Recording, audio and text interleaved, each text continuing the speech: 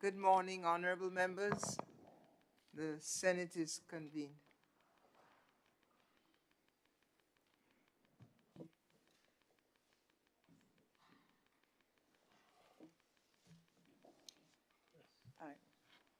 Item 10 of a new senator. Item 4, confirmation of minutes.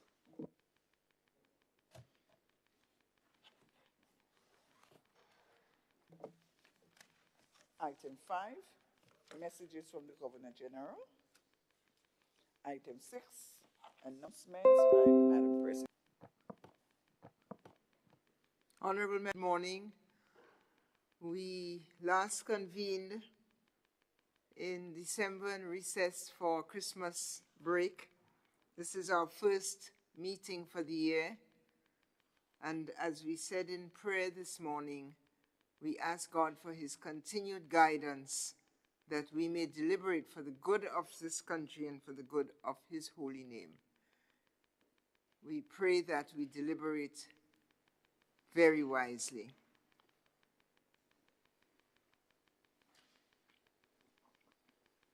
Thank you. Item 7, Ministerial Statements.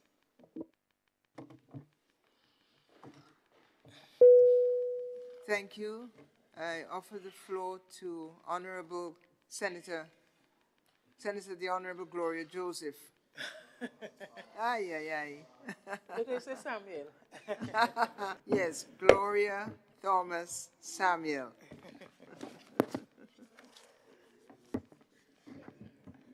Thank you, Madam President. Pleasant good morning to all in this house and in the wider community.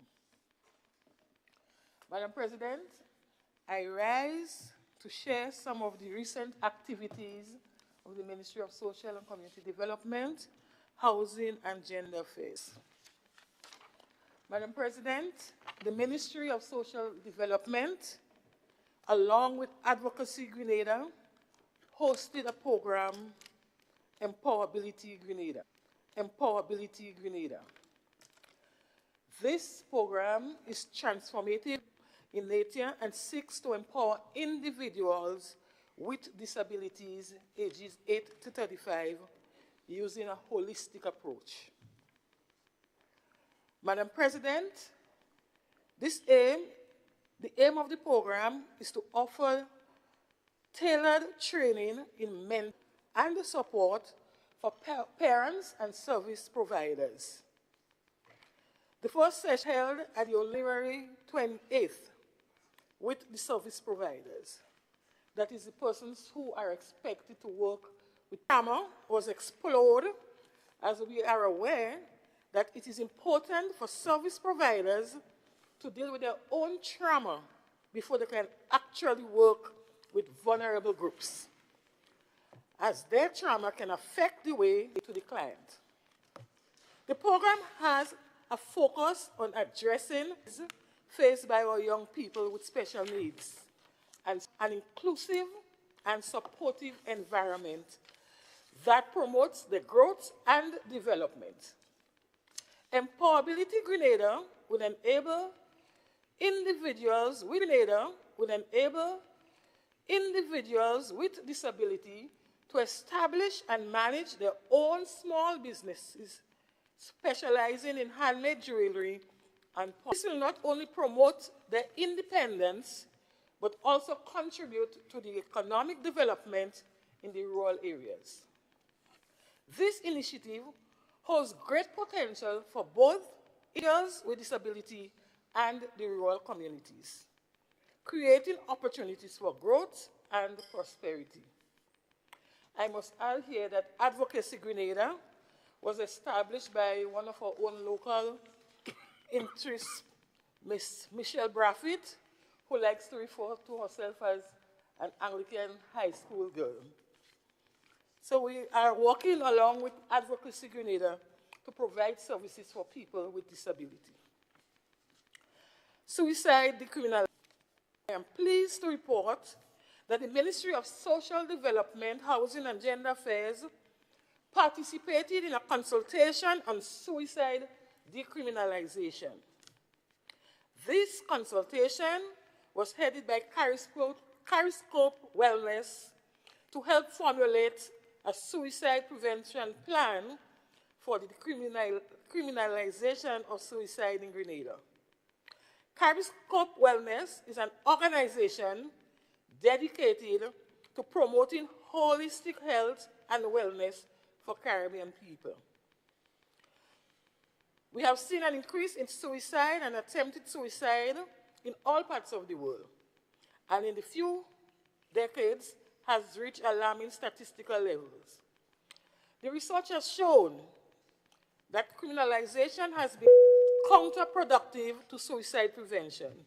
And so, as a ministry, we are leading the charge to be the first island in the Caribbean to work to ensure that decriminalization of suicide become a reality. Madam President, research has shown that the provision of mental health and psychosocial support for individuals who are struggling with mental issues is what is needed to help individuals overcome their struggles. The psychosocial unit within the Ministry of Social Development is well poised to assist persons experiencing acute stress, depression, anxiety, and a range of other mental health issues which can be precursors to suicidal behavior. Madam President, as a ministry, we believe that in order for us to move forward to continue promoting mental health services for all, suicide decriminalization must become an essential part of our advocacy. And so, Madam President, we have started the process. We are convinced that suicide is preventable, and together we can save lives. Madam President, 17 young men from the St. Patrick's Parish graduated from the Boys to Men program. This pioneering initiative, led by the Men's Bureau in collaboration with SIEP and CUSO International, made a significant contribution which aided in the completion of the program. This program is geared towards supporting and uplifting our young men. We recognize that our society we see an alarming increase in violence and various forms of deviant behaviors. And so the Ministry of Social Development cannot sit idly by as we recognize these issues and engage our young men and boys in a constructive way. This program, Madam President, will soon be expanded. This marks another step in our mission to promote positive change and healthy masculinity across Grenada. By empowering our young men, we are investing in the future of our nation. And so, Madam, the work in the Ministry of Social and Community Development continues. To date, the Burial Relief Income Support Program payment is ongoing in Carriacou as we speak, and is expected to be completed by the end of this week.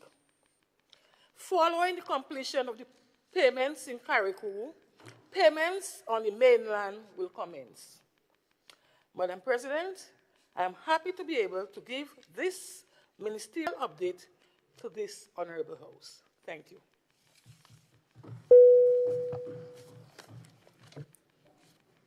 I thank the Minister of Social Development for her report. And in the interest of learning more about it, may I ask you, Madam, how the ministry understands the link between suicide decriminalization and suicide prevention? Be so kind as.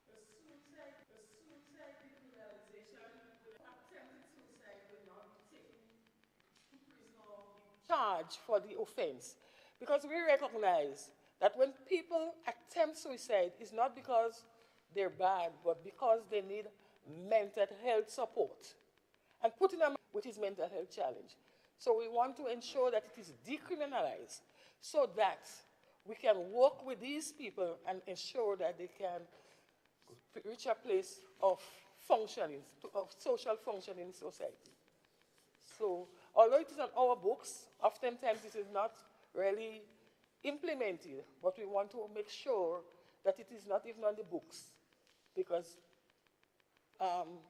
people could use that on the books to treat with how they feel, they personally think they could have. Because if, for example, you think this guy is not a person who is of worthy to be in the society, you may say, let him go to prison. And then sometime again, you give another person a break. So we want it to be off the book so everybody is on a normal footing or even footing in this regard. So this is the decriminalization. We want it off the books so that when people have mental health issues, or if they attempt suicide, we can help them through psychosocial support. Because we run a mental health issue oftentimes that drives one to commit suicide. Thank you. So we anticipate this proposed legislation before us coming. Yes, we are working on a policy and we'll be taking it forward to amend the legislation. I thank you, Senator. Thank you very much, and thank you for the efforts of your ministry in this regard. Senator Rodrickson, Clay, good morning, and you may speak. Yeah, good morning, Madam President. Good morning to all the senators in this chamber, and of course, everyone listening and following on the outside. Of course, as usual, I commend our Sister Thomas every time she gives us these updates, and she normally updates us on what I would say it's not just the regular run of the mill, you know, innovations, things that they are trying new things, you know, some of them have challenges with, so some they will succeed, but I think the ministry need that sort of support while we speak about all the other issues, or social issue. Sometimes we don't worry about it. Maybe I'm not a sociologist in that by training, but maybe the whole issue of what you call social wealth might be a word that we may want to look in terms of the value of that connectivity and good behavior and all of those things of our citizens. And so the issue of the boys to men, we know that has been a challenging area, not only in Grenada, all over the place. And so whatever can be done in those regards, little as it is, and modeling is good, and it's good to start some of these things small and build. And I think the support that you need is very, very important to this. And what we've seen also is a lot of volunteerism seems to be involved in the support of this and the community involvement. So this is good. The issue of the suicide is a serious matter, connecting particularly with that mental health, because sometimes it's that trigger momentarily or consistently. People go through many different challenges as the world have different things, and how do we cope? And so the more and more that could be done in those areas. Of course, the kickback in the decriminalization context is the insurance companies, we know, can have some kickback because, you know, if you commit suicide and die by suicide and you have some life insurance, in my understanding, that could be a challenge in how do you obtain monies to the beneficiaries. So that is something that you could get some kickback on. But investigation, purpose, and all of those things, because the police role will be very critical in really ascertaining, because I think there was some case sometime in the past where it was assumed to be a suicide, and then apparently it really was a homicide. But the essence of the matter, I think that the discussion would make people understand more, and maybe even the person so having those thoughts may start thinking that, you know, life could be better.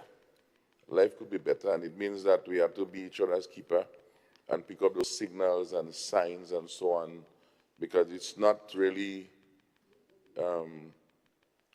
good.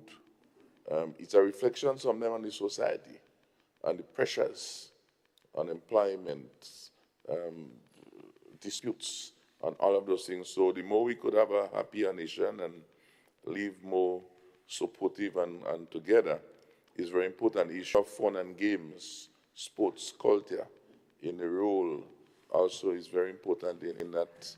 Even us, we get stressed out at the end of a day, sometimes a long day, and we need something to do. You need to maybe play some dominoes, play something to keep us active, and how do we create that integration, I think is very important.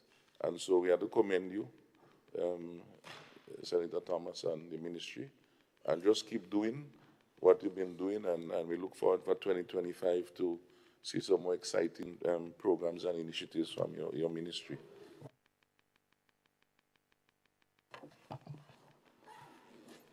On behalf of Senator Thomas Samuel, I thank you for thanking her. And I agree with you that it's a rather vigorous set of undertakings we need, and that is happening to keep this country on a strong and sustainable social development path. Thank you, Senator Sinclair, for your observations. I offer the floor to Senator David Andrew. No. Is it you? No. Senator Quince. Quince Britton. It's you, yes. Good morning, Madam President, and as per usual, I bring you warm greetings from Sunset City. And Happy New Year to you and the staff. I think it's our first time. Yes, it is our first time meeting here. So Happy New Year to you, and wishing you and the staff all the best. God's blessing, prosperity for 2025. Madam President, I rise just to bring some brief updates from the Ministry of Tourism, Creative Economy, and Culture. More specific with culture. Over the past several weeks, Madam President, we've been collaborating with different stakeholders to do a number of things.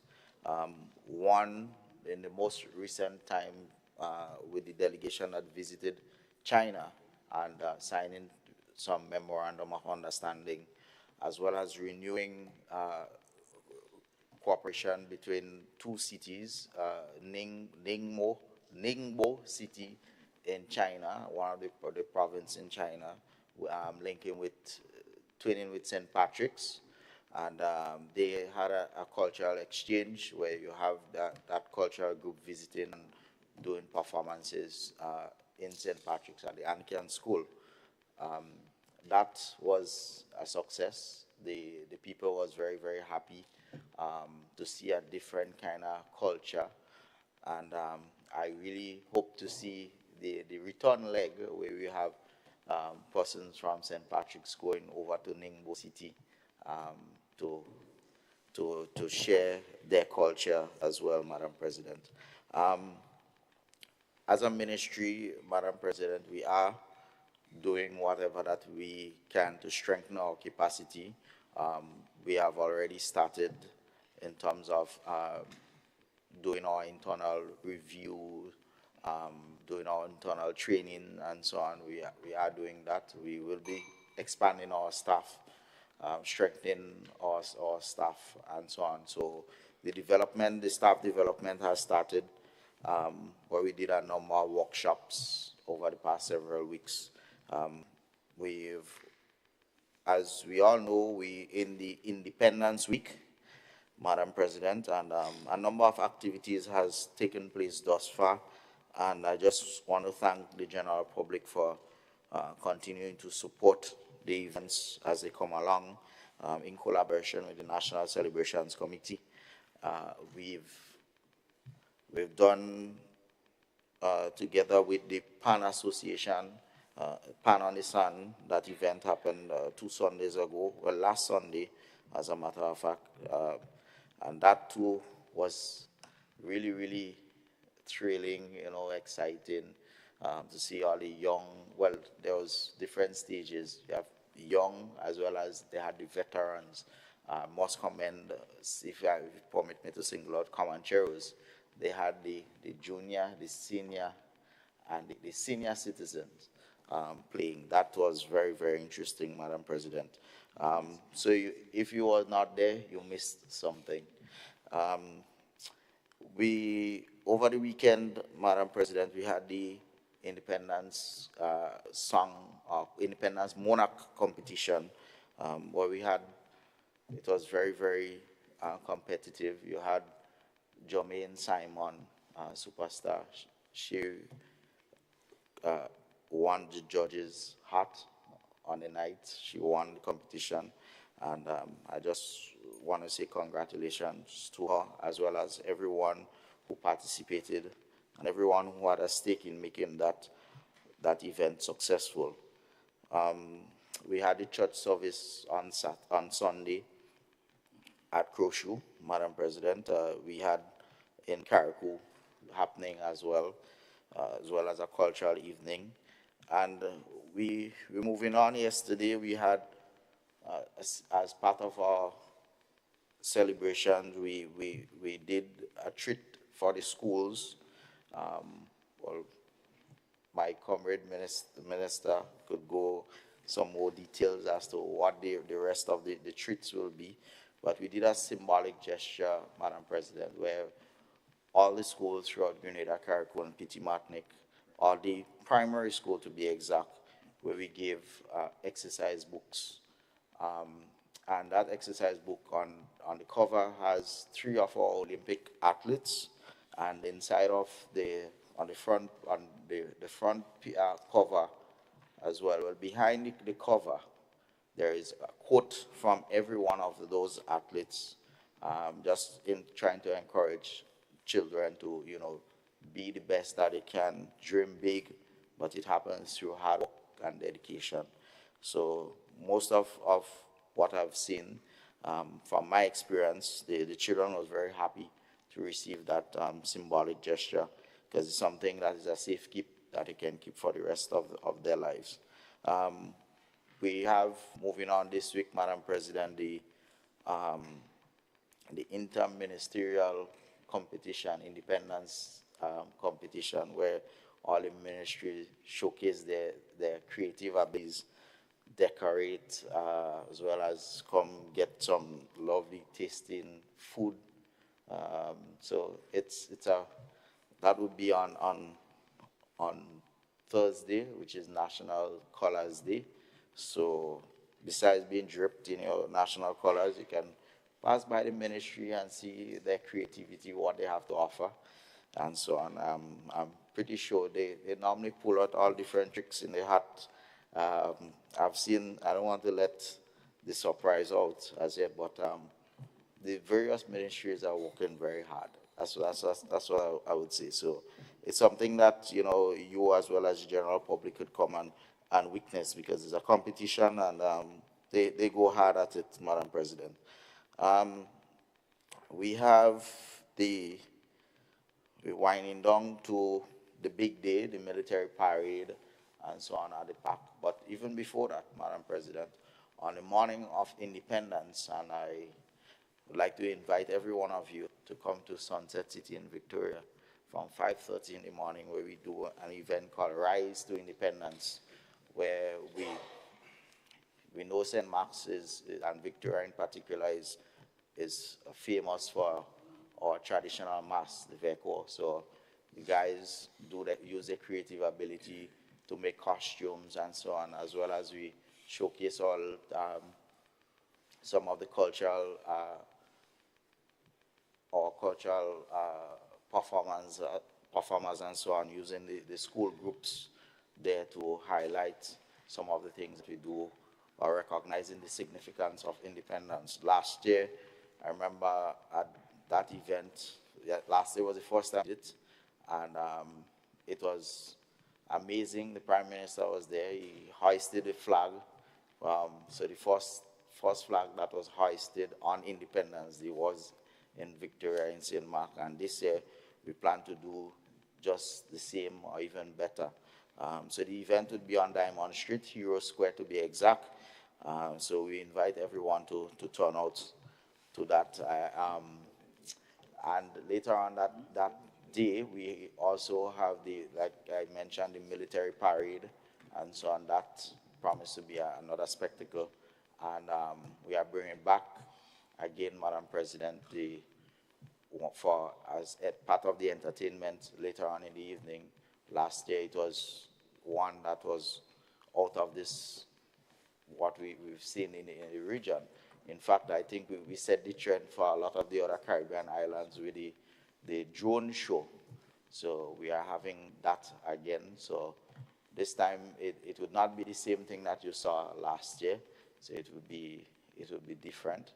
But that's something that we all look forward to. So it's just a matter of encouraging, Madam President, all the different people far and wide to participate in all the independence activities, because at the end of the day, this is who we are celebrating, our uniqueness as a people that transcend any political boundaries and those kind of things. We are Grenadian, we have to feel proud, and it's our moment to celebrate. As the theme for this year, Independence says the next 50 in a future of development, transformation, and unity. So let us unite as we celebrate the next 50. I hope you and I would be around to see the next 50, and we celebrate as we go year by year. Everyone that we see, we celebrate it as if it would be our last. So with that, Madam President, thank you for the opportunity to allowing me to just give some brief updates. I thank you. Thank you, Senator. Thank you, the Senator from Sunset City and Senator from Rising City as well. Thank you for all the invitations. And let me announce that Senator, the Honorable Brianna Charles, has tendered an excuse for today.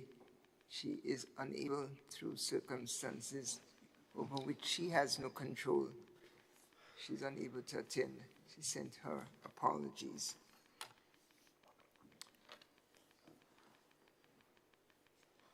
Senator Salim Rahman, Happy New Year, and you have the floor, sir. Thank you, Madam President. Good morning to you, colleagues, and those listening at home and abroad, Grenadians at home and abroad. If I have not done so before, I wish you God's richest blessings for 2025. And always, Senator Britton, in his brief report, mentioned the strengthening of ties between two cities, namely St. Patrick's and Ningbo, in his comments. And I want to touch on the importance of that sort of relationship, not only between countries, but between provinces or parishes in our situation. Provinces like Ningbo in China, the GDP of that province is much larger than many countries in the world, even industrialized countries. They are strong on manufacturing, especially as it relates to the automotive sector. And many of us may know about Alibaba. They're headquartered in that region, and also the international phone company Huawei is also headquartered in that region. And I say this to say that the importance of what Senator Britton was touching on or mentioned is that when we deepen relations between provinces, we break down barriers that may exist if you have to go through government official channels. You actually have closer ties, and it helps in terms of trade, it helps in terms of business opportunities, because it helps in terms of communication. So I just wanted to touch on that point a little bit more from a business perspective, and the importance of these twinning of those two provinces. Thank you. Thank you, Senator Rahman.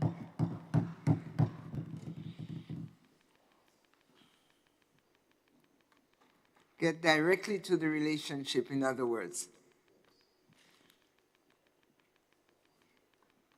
Thank you, Senator. Honorable Adrian Thomas, you have the floor, sir. Thank you, Madam President. Good morning to you and your staff, my colleagues on the other side, and my colleagues here. Madam President, I want to wish everybody a Happy New Year, all the best for 2025, and this House in particular. I think we have been doing a fantastic job for the past couple of years, so I want to encourage us to continue on that trend as we deal with the people's business in the interest of developing this country. Madam President, I rise to just give a little update on the Ministry of Tourism in particular and the tourism industry. Grenada continues, Madam President, to be a very important destination to world travelers who are looking for peace of mind. They are looking for relaxation. They are looking to place themselves in a different environment than where they come from. And Grenada, through its hospitality, friendliness, I must say the service in the hotels, many of the hotels continue to be a pillar of strength to this sector.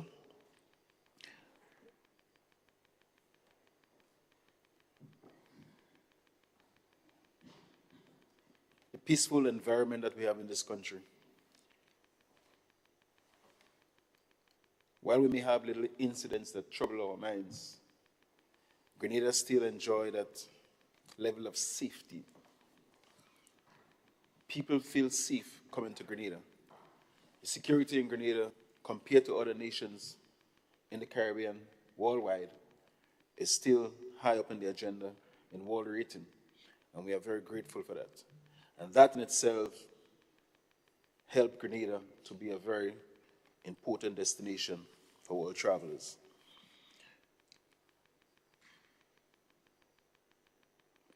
Our lovely sites, beaches, our sculpture parks in Grenada and in Carriacou, our culture, our food, our way of life are very, very important to this very sector and attracts a lot of people. Madam President, our visitors continue to come in thousands from our main area in North America, the United States in particular. And we continue to enjoy increased number of stopover visitors from North America. In 2024, Madam President, we enjoy an increase of over 11% of visitors, arrivals in Grenada from North America. And surprisingly, Madam President, the next part of the world where we enjoy that is in the Caribbean. Despite the difficulties we have in transporting people within the various islands, the people from Trinidad, people from St. Lucia, Dominica, Guyana, they still find ways and means of beating back that challenge and finding their way to Grenada.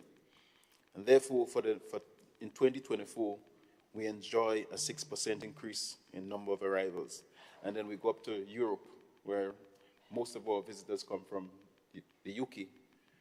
There has also been an increase. And I must say, Madam President, those increases that we are enjoying now are figures that we was longing to see since after COVID. And everybody would be aware that there was a terrible drop in arrivals. And obviously, we know the reasons why. I would not go into details. But we are in 2024, end of 2024, we begin to see a return to those figures that we have enjoyed prior to COVID. So this is positive. And a lot of our visitors still come from Canada as part of the North American Brigade. Madam President, we still face a serious challenge in terms of airlift to Grenada. And I don't think we are the lone voice in the Caribbean talking about this. CARICOM has been talking about it a very long time. People are looking for ways and means of getting travelers to move a little freer and a little cheaper. It's a serious challenge, but I am pleased, Madam President, that we are making little headways, especially from North America, where JetBlue is doing a good service in terms of transporting people from New York and Boston. And earlier in the year, we enjoyed the trip from Charlotte. Air Canada is still carrying people. They moved from twice per week, and we enjoy in the last part of 2024 4 times per week. But I think in 2025 they will be looking at things, and they will be going back to twice per week. But we will continue talking with them and see how we can better, because there are a lot of Grenadians in North America who really and truly wants to come home. American Airlines continue to do tremendous service on a daily basis to Grenada. We wish it could be flying from other states, but we are enjoying the daily trip to Miami. British Airways, we still enjoy them 3 times per week. Virgin Atlanta, twice per week in the summer, and 3 times per week in the winter. And within the Caribbean, we have Sunrise Airways and Liat 2020. Liat 2020 is traveling all the way from Antigua to St. Lucia, Grenada. That route, they are doing it twice a week. And we must say that we are very happy to enjoy that direct trip to Guyana with Inter-Caribbean. And I think Grenadians and Guyanese are enjoying that direct flight. And I look forward to the days when we're going to have. Thank you. I remember going in my early days in secondary school, we had a lot of teachers coming from Guyana. And I must say, as a student, the highest level of qualification with respect among our teachers in those days were people coming from IFE. And when the Guyanese came here, they were coming straight from universities. And the level of education rised. So that connection and that bond between Grenada and the people from Guyana, I think we have to cherish it. And Guyana and Grenada has been enjoying that bond, like how the Jamaicans and the Grenadians enjoy that bond when they see each other. So it's a plus, and we welcome that initiative, and we look forward to more flights at some point in time when everybody get accustomed to traveling within both countries. So, Madam President, and on that note, we have further updates, but as time progresses on, we will provide this with the necessary information on the Grenadian public. Thank you very much. Thank you, Minister. And we hope that as the flights increase, the prices decrease. Yeah. We look forward to that. And thank you for your report and the efforts of tourism. Senator Andre Lewis, Monty Andre Lewis. Thank you very much, Madam President, and good morning to everyone. And although we are in February, not to be left out, I'm just wishing everyone all the very best for the rest of the year. Madam President, I just wish to attempt to combine 2 issues. The observation and report by the leader of government business on that which we have been able to boast about in the past and continue to boast about, our security, peace and tranquility, relatively speaking. And the aspect of social programs, psychosocial support, with the new, well, I don't want to say beast or trump card that is in the aspect of deportation from the United States. Because these will pose serious challenges for us. And therefore, it requires a very integrated, collaborative approach, not just by the government as the official heads, but as for us as a society. Obviously, the government will have to take the lead, yes, and we need to give whatever support that is required, because and why I also spoke about the psychosocial aspects, the aspect that we have seen an increase, as the Senator in Social Services indicated, in suicides. The aspect of deportation, apart from who may have been serving criminal sentences and been sent back to the country, which most likely will be increased, there will be a number of citizens, Grenadians, living in the US, who go about their daily business normal and just being uprooted and sent back to Grenada without any linkage. And we need to give thought to the psychological impact that that can have.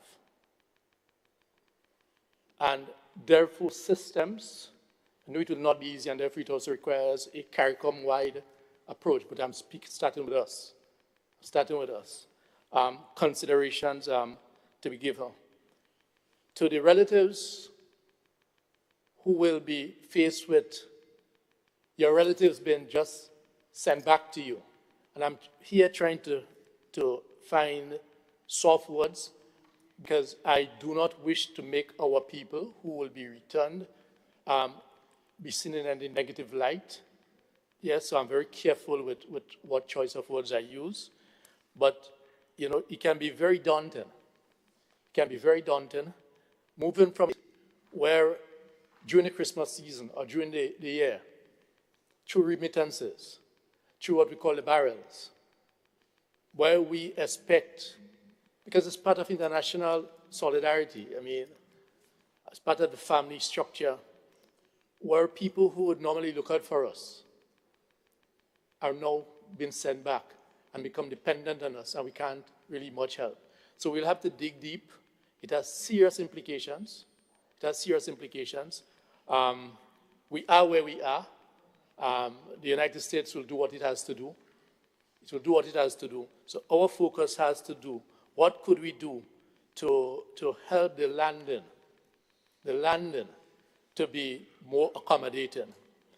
I have also heard some of the pronouncement of our security forces in terms of immigration, in terms of what treaties that we have with the US, and the expectation and the law that you'll be given early notice, etc. There will be a procedure to be followed. If I could venture so far as to say, as much as there is this treaties and agreements, please be prepared that one day you may just wake up and there's a plane load on the airport, yes, that we are not informed about. So as much as I know diplomatically we have to give certain answers when we are speaking, but it is my expectation, given my confidence in our institutions, that there will be plan A, plan B, and plan C, and whatever is required. So I'm just using this just to combine the both, because what we have going for us is our security. What we have going for us is our peace, tranquility, but there will be that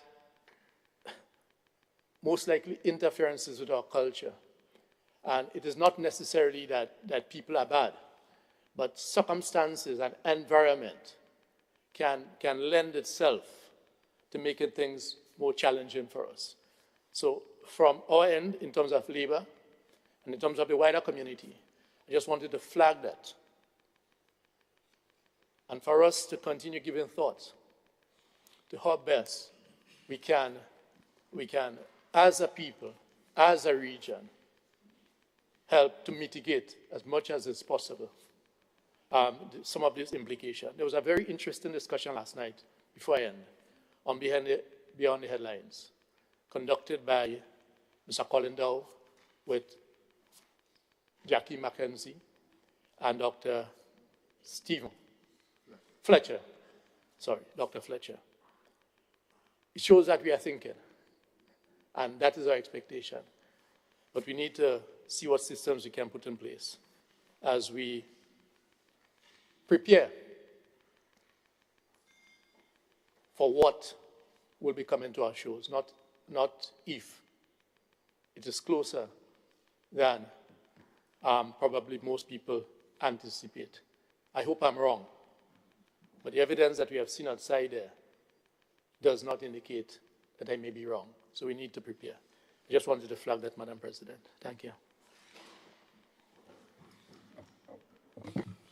Thank you, Senator. I believe that I'm correct when I say that there is a distinction between a deportee and a returnee. And it might be incumbent on us to keep that in mind as we receive nationals coming back. The returnees are persons who have not committed any crime or any wrongdoing, but they're involuntarily returned here. And then there are the deportees, who are persons who have been charged, maybe convicted with a crime and returned. Either way, your point is well taken that this influx of uprooted persons who are our nationals will have an impact on them and on us. And thanks for calling us to be on the alert and to be prepared. Thank you, Senator. I offer the floor to Senator David Andrew. Thank you, Madam President. Good morning to you, and good morning to all of my colleagues in this chamber. Good morning to persons within listening and viewers following this both at home and abroad. I take the opportunity to wish you, Madam President, your staff, and all listening a very happy, meaningful, and productive 2025, one that is filled with health, being, peace of mind, and success in everything that is attempted. I also take the opportunity to wish all of Grenada, Carriacou, and Petite Martinique, both in the physical geographical spaces and in the diaspora, a happy 51st Independence Anniversary celebration. I know we're just a few days away, but I may not get a chance to say this to all persons listening before the 7th. And so I take the opportunity to say so to them, and to you, and to all Grenadians. Happy 51st Independence Anniversary celebration this year, 2025. Madam President, I quickly want to give a few updates on some key things that have been happening in the Ministry of Education. And I start with the fact that yesterday, the Ministry of Education, and Senator Britton alluded to it, led, in collaboration with the Ministry of Youth, it led a ministerial team and government representatives to primary schools to distribute keepsake copybooks, exercise books, featuring some of the 2024 Paris Olympians, Lyndon Victor, Anderson Peters, Kirani James. And it's very instructive that we chose to visit the primary schools because they are the next 50. In fact, the theme says, the next 50, embracing a future of development transformation, and unity. And while Anderson, Peters, Kiriani, James, and Lyndon Victor, and several others that we can pick even before, in the previous 50 and the 50 before that, have all made their contributions, the next 50 really and truly belongs to those students. And so we are clear from a ministry's point of view, and we are clear as a government that strategic focus must be placed on them in transforming their thinking, their outlook, their attitude towards Grenada, the way they embrace the values of Grenadianism, their history. I know that we have taken some concrete steps in terms of introducing history in schools and all of that, but these initiatives reaching to those students certainly enhance the focus on them with a view to keeping them very conscious-minded of their role in shaping and creating the next 50. So we're happy to have done that. I also want to point out that hardcover notebooks will be distributed to secondary school students as well, with the same view, same vein, same thinking, but just that we did not have the time to get it all done before independence, so those will come post-independence, but to serve the same purpose.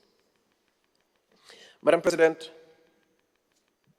I want to report that since our last sitting, while I said to us the last time we sat in this honorable house about the goal to launch the first generation scholarship opportunity, I'm happy to report that we've had over 34, 35 Grenadians already enrolled and oriented.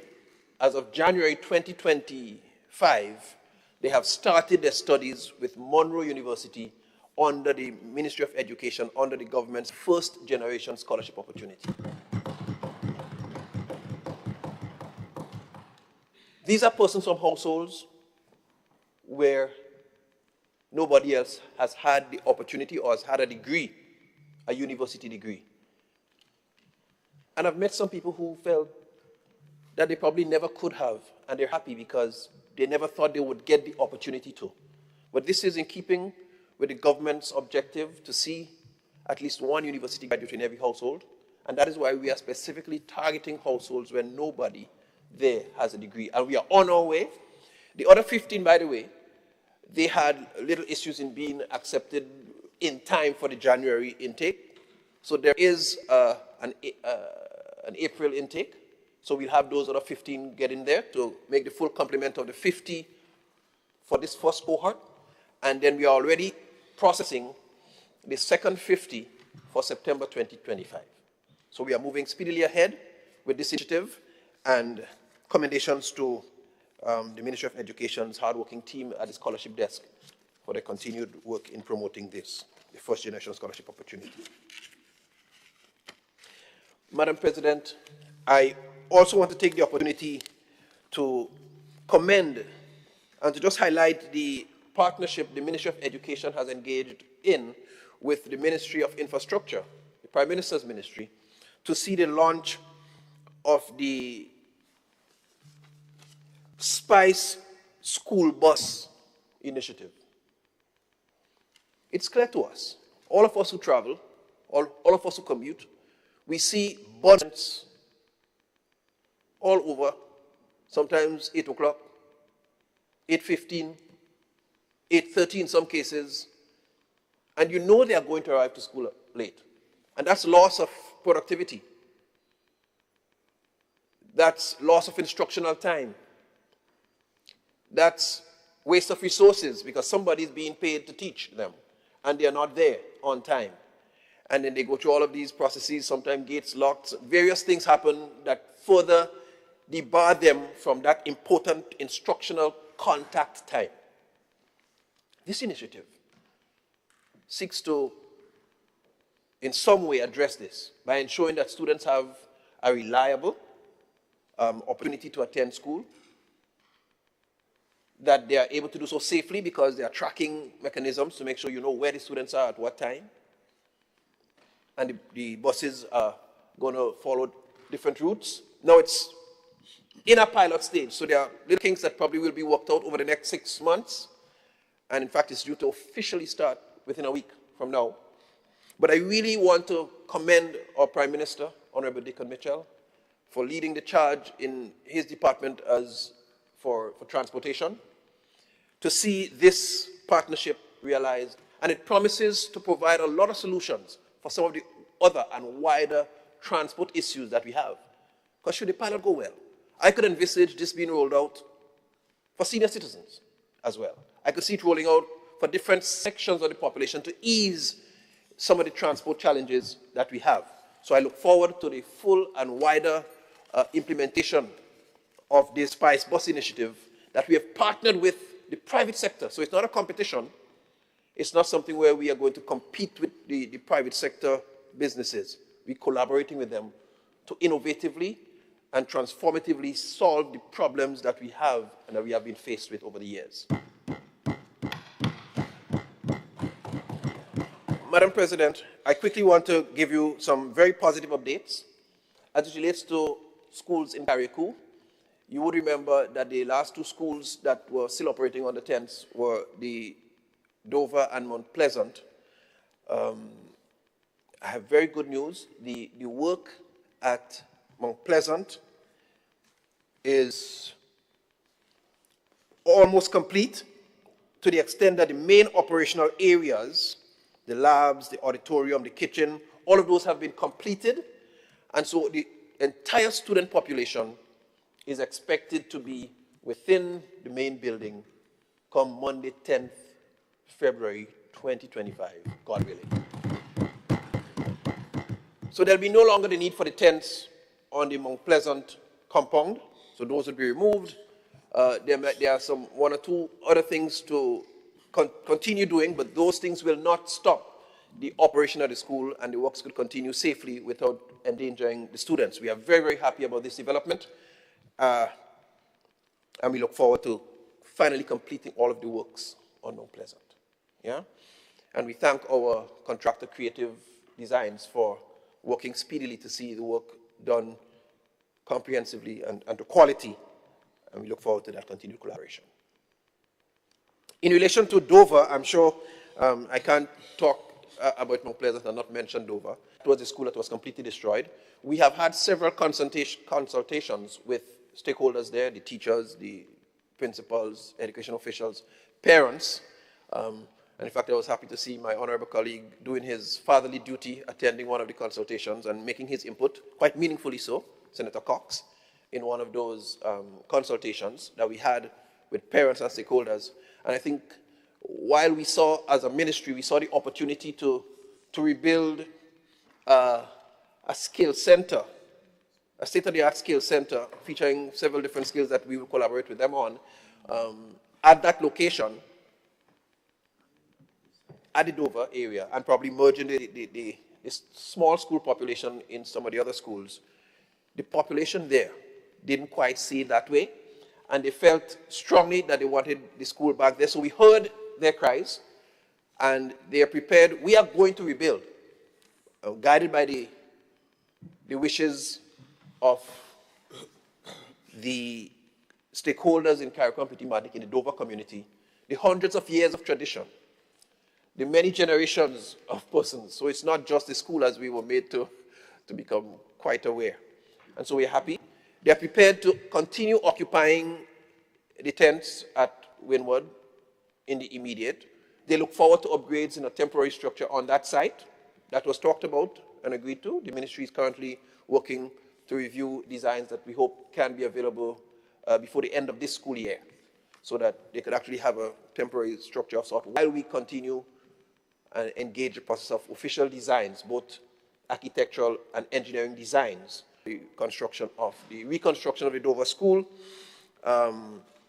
including facilities for skills. So we're happy about that, and we look forward to the next steps with Dover. But we thank all of the constituents from the Dover community, the school community, parents, teachers, principals, for engaging us and sharing honestly and frankly, because we listen and we respond to what is shared. In the meantime, we are happy to report that work on the Petit Martinique preschool goes on, and it's scheduled to finish before the end of this month, February. And there's no loss of instruction to the Petit Martinique preschoolers because they are housed comfortably at the main school. So their building is being separately repaired, and so there's no loss there. So, Madam President, having said these brief things and updates, I am happy to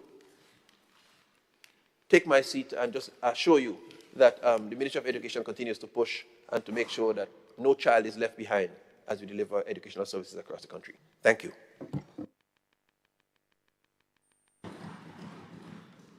Thank you, Senator, for your update, and I'm glad to know another edition of the Sport Heroes notebook will be coming out. I hope it comes next year with a female among them. You just have to find one, so those little girls can feel as excited as those little boys. Huh? Okay. Senator Rahman, you have the floor, Senator. Thank you, Madam President. I would like to use this opportunity to commend my colleague, David Andrew, and his team, including the Prime Minister's Ministry, for that public transportation initiative for children. Very, very important, not only from a reliability standpoint, but also from a safety standpoint. When we have our children, and that is why we see it in many industrialized countries, when we have our children using the same buses that traverse the island with our other workers, we have the opportunity for abusive language, loud music, and other things that detract from their schooling and the mindset that we want to create so in our youth and promote. I also would like to commend them on the fact that even though it is a pilot project, but that they are using the traditional private sector approach to providing public transportation. What works for us in Grenada is unique, and it has been working for us for many, many decades. And it is just a matter of finding the right mix, or the tweak, as we say, for the different areas that our society needs. So I'm happy to see that what pertains is that the private sector provides that public transportation now, and that was maintained. I congratulate you on that. Thank you.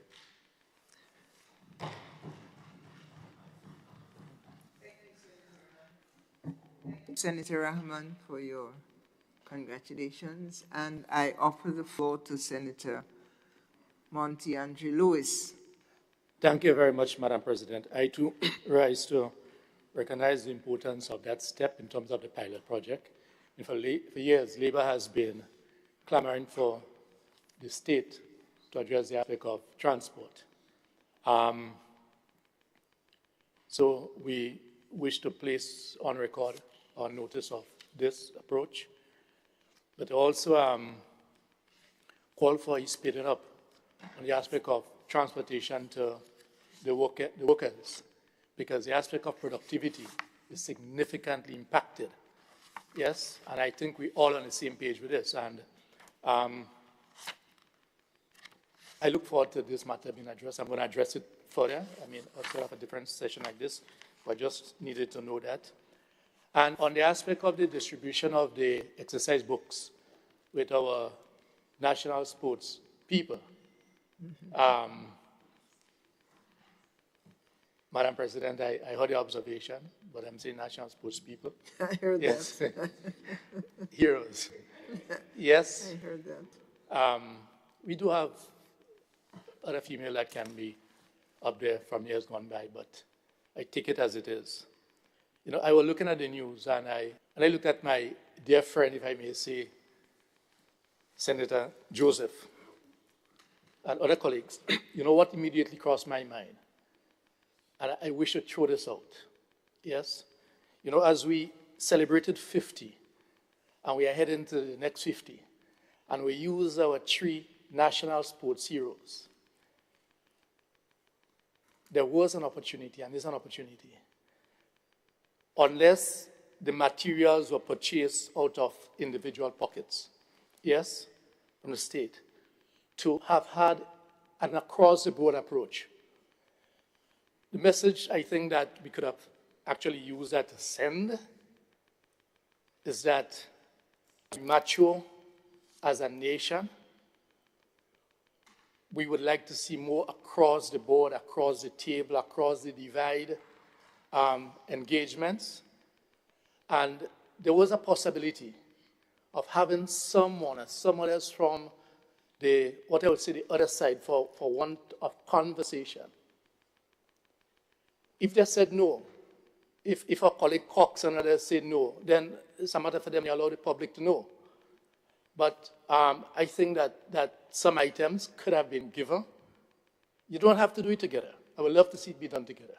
So for instance, my two friends in the tongue of St. George, I'd love to see them together, right? But that's besides the point. What I'm saying is that here are opportunities for us. If it has not been thought about, there's that possibility, some reason there. Because I looked at it, and it just came on and said, wow, that would have been a major statement. And the government would have been on a higher moral high ground, if I can say this.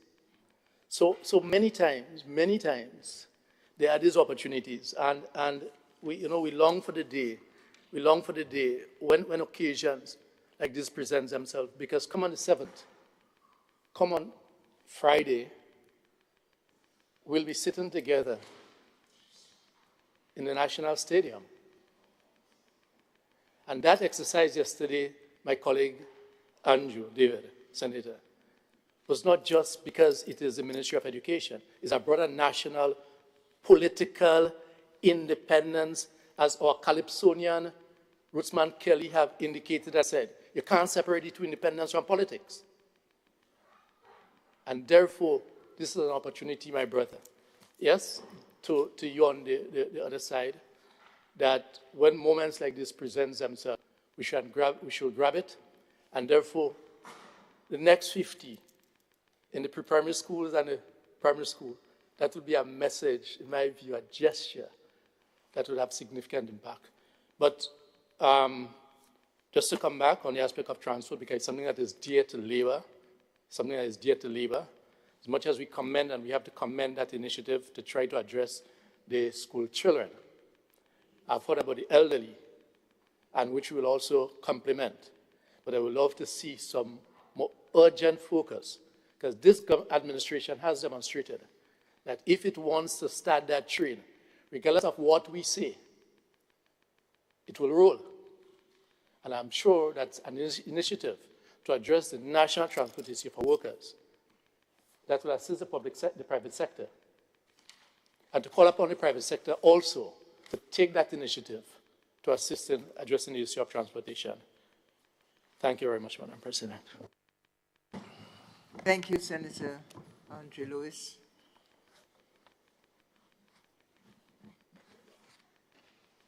Senator the Honorable Nolan Cox, you have the floor, Senator. Thank you very much, Madam President, and let me take this opportunity to extend New Year greetings to my colleagues.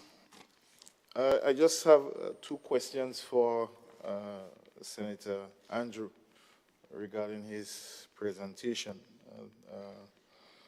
If he so can give some feedback on that. I think the first one, a comment and question. On the Monroe University, I wanted to find out when the scholarships were, is it straight scholarships or scholarships through sports?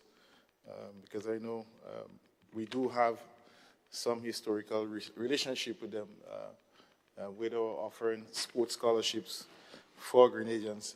Some time back, when I was the Minister for Sports, I did have an opportunity to tour the university a couple ago, and we do have a great relationship with them. And one of the things is that they were very attracted towards athletes, some of our athletes and sports personnel from Grenada. And so we are working on a MOU to have a number of students every year go to their university once those requirements were met. So I wanted to find if those scholarships were just pure scholarships for education or if it was just for sports. So that's one question. The next question was on the Spice Bus initiative. There was a mention of partnership with the private sector. I know that that was some of the things that was discussed, and also you did make mention of it. The possibility of the senior citizens, especially the persons who have usually wheelchair and things like that, to provide some support for them in that regard. I wanted to find out if you have any details on the partnership, on the nature of the partnership with the private sector, what the private person would be expected if they'll be driving, who will be maintaining. If you have those details, I think that would be critical towards how that service is. If you don't at this time, but I just think it's important. What is the nature or the details surrounding that partnership with government and the private sector? Thank you very much, Madam President. Thank you, Senator. Senator David Andrew. Thank you, Madam President.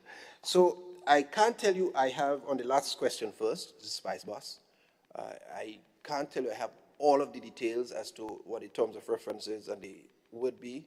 That resides mostly with the Ministry, the Department of Transportation. So I don't have all of the details, but to know that we've collaborated to provide the information from an education point of view to ensure that the partnership happens. But we can find information from Ministry of Transportation in terms of what exactly the terms of reference is with the local bus owners, but that I don't have at the moment. In terms of the scholarships, yes, it's straight scholarships. You may find somebody good in sports. I think the overarching criterion here is that they must be a first generationer. A first generationer, the first person in the family who is going to go to a university and who meets the criteria for admittance to the university, acceptance to the university. And once those are there, they can be eligible and probably can be selected in any 50, any cohort of 50. Yeah, thank you. Thank you, Senator Andrew. And I believe this brings us to the end of ministerial statements. I want to thank all the ministers and their teams who have done the work to make those achievements so that they can be reported here for the public and for the Senate itself. Thank you again. Thank you all.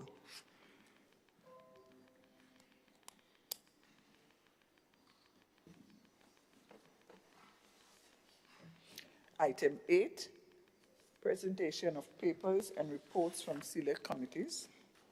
Item 9, petitions. Item 10, government notices. Item 11, unofficial notices. Item 12, questions. Item 13, personal explanations. Senator Andre Lewis. Thank you, Madam President. And,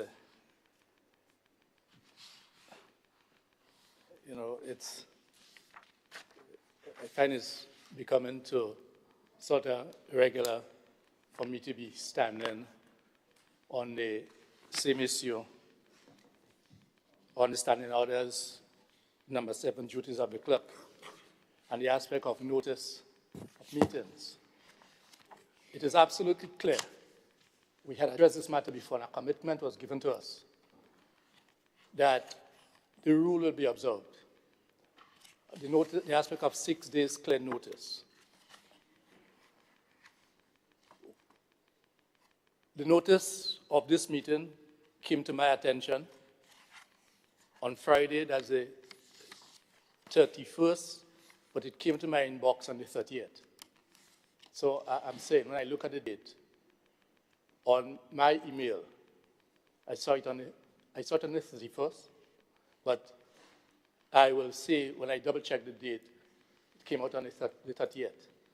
But even if we do that, today, Tuesday, certainly is not 6 clear days. Now, why am I making an issue of this again?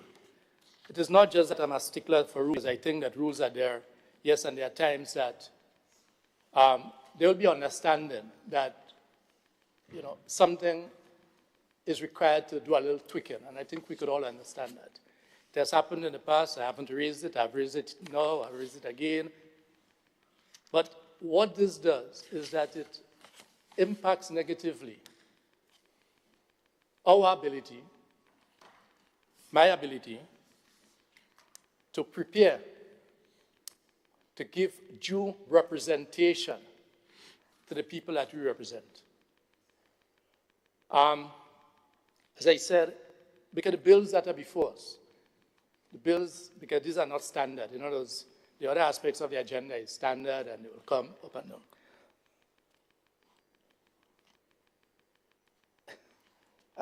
I am yet to see, unless there is something that I'm missing, what was the urgency of a 2 days or 3 days difference.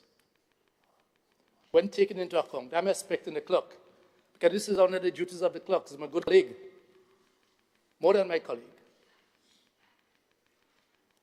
But this is not about you and I, through you, Madam President, because here it speaks about the duties of the clerk. So I'm not importing an office. I'm dealing with what the rule is saying. So much so that in sending out the bills to some of my colleagues, and I do go in different areas to get some advice. Up to today, people are trying to reach me to raise certain concerns, ask certain questions for clarity on the bill. But I'm not in a position to address it. Now, it may be the trade unionists in us or those of us who struggle. I'm not saying it will lead us to not come in here if the notice is not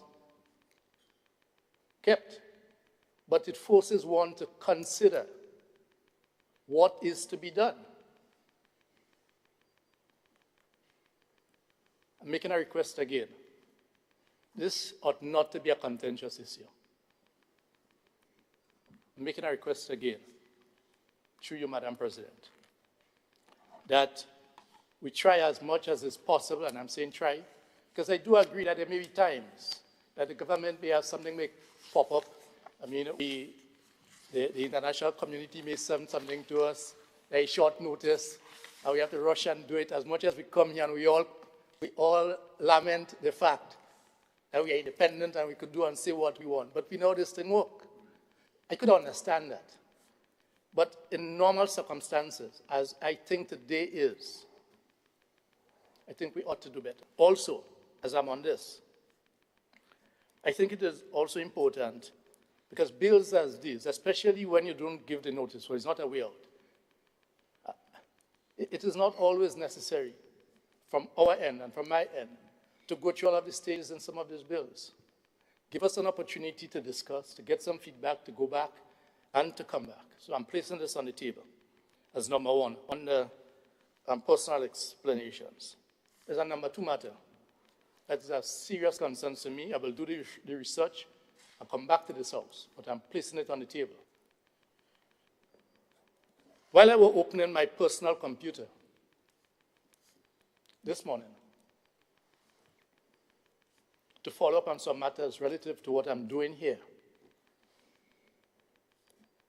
it just dawned on me that I should sort of close my computer, because I don't know if there's anybody behind me or so who may be looking or copying what I am doing. I don't know.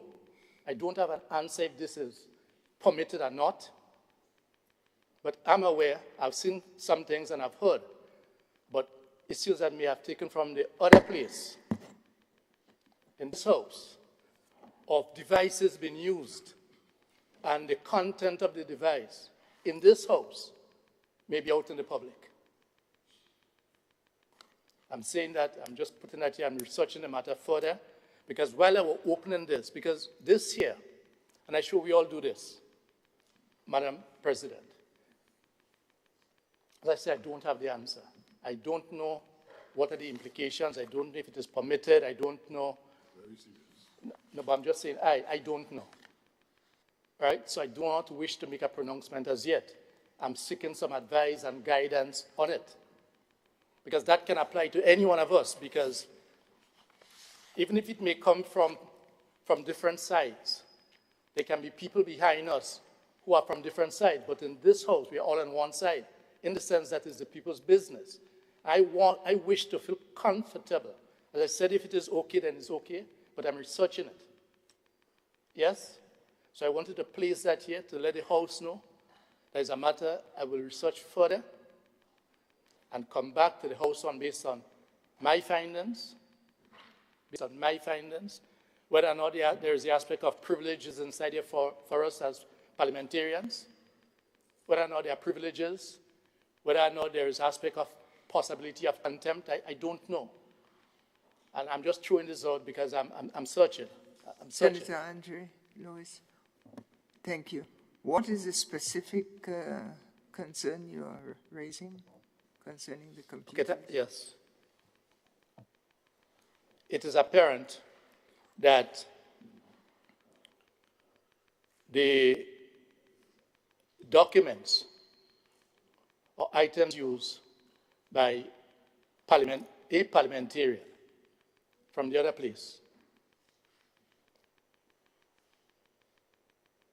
I'm saying may have been photographed, or copied, or videotaped, for want of a better word, and it's been distributed out in the public from Parliament, from sitting in Parliament. I'm saying that if this is the case, I do not know what is permitted or not permitted, but I will research the matter. What I do know is that it may raise a certain level of discomfort, but I'm not asking for guidance on the matter at the moment. I'm just drawing this to the attention that based on what I've seen outside there, what has been brought to my attention, I know these are the days of AI and everything else. Yes, these are the days of AI and everything else. But I have become aware of this. And as I opened my computer this morning, it dawned on me to look back or to probably look up. I don't know. Because I think we could all see that there are times we may have things on our system that's related to what we are doing here, but we may not necessarily want to bring it out or our source. I followed me. And therefore it is cause for serious concern as a start. But I will research the matter and address it further based on my findings. Thank you very much, Madam President. Thank you, Senator. On the two matters raised, the timely circulation of documents consistent with the standing orders and your information security concern, we will take that up following the meeting. Thank you. Senator Rahman. Thank you, Madam President. Two issues.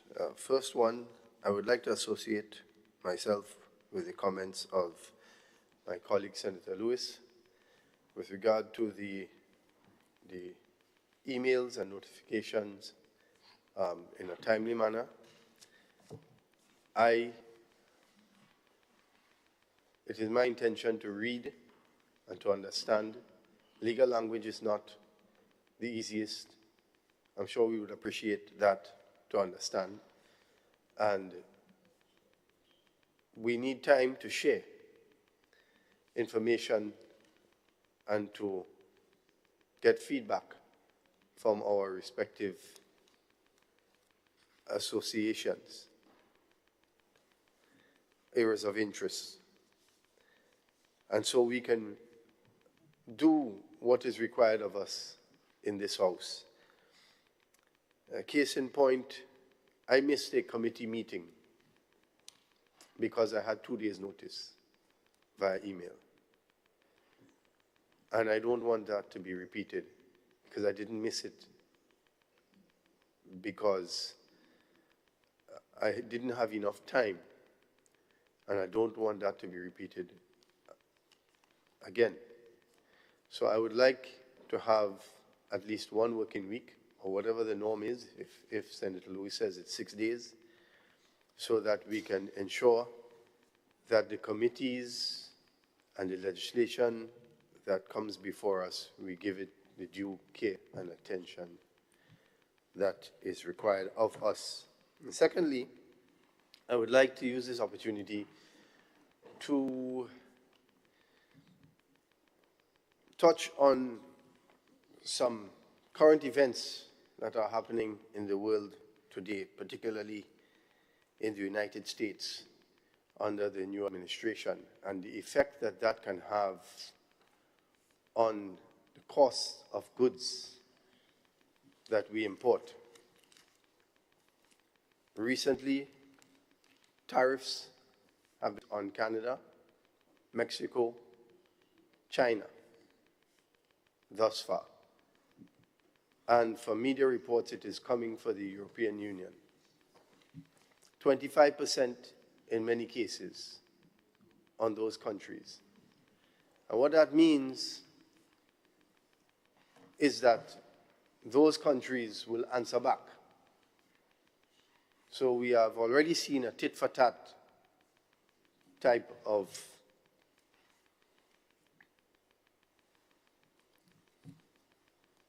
relationship, type of response, which is not good for business and international trade and free trade. And so because a lot of what is manufactured in the Far East comes through North America, if there are 25% tariffs imposed on goods from China coming through North America, for small businesses, not only in Grenada, but throughout the Caribbean, you can only imagine the compounding effect that that will have on the cost here. Now, in the short term, we are helpless. In the long term, we are not, because there are other markets that we can source from, but that takes time. And so I want to use this opportunity to mention to businesses, pay attention to what is going on now. This is unprecedented. We don't know how far-reaching these tariffs will be, but they are unnatural, and they definitely have implications for us as small island states. It is something also for government, not only businesses to look at, but for government to look at in the upcoming budget and to see, you know, God Almighty works in mysterious ways, and perhaps that delayed budget date can be of benefit to us because we have the advantage of seeing what is being played out and how it will can possibly affect us and what measures we can take. So all of these things are unfolding, but it is important to pay attention to those trends. And those of you who may not have had the opportunity to look at the Beyond the Headlines program, just to give you a little insight into some of what's taking place. Please do so, read up on it, and make sure that you understand how this can impact your business, and plan so that you're not caught off guard and you can look into other supply chains, other areas, so that your business is not caught off guard and you become uncompetitive. So those are just the two that I wanted to touch on. I thank you.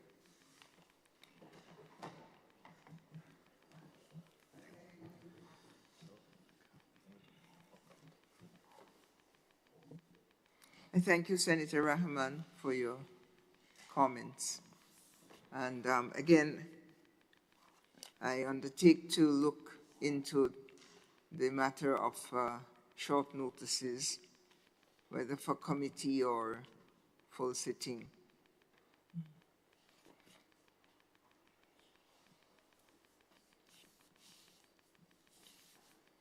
Thank you. Senator Cox. Thank you very much, Madam President. As having the privilege of at times occupying the presiding chair as the Deputy President and be on the floor, I wanted to offer a suggestion that may help to address the issue of the documents coming late or too early, whatever the case may be. Is it possible that documents can be sent together when documents are going out for the House of Representatives? And if so, we know that there are some documents, some bills that are destined for the Senate. Those can be omitted. And if there are changes after sitting in the Senate, those amendments can be made and documents can be resent. So I think that will give us an advantage, a clear advantage, if documents can be sent same time when they're sending to members of the House of Representatives. So I think that can help resolve that. I just an offer a suggestion in that regard. Thank you. Thank you, Senator Cox. We have, in fact, experimented with that.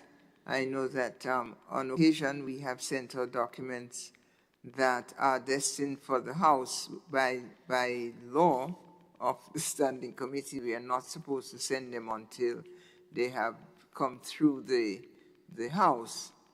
But to avoid this particular challenge, I know it has been considered on occasion. I'm not sure if the clerk wishes to elaborate on this, or we'll go back to the drawing board and take a look at the record, because, as I said, we've used both systems. We've sent out at the same time that it's going to that other place, and we have waited until it's come through the other place and then send them out. So it requires a conversation between several stakeholders in this process, and I undertake to do so.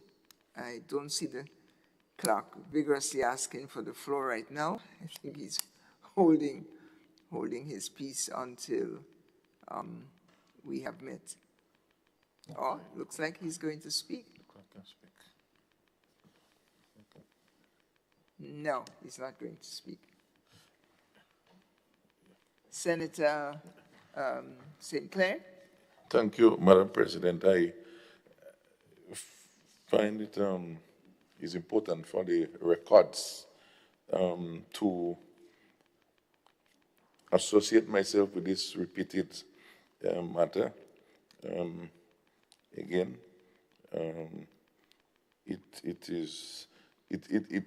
it makes persons like myself, Senator Rahman, Senator Luis, even in a more complicated, further disadvantage, because we're not in the wheels of the lower house, as we may speak, meaning that at least the opposition component of this side has connections, and of course, the government side of the Senate has connections.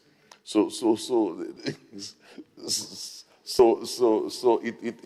it aggravates the matter even more, you know. But is that a suggestion then that you should be in one of those organizations?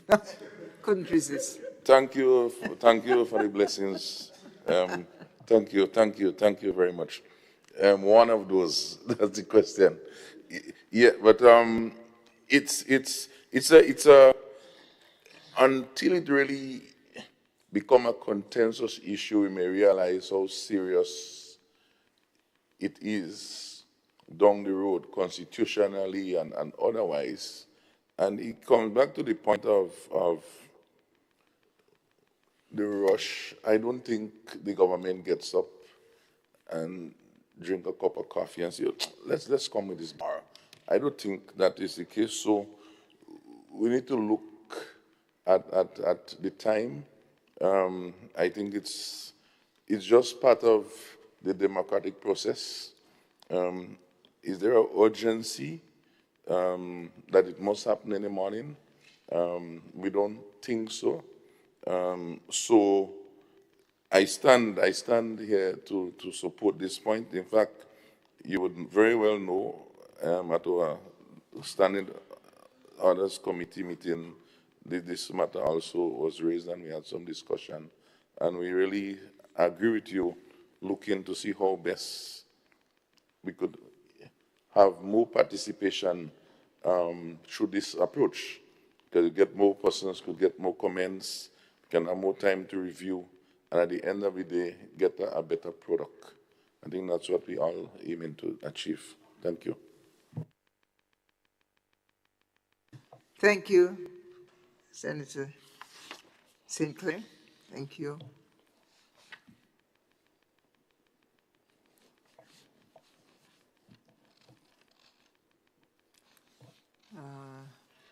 Thank you all. Now we move to item number 14.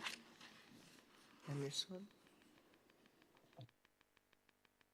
Item 14, motions. No, go ahead. Okay.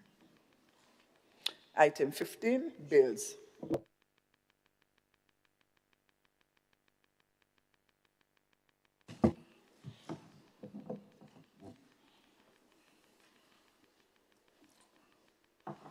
The Leader of Government Business in the Senate, Honorable Adrian Thomas. Thank you very much, Madam President.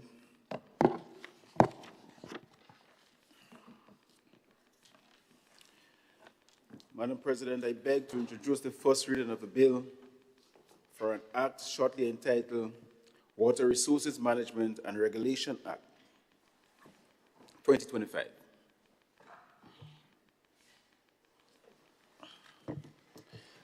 A bill which seeks to provide an institutional framework for the sustainable management, conservation, controlled allocation, development, use, and regulation of the water resources in the state of Grenada, shortly entitled Water Resources Management and Regulation Bill 2025. Senator Thomas. Madam President, I beg to move that the relevant standing orders of the Senate be suspended to enable the bill to be taken through all its stages at this sitting.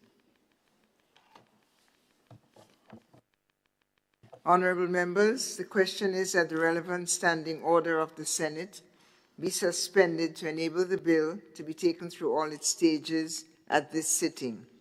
All those who are of that opinion say aye. Those of the contrary opinion say no. Ayes have it. Senator Thomas. Madam President, I beg to move that the second reading of the bill be taken. Honorable members, the question proposed is that the bill be read a second time.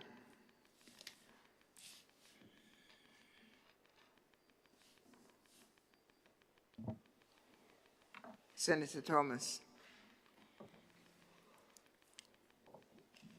Madam President, today more than ever,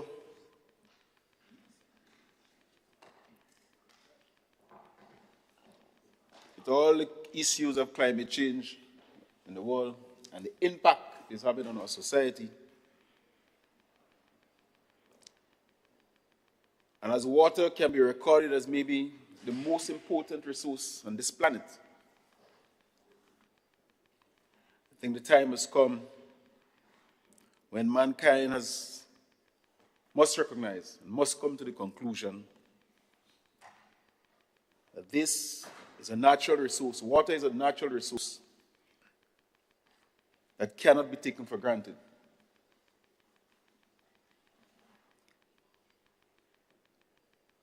There is empirical data which indicates that in many parts of the world, people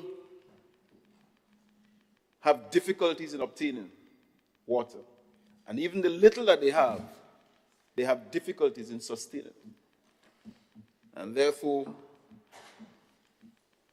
Grenada, as a country, as a state, has the responsibility of ensuring that we manage these natural resources in a way that will have sufficient, in a way will make it sustainable for future generations, and in a way we will provide our citizens with quality and quantity. And therefore, Madam President, this important bill seeks to provide an institutional framework for the sustainable management. I don't think on a daily basis I read, and I cannot remember not coming across the word sustainable in every aspect of life. Conservation, controlled allocation, so very important, especially when you are living in an environment like Grenada with hills and valleys. And when I say hills and valleys, many people listening to this presentation today, here and online, will be able to nod their head and say, yes, I have difficulties in getting water on top of this hill, or I don't get on a regular basis, or I don't get when my colleagues are using water at peak hours, especially in the morning and evenings. Development, Madam President. Use and regulation of water resources in the state of Grenada by establishing National Water Resource Management Unit. That is the approach this bill is taking, Madam President. And we on this side of the House fully endorse it. Madam President, as we proceed to set up this framework, I will present this bill in 6 parts, which contains 56 clauses.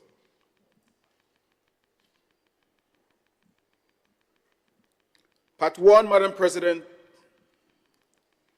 contains 4 clauses. Basically, it deals with the commencement, the implementation, definitions, and the objective of the bill, which I would like to read, Madam President. In Part 1, Clause 3 sets out the objectives of the bill, which is to ensure that the state's water resources are managed, developed, protected, conserved, allocated, and used in a manner that is conducive to the fundamental principles set out in Clause 5. Very, very important. And that's where the term sustainable is so important, Madam President. Madam President, under Part 1, it also sets out the declared policy concerning the management of water to ensure the orderly and coordinated development and use of the state's water resources to conserve and to protect. Madam President,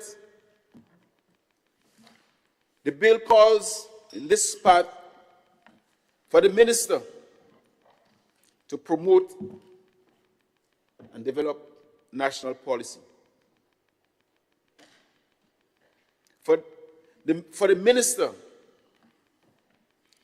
to discharge functions relating to the provisions of water supplies, including augmentation, distribution, and proper use of natural resources. As we move on, Madam President, Part 2 provides for water resource management and administration.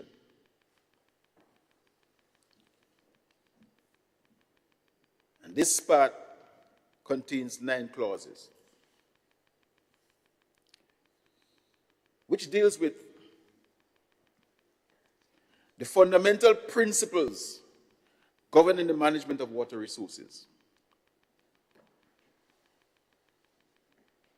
the promotion of a master plan to be developed with respect to the management of water resources,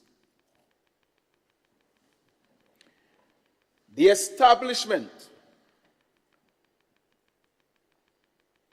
of the water management unit,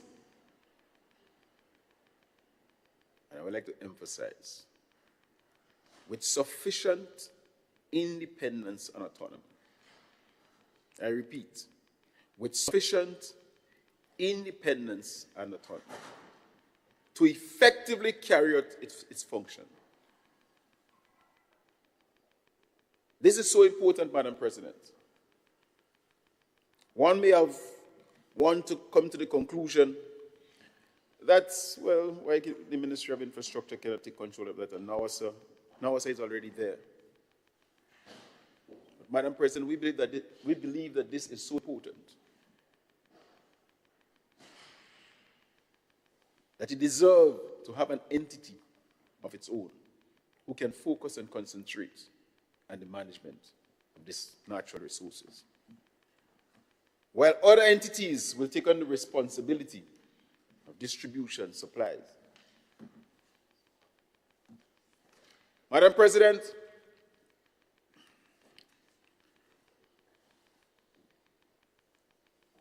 the unit shall be under the portfolio of the Minister responsible for public utilities, and the Director shall be the principal advisor to the government on all matters about managing our natural resources.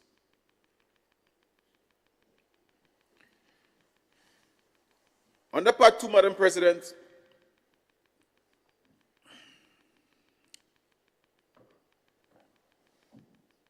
it entails further the functions of the units. Preparation of a master plan, and most important, deals with the revenue of the unit. Madam President, in Part 3, which contains 10 clauses, this part deals basically with water quality and quantity management. Very, very important.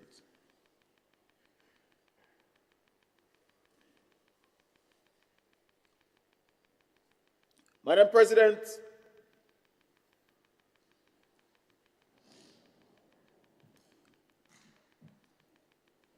in the definition which the House has, and it's going to be soon be available to the public, there is a term that we use,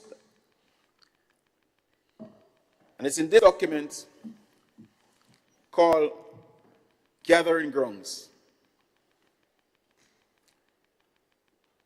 And under Part 3, Clause 14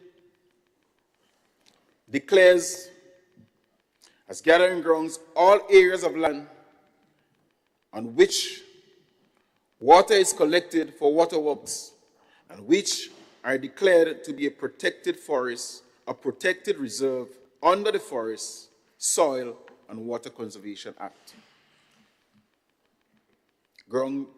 Gathering grounds.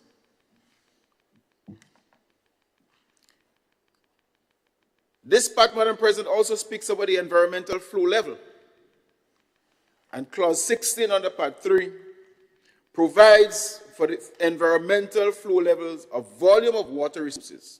It mandates the Director to specify where it is appropriate to do so after consulting with the Commission and the appropriate authority the environmental flow or volume of any water source, taking into consideration any relevant use of water. Clause 18, Madam President, mandates the authority in collaboration with appropriate authorities to A, recommend to the Bureau of Standards, and we are all familiar with the Bureau of Standards and the role that they play in measuring quality and standards of many different things in this country. Monitor, Part B, monitor the water resource quality and prevent and control the pollution of water resources. And prevent and control the pollution of water resources.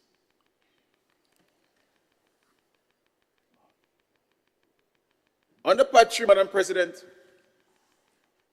Clause 19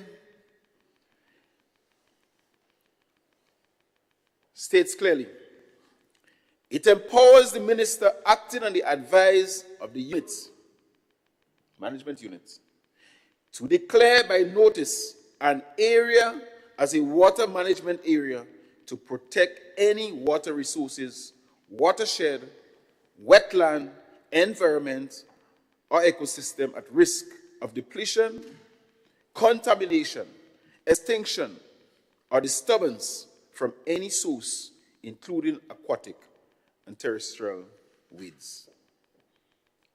Madam President, the power cannot be exercised without giving the owner of any land within the proposed water management area the opportunity to make representations regarding the need for the water management area.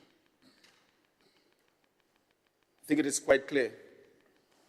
Because some people in the public may be wondering, well, if this land belongs to me, and I own this land, I have full authority over it. The direction this bill is going, Madam President, is that all resources, all water resources, will be under this unit, irrespective of public or private. Madam President, it goes on to say, where an area is declared as a water management area, persons are prohibited to undertake any activity in the area that impairs or conflicts with the purpose of the declaration.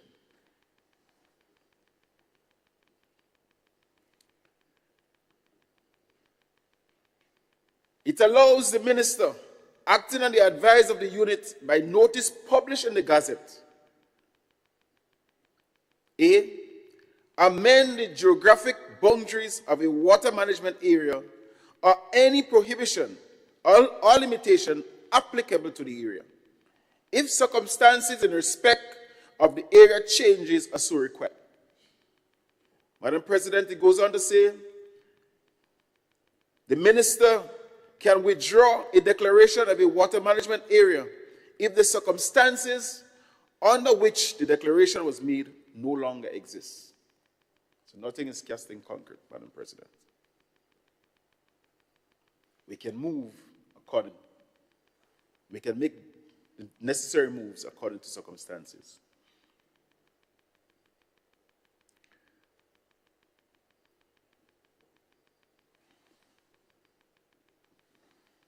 Second, Madam President, goes on to talk about Clause 22. Creates an offense can be created, Madam President, for polluting any water resource for which the unit may issue an order for the person to take certain measures.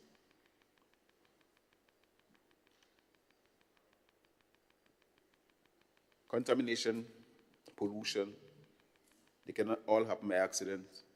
We are human beings, we can have dialogue, sit down and have a chat. But the unit will be very concerned about any action or inaction that can lead to contamination or pollution of water. Madam President, Part 4 provides for abstraction of water. And this one, Madam President, is very, very important. And according to the definition presented here, abstraction means the process by which water in its natural environment may be artificially removed through a man-made structure or through the process of changing the flow of the water from its usual course to another course.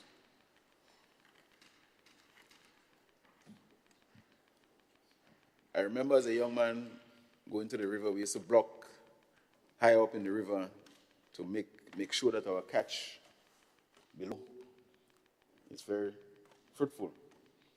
If you want 2 buckets of crayfish, then you know what to do. And I remember also that people have the free will to divert the mouth of a river based on what they foresee individually or unilaterally as the means of development or construction of whatever they want to construct lower down the road. So the river they may create some attributaries to move the rivers in the river or the flow in a different direction. This bill, Madam President, seeks to avoid those things from happening. And anyone wants to get involved in any level of creating some form of abstraction, the bill provides for we to sit down, have dialogue, make applications, obtain your license, get permission, and move on. And so, Part 4 contains 16 clauses dealing with all those things, Madam President.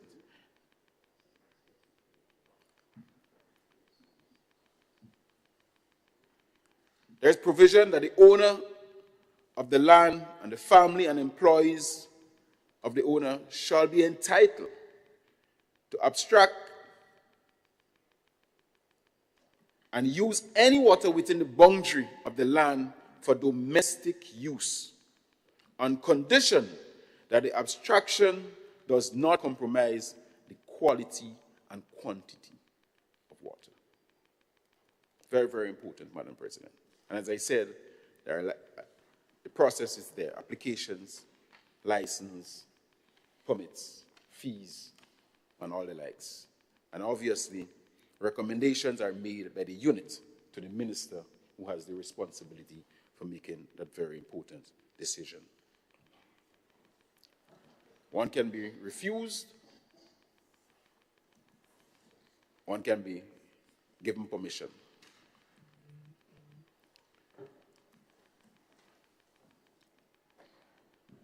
Madam President, 5 of the bill contains 13 clauses and provides for water and waste control areas and permits.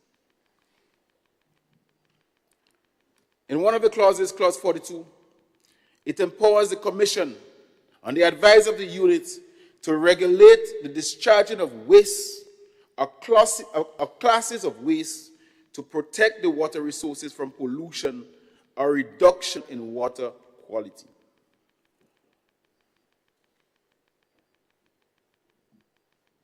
Very, very important, Madam President. Our action and inaction in an area designated as a very important water resources. As an individual, your action and inaction can hamper and create an impact and affect a whole population in your community. And therefore, this bill puts system in place to ensure that whatever you do that will create, in terms of discharging of waste and classes of waste, that will affect the water source, madam, resources in the area, this bill will take care of that. Clause 43 prohibits the use of water in a water control area or discharging waste or a class of waste in a waste control area, except it is done in accordance with the permit granted for that purpose. Again, Madam President, we want people not to work in their own interests, but work in the interests of the society, in the interests of the community. And therefore, nothing is wrong in finding out from the authority what you can do and what you should not do. And that is the direction of this bill, Madam President. Clause 44 provides for the right to obtain permits. This applies to persons who have been using water in a water control area for a continuous period for at least 24 months, immediately before the appointed day, and shall be entitled to an application made to the units within 6 months of the appointed day granting of a permit for a period which expires 1 year after the appointed day, which is reasonable, Madam President.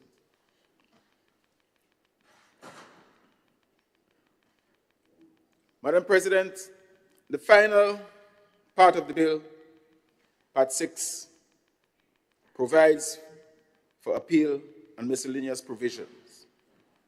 Madam President, within Part 6,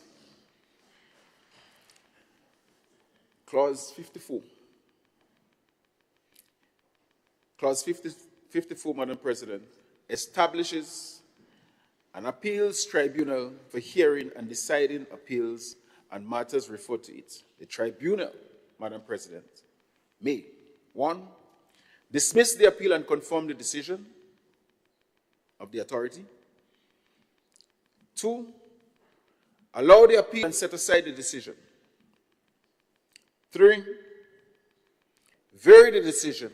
And 4, allow the appeal and direct that the matter, the subject of the appeal, be determined anew by the units or the minister. Madam President, today is a very, very important day, and I think that Grenada is heading in the right direction when we have come to the conclusion that managing this very important natural resource that we all cannot do without on a daily basis,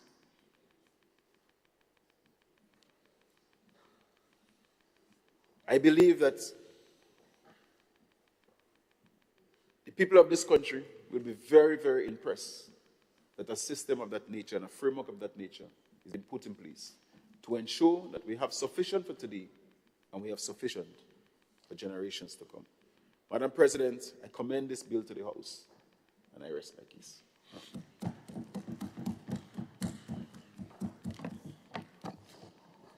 Thank you, Senator Thomas, for your summation of the bill.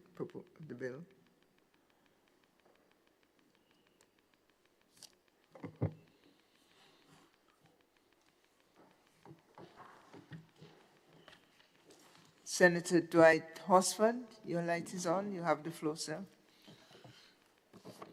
Thank you, Madam President, and allow me to take the opportunity now as I rise in very brief contribution to this bill to firstly wish all my colleagues and your good self and the staff of the Parliament my best wishes for a productive 2025.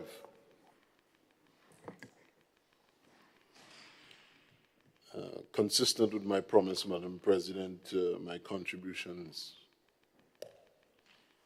staggeringly brief. I have read the bill.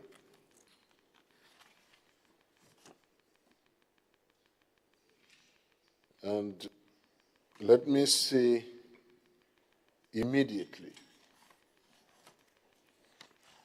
that the objects and purposes of the bill are commendable. Certainly the context in which the bill comes with all the climate change and the emerging new best practices to suit the times, to deal with the most critical, or should I say the most vital resource we have on earth. In fact, some predict and some surmise that it is very probable within the next 15 to 20 years, conflict between nations in certain parts of the world will center around water.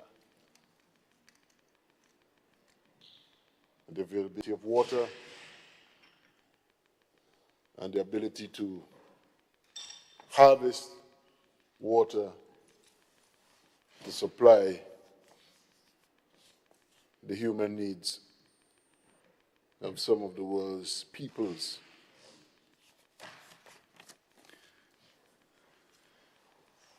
But, Madam President,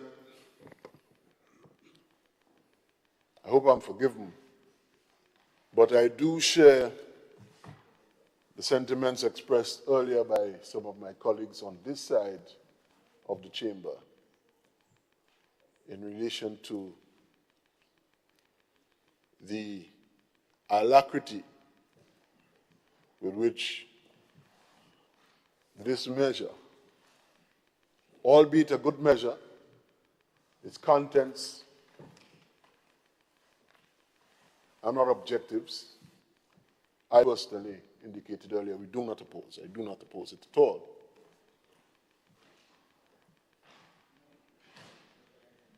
But the effect of this measure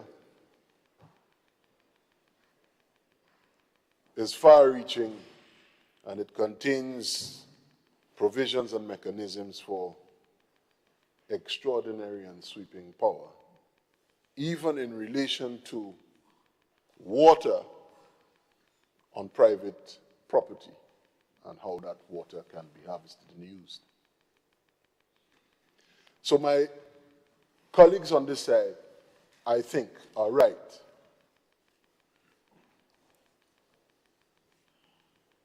in saying that we should be a little bit more measured so that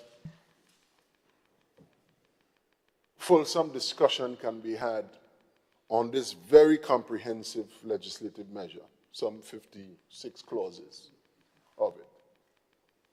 I'm not saying don't pass it. But as my distinguished friend to my extreme left said, if there is no pressing necessity or urgency to proceed as is intended and apparently undertaken, allow more discussion and allow colleagues on this side some more time for deliberation on its provisions. I fear that I'm increasingly forming the view that it is the thinking of some of my colleagues that our parliamentary exercise is a perfunctory one. It is not. I regret if that be the thinking. It's a misfortune. The rules of our parliamentary process allows for order and for the majority to carry the day and make decisions. But emphatically, it recognizes that there must be deliberation and discussion because all parties here, all members, are of equal standing.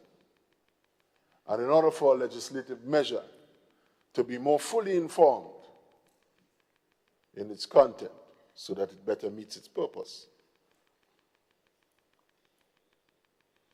members must have the greatest opportunity to deliberate on them. So I just wanted to say that, Madam President, because I understand where my distinguished friends are coming from. I don't always do, but I may have, like my distinguished friend, the Attorney General, because of our profession and training, we may have an advantage in digesting these things in very short order. But not so, particularly when this is a novel move, because the effect of this is total control now by central government of this vital resource. I appreciate that there is a mechanism for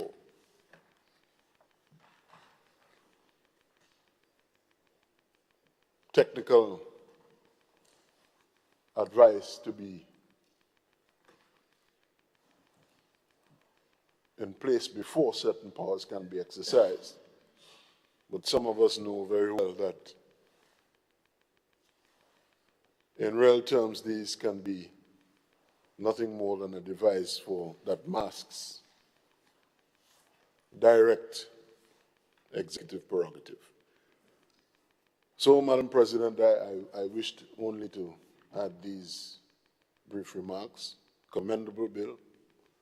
I understand its objects, and it may be necessary in this emerging world and context to do so, but its far-reaching effects, I think we should at least not rush to all stages today, but certainly after the second reading allow colleagues, certainly on this side, to have amongst and between us some more discussion on aspects of the bill. I thank you very much for the opportunity to say these things. I thank you, Senator Horsford, for your intervention.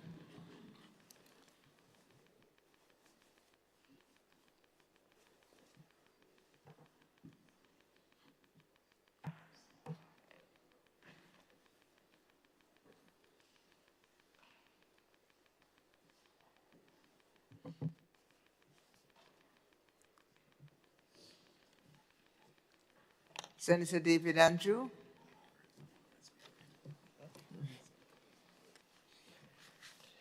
Thank you, Madam President. Madam President, I rise to give my support to the bill as presented by the Leader of Government Business. I think this bill is timely, if not too late, but it's never too late as long as we have life. So I think it's timely. We would recall that just probably over 6-8 months ago, we were struggling with a severe drought where across the entire nation, there were concerns about whether or not we would be able to have water. I said load shedding. I think that's the wrong term. That's electricity we're talking about.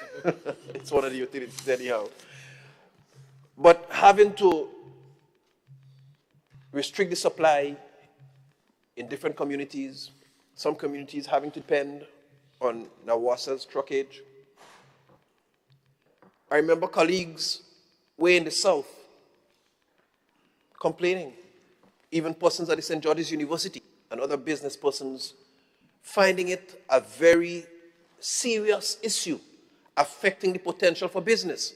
And I'm sure the business senator representative could attest to that it has been a very concerning issue, the supply of water, that period, to the south of the island. And so it points to the gravity of the challenge we can have, or we have had, with water at some points. And we have to acknowledge that the management of Grenada's water resource is, in and of itself, a separate function compared to the treatment, storage, and distribution of water, let alone treating with sewage and hard water, gray water, all of those. And so, Madam President, when we think that all of those functions were expected to be delivered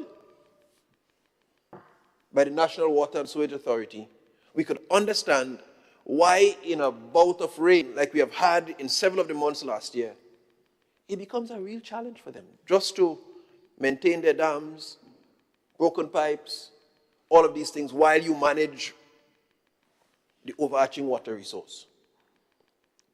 And it's in that context that I am happy to support this bill, because I believe that streamlining the functions to ensure that there is a separate authority, a commission, to manage the water resource.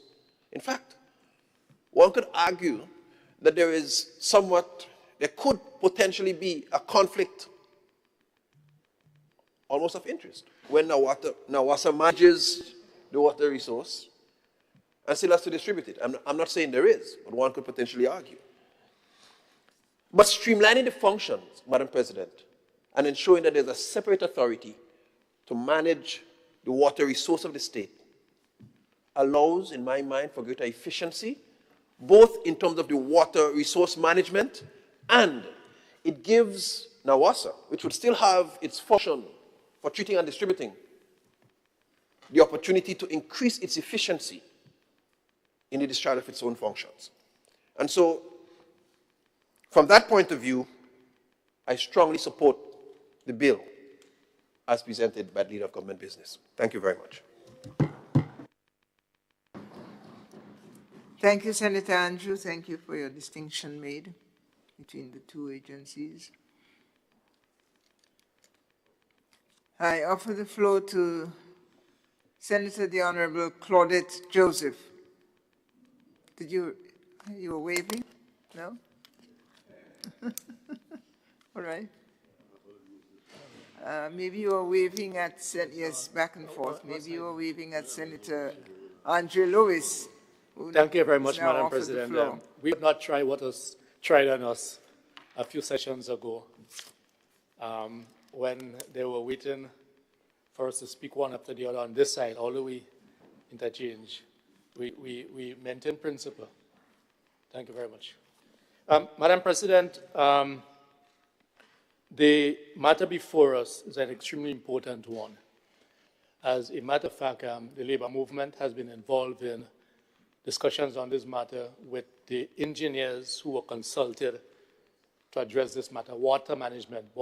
Wish to make a distinction, which Senator Andrew has addressed, management and regulation.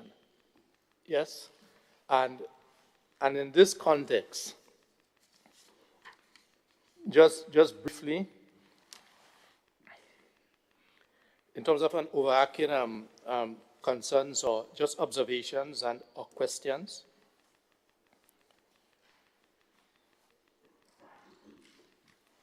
the role to be played in terms of the service regulations on the PUC, as much as it is commendable and is the way to go, the question that we have and the workers will have, and I'll expand on this in a moment, is whether or not NAWASA currently has systems in place to improve the quality of service that they deliver. Because remember, the PUC is not a regulatory authority where complaints and everything will be made. So what you can see happening, remember, as Senator Andrew, the example that you used, my brother, you're absolutely correct. The recent challenges that we had in the dry and wet season, because if it is too much rain, water gone. If it's dry season, we have water. Right? But more than that,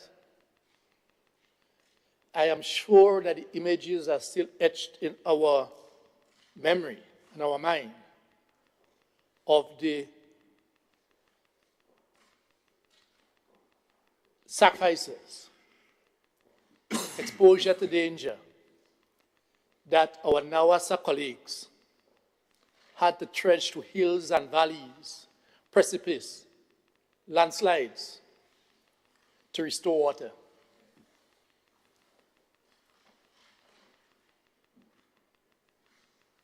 Even without the PUC coming down on them. Because, in other words, the importance of that system, because we know Grenlec is on the PUC. We know that the telecoms are now on there. But it is also interesting to note that NAWASA as a company has not had the experiences of significant investments that the two companies that I spoke about, because of the involvement of private investors, those who rape and plunder our resources, like the cable and wireless and them, for years, right? And the WRB, right? When all our profits were taken away. Because it is much more expensive to produce water, to bring potable water to our homes, based on our topography and everything else that we are struggling with. And we foresee that there will be tremendous pressure being placed on the workers and company. I'm specifically focusing on the workers, the company. Because at the moment, we do not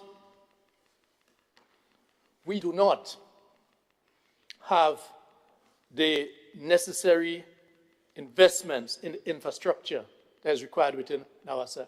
I know there's the GIZ issue with the Germans that we have been speaking about for years. I'm totally aware of this. Totally aware of what needs to be done from Concord to the south. Totally aware of this. But just as we speak of the psychological pressures, and let me clearly state, this is not to say that we are not interested in lifting the standard of our workers and what they do, because no one can doubt the commitment of these workers. You will not expose yourself to the threats and dangers that are outside unless you are serious about your work. And they have led their families during the hurricane, even I know colleagues, because they are unionized. And we interact. And I know the sacrifices that they make. I know the sacrifices that the family make. But when we do what we do now, as much as we support it, but it is just a matter of order, one before the other, the cart before the horse or so, we address it. We see the potential for tremendous pressure to be placed on the workers. Because at the moment, we can hear it in the calling programs. The complaints that come against NAWASA, we see it on social media. And it's quite understandable. Because I hear my colleague, Senator Horsford, speak about, it is said in the next 10, 20, or 25 years, conflicts of nations may be influenced by the resource, water. But I wish, if I could use your legal term, I wish to posit that it has already been said and approved that conflicts in the Middle East, especially between Israel and the Palestinians, right, is heavily influenced by the aspect of water, the higher end, and who dam off and take off water and cut off water from certain areas, because we know the challenges in that desert area. So the aspect of management of water is extremely important. And as the presenter of the bill indicated that, growing up in villages, we'll block off water for whatever reason. But it is worse than that. And why we support the management of water, because there are incidents between farmers that have led to certain reactions that may have involved the court, where how do you determine or regulate, which is important? What amount of water should this farmer use? And at what time should he or not use it? And I expect and I know that my colleague, Senator Roderick, will develop on a number of those things. So this is not, as a matter of fact, I do not see this as a contentious issue. I keep raising these issues. And that's why it's important for us to be able to discuss those things in an open manner. So the concern from the workers and from us as representative, the unions as representing workers, is the implications that now the establishment of having the regulatory arm in effect extent from Nawasa, which is desirable, but probably not at this moment. Because we do know that under the GIZ discussion, what we were exposed to was the aspect of the management of the water. In terms of shifting the unit, yes, shifting the unit, because a unit will be set up or has been set up, removed from under the direct control of NASA to address those issues.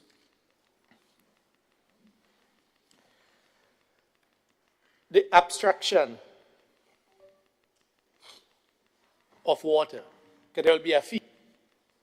There will be a fee. I don't know if I missed it, and the other colleagues who may have observed it, if I missed it, might be able to assist me, but I've not yet seen a structure of how the fees will be determined. Now, I remember these fees will be passed on, or it can impact all consumers. It can impact, that's mine.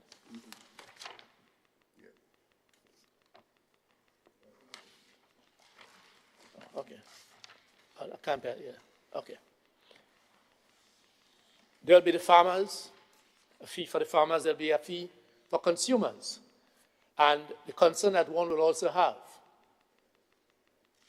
is what fees would the end user, the thousands of people, will have to pay? How will that impact on the different households? Left up to me, and that's, I hardly do that, but I have always felt that everybody should have access to water. I'm not saying, probably I say it should be free. I probably grew up in the days, or we grew up in the village of Ladig, that we had access to water, right? The rivers, which is no longer rivers, but are streams. In some instances, they are struggling to even drip. Impact of climate change. So we understand the need for that.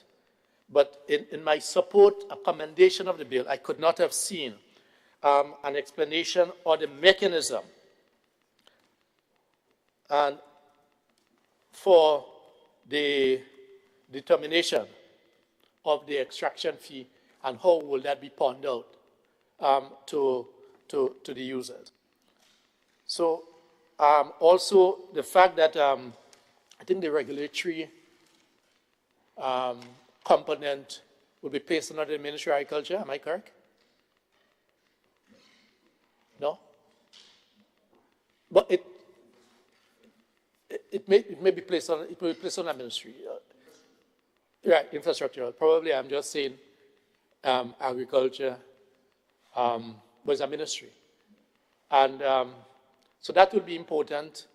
That will be important in terms of its independence, right? Independency, etc. Because water is too important to get it wrong. Because it is okay to have the structures. It is okay to have the laws, as this bill is going to act and become laws. But if we do not simultaneously, because we are where we are, I do not expect that the government will put this on hold and say, let us now go back and upgrade Nawasa infrastructure. Let's not be unrealistic here. Almost simultaneously, because when we do this, here what will happen? As we all, and especially the government side, praises this bill in terms of that it will address the challenges that we saw last year. Because that's what came across. I take that as one of the things that will come across. If this does not materialize, and I hope it materializes, but we know it is the infrastructural development. It is not just the regulations. It's not just the regulatory authority, because you can regulate as much as you want. If the infrastructure is not there, if the storage is not there, even if the water is under the ground, and there is water under the ground, but if we can't get it to the homes or where it is required, I can see a bigger and stronger outcry from the population, and rightly so. But I'm also aware that it is our workers who have already been burdened and stretched. Once they wear a Nawasa uniform, and even if they take off that Nawasa uniform, they will be the sounding board. Because it happens in other utilities. Those of us who worked other places and you worked in other utilities, whether you are a technician or not, if your service is not working, when the customer meets you, it's you they're quarreling with, you know. So I'm making this request through you, Madam President. Labor is making that request on behalf of the workers. On behalf of the workers. And there's no denying the commitment of Nawasa workers. We are dealing with Nawasa. Dealing with Nawasa. To assist them to do their work better. To assist them while this extant body now, the regulatory arm on the book, would now be getting the direct complaints from the public. I'll be making demands of the company. And there most likely will be hearings. Because I don't think that having a regulatory authority in place and all that customers expect is just to be able to call and there's just a replacement for Nawasa and nothing happens. I mean, people will say, okay, but is Nawasa complaining too early? So I could understand that conflict, potential conflict, Senator Anju. I could understand that. But for that work, and for the committee, the poor committee, to feel a sense of achievement and to feel that they are doing something, I am hoping that discussions were held with them.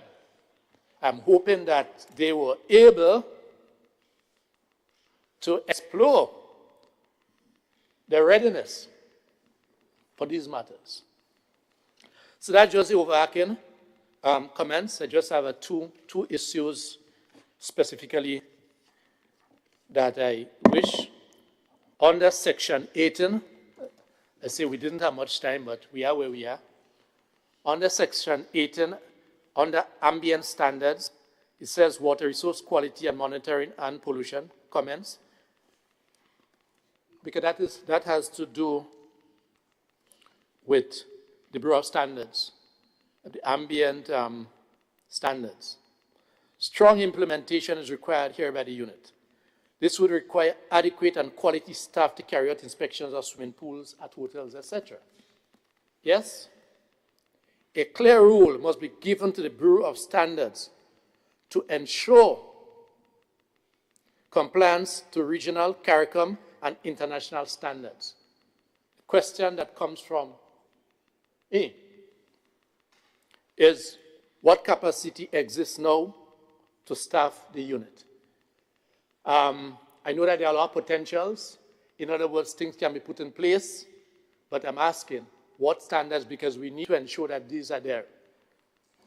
Then, under the revenue unit, that's 11.1. For the proper discharge of its function, the funds and resources of the unit shall consist of A, such sums allocated annually for the purpose in the estimates of revenue and expenditure, and B, all other sums or property which may in any manner become payable to or vested in the unit in respect of any matter incidental to its functions. Just a comment. Just a comment. The unit would increase government expenditure, and without any clear source of revenue outside of the consolidated fund could have negative fiscal implication. If unit is placed under the PRC, then there will be efficiency gains through spreading of administrative and other costs. So it's just an observation and a comment for consideration. Under consumer protection, and I know that a lot of efforts have been made or intentions declared about the consumer protection unit that is under my colleague here. Just a comment. We have not seen, it's possible it is there, As I said, it's possible one may have missed it. We have not seen where consumer interest is addressed and any procedures for handling consumer complaints. So that was, in our review, we have not seen that. It is possible it is there, and if it is there, we wish to be pointed in that direction. So, Madam President, in keeping with what was said by, I think, Senator Dwight, placed it perfectly well. The objectives are clear, must be commendable. It's a discussion that has been taking place in terms of the management, as I know that there were two of Grenada better engineers along that line engaged in discussions throughout the state for the past few years on the management aspect. Yes, and we were engaged, but we have raised these concerns, especially as it relates to the regulatory and the lack of the NAWASA, for whatever reason, the GIZ program may not have made that advances or been at that stage that were identified over the past years in terms of NAWASA and upgrading its facilities. So, Madam President, and to the colleagues on the other side, therein lies some of our concerns, but we identify with the objective of the bill to ensure that our scarce resource is managed, and the fact that it has implications, so much implications for private owners. Lastly, Madam President, and it's something that I'm sure that Senator David Andrew would be easily able to identify with. For instance, there's a place, if we are to call it by Ladig, in Preference, right? That has tremendous amount of natural springs. Yeah, growing up, little springs, yes, all over the place. This now is saying that all of these now, although they're on private land, is now under the direct control or ownership of the state, which is a significant shift, and therefore it is important to ensure that our people understand and appreciate that, so that we can have a reduction in potential conflicts. Because, you go and we own a piece of land. It's my land, you can't come on the land, right? But we understand the importance of what is being attempted, and with wider discussions, even after the passing of this bill, because we are where we are. Even after the passing of the bill, public engagement and public education will be extremely important in making it worth the while as what we are doing here. Thank you, Madam President. Thank you, Senator Lewis. Thank you.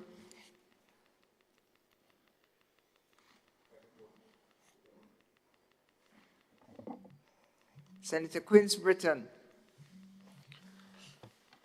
Thank you once again, Madam President.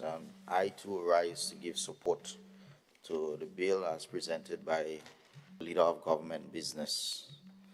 Madam President, I think we all here share the common goal or the common understanding or common support, we should say, for the bill, Madam President.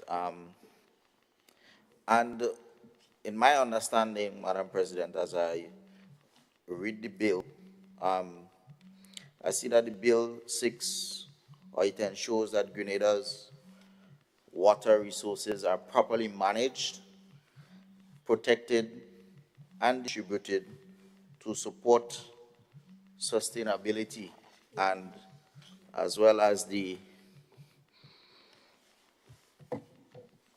long-term access to clean water, Madam President. And I hear the comments from the comrade or Honorable Senator on the other side, some of which the responsibility is just shifted, because as it stands right now, NAWASA has the they have the authority, even if you have a spring in your land, NAWASA has the authority to extract that raw water and treat it and so on. So it's just basically shifting responsibility. And I came across this a couple years ago when I used to work with NASA as a plant operator. So I have a pretty good appreciation as to, pardon me? I was a contract worker.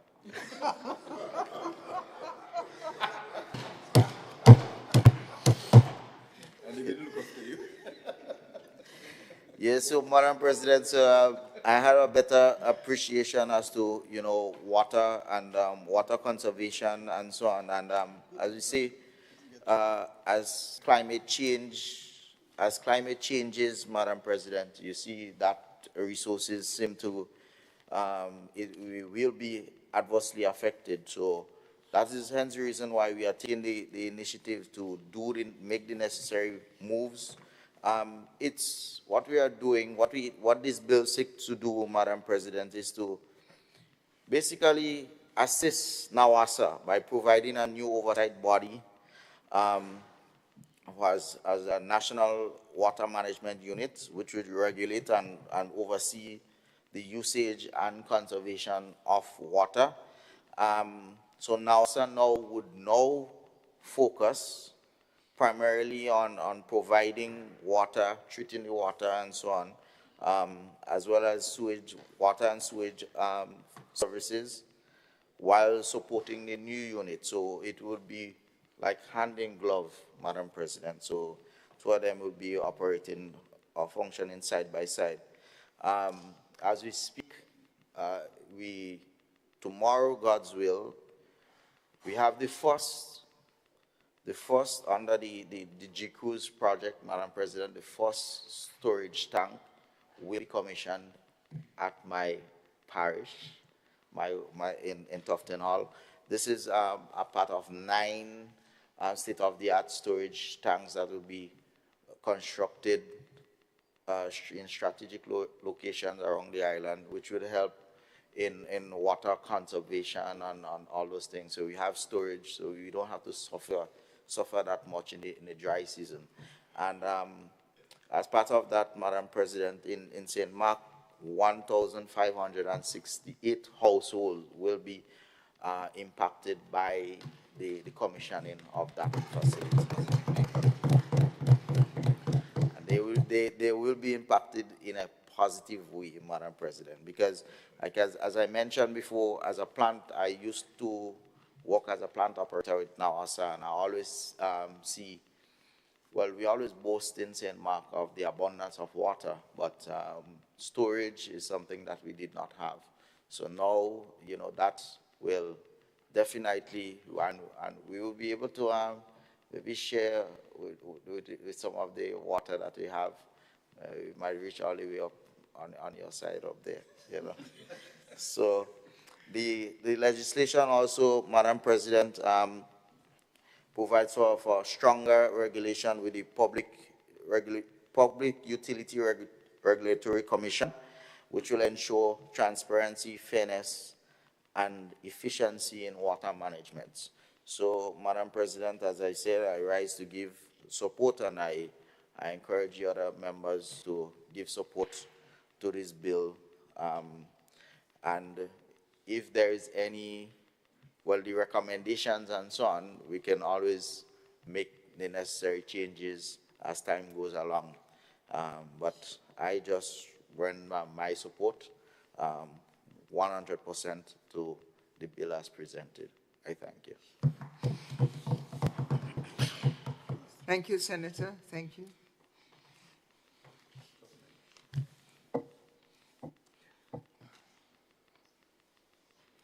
Senator Nolan Cox.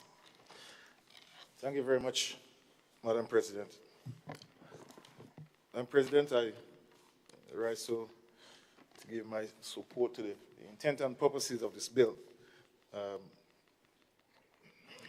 which, just to give some historical context, Madam President, this bill is as a result of an important project that started a couple of years ago in terms of looking to fill the gaps where our water supply needs to be upgraded and improved. Even the area in terms of St. Mark's, and also the south, and also including Karakou, will be benefiting from that project as well, Madam President, in terms of the tanks, the storage tanks. Karakou will also see a couple storage tanks installed in the not-too-distant future. Madam President, as you know, with projects, there are legal components, and hence, I guess as much the other two bills that are before this House, as a consequence, amendments are made because of this water resource management bill. There are some areas that I wanted to highlight, maybe to get some clarity, and also possibility of us looking further in terms of strengthening legislation going forward. And the first one had to do and centered around the definition of abstraction as presented by the bill. And I think it was also raised by Senator Lewis regarding under the section 18, under the ambient, ambient control. And it centers around rainwater harvesting. I haven't noticed that the bill speaks specifically to how rainwater harvesting is going to be treated. But in looking at the definition, and if I should just read, Madam President, under interpretation, under the definition of the word abstract, means the process by which water in its natural environment may be artificially removed through a mundane structure or through process of changing the flow of the water from its natural course to another course.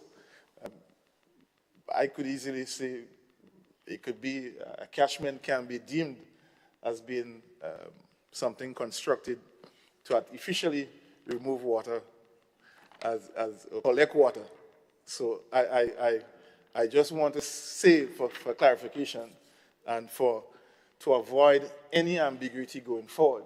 In the case of the hotels, who also do rainwater harvesting, they do have catchments. I know in terms of the control and the quality, it's important that that is addressed because you have guests being stayed there. But you also have private homes, mostly in the case of Karakou and Petit Matnik, who harvest rainwater.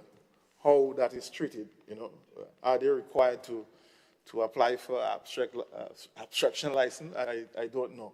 So I think this is some clarity that I would hope that the legal department, the AG's chambers can help us with in terms of clarity. I think that is something very important. I just wanted to raise that so that we won't have challenges.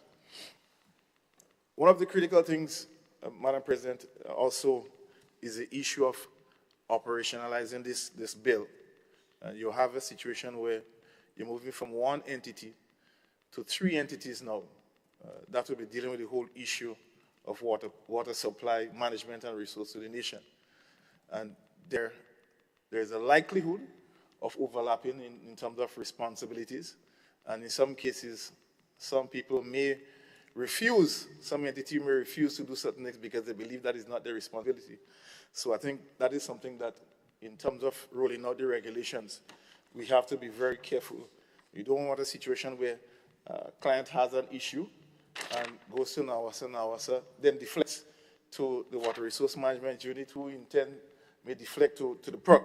So I think there must be some clear responsibilities outlined so that customers, residents, can get the services as so required.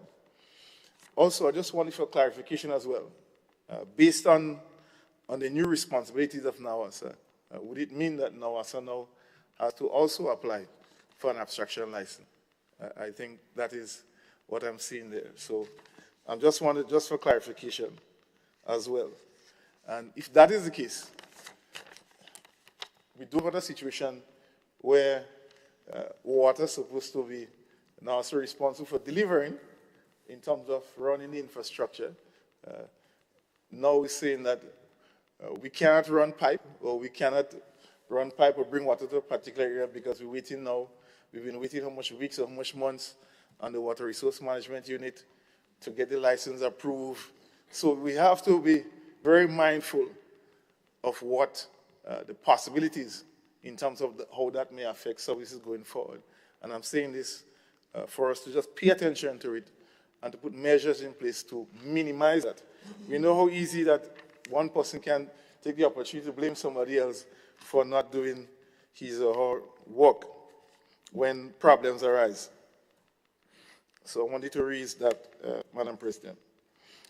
Another critical thing that I observe, and I stand corrected if it's contained therein the bill, in terms of how we treat with abstraction in the case of emergencies, natural disasters. I haven't seen that. I think that there is a clear opportunity in the case of, say, maybe a fire, also in the case of a natural disaster, persons at that time may have a desire, as we may know, for water in case of emergencies. So I think there should be some allowance. There is something tied in there where the minister can, say, waive or over a period of time so that persons can use water for domestic and other purposes in case of natural disasters or in case of emergencies. Because I have not seen, somewhat peruse the bill, I believe, and I have not seen anything speaking towards that or catering for those purposes. So I wanted to flag that as an opportunity for us to improve the quality of the bill, Madam President.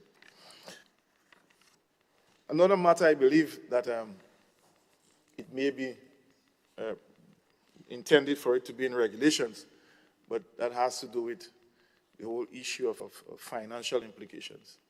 I mean, as of course any new department, government will find ways to create revenue to finance a department. But I think maybe when we come to the NASA bill, that is something that I may flag, but maybe I can flag it here, or even the amendment bill for the PERC. Because of how the PERC operates, it is expected that some fee be paid to the PERC on an annual basis as per regulation, as the entity for regulating that utility. And I believe that those fees may be contained, and in the same way it is treated with Grand Lake, who has to pay fees to PERC on an annual basis, or quarterly or monthly. And so there is a likelihood, a strong likelihood, that the National Water and Sewerage Authority will now have to be paying some fees to the PERC. I haven't seen any details in it here, but I believe the regulations will speak clearly to that. And the question is, where does that money come from? And if there is a likelihood, sometime in the not-too-distant future, that now assigned ton may look to extract those fees from its rates.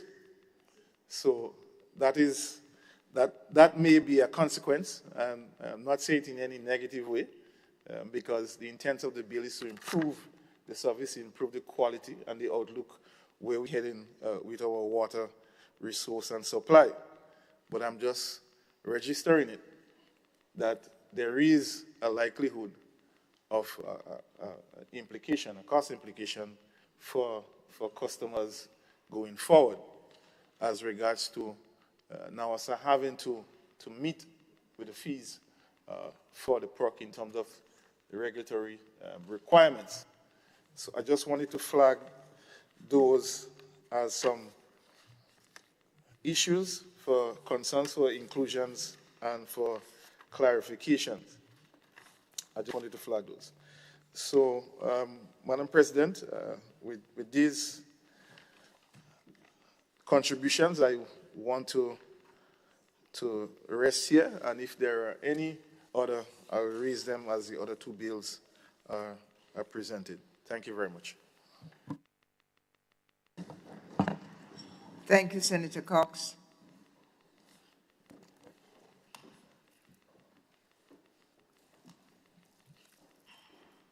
Senator Sybil Francis.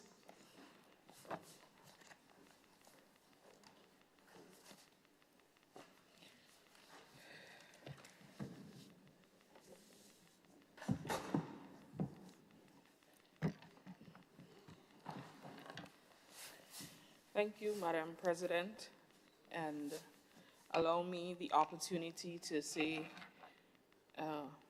Happy New Year and prosperous New Year to all of my colleagues, including you, Madam President, and everyone within the hearing of my voice. Allow me also to wish this beautiful Tri-Island state that I'm proud to be a part of happy independence.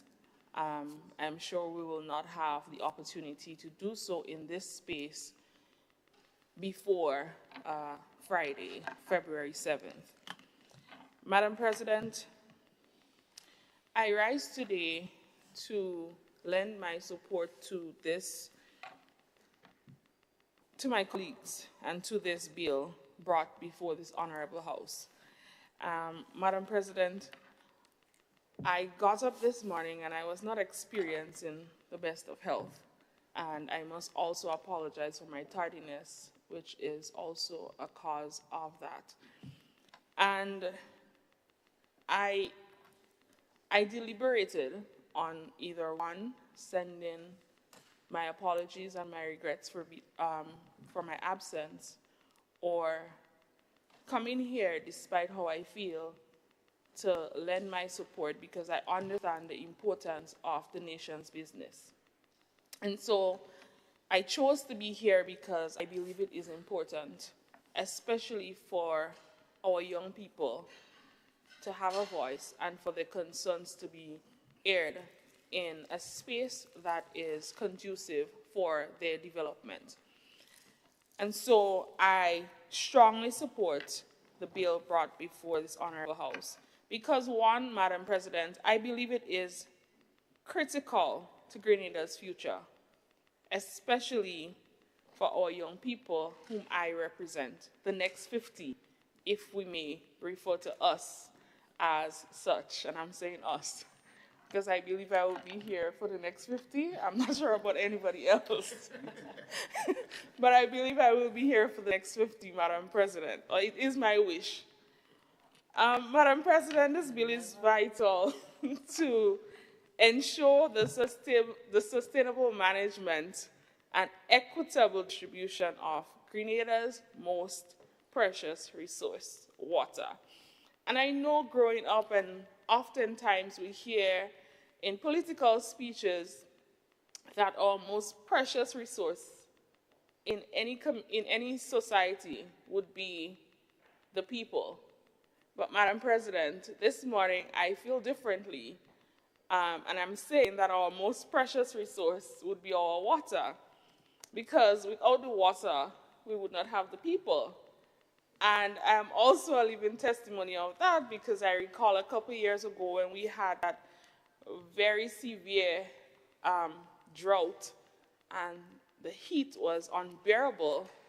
I was visiting someone at the hospital, and before I got to the top of the long stairs that we all are afraid to climb, I became a patient at the hospital where I was going to visit someone. And part of the diagnosis was because I was severely dehydrated, absence of water. Madam President, so for me, I want us to understand, and for the people to understand, why this bill matters. Because I don't believe we just woke up one day and decided to do this. There must... Deputy President in the chair.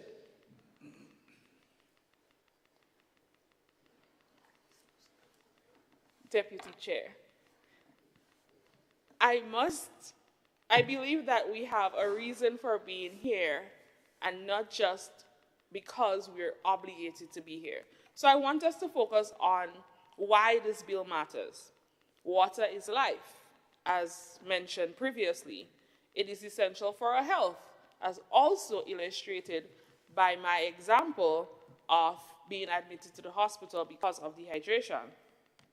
Our economy, as we can see before us, Deputy Chair, we have some very beautifully designed water bottles that I am sure contributes to our economic development in our country. This bill establishes a structured approach for managing and conserving our water resources, ensuring that not just some citizen, but every citizen, especially our young people in the rural communities particularly, who utilizes water for livelihood and for daily living, has reliable access to clean and safe water. Deputy Chair, I recently had a visit to a walkthrough of my community in St. Patrick. And I was in deep conversation with one of the young men on the block. Very deep conversation that had me thinking. Because one of the things that he mentioned was, do you recall growing up how much access we had to the dam? In Montreal, we have, Nawasa has one of the storage facilities and the dams and all of that there. And he said to me, do you recall how many times growing up we utilized that area for recreation, for holding crayfish? We put on a pot by the river and all of that. And I smiled because I remember those were easier days to live in. And he pointed out to me and he said, but now we have limited access to that. And it dawned on me because I took it for granted. The things that we engaged in, I was seen as fun for us. But what we did not realize is some of the things and the implications, some of the things that we engaged in that was fun could have serious implications on others. And so we engaged in that conversation. And so sometimes I want us to realize that consultation does not always have to be around a big table or in a formal setting. But for me, that was consultation. And that was one of the main reasons why I decided to put aside how I felt this morning physically to be here, because I represent this young man on the block and his concern. And so, Deputy Chair, some of the other concerns that were raised were with young farmers, because in my community, we have a lot of farmers. And a lot of the farming happens around the river source. Fortunately for us in that community also, we have one of Grenada's best bottled water, Glenelg Spring Water, and we have Nawasa Reservoir and all of that right next door. So we're very fortunate in St. Patrick. Deputy President, sorry. To have those water, and the farmers are very fortunate to have that. And so their concerns are, will this bill limit access to water to small farmers like myself? The answer is no. In fact, the bill protects your access by ensuring proper allocation and sustainable use of water resources. It also promotes conservation strategies that will help farmers during dry seasons and periods of drought.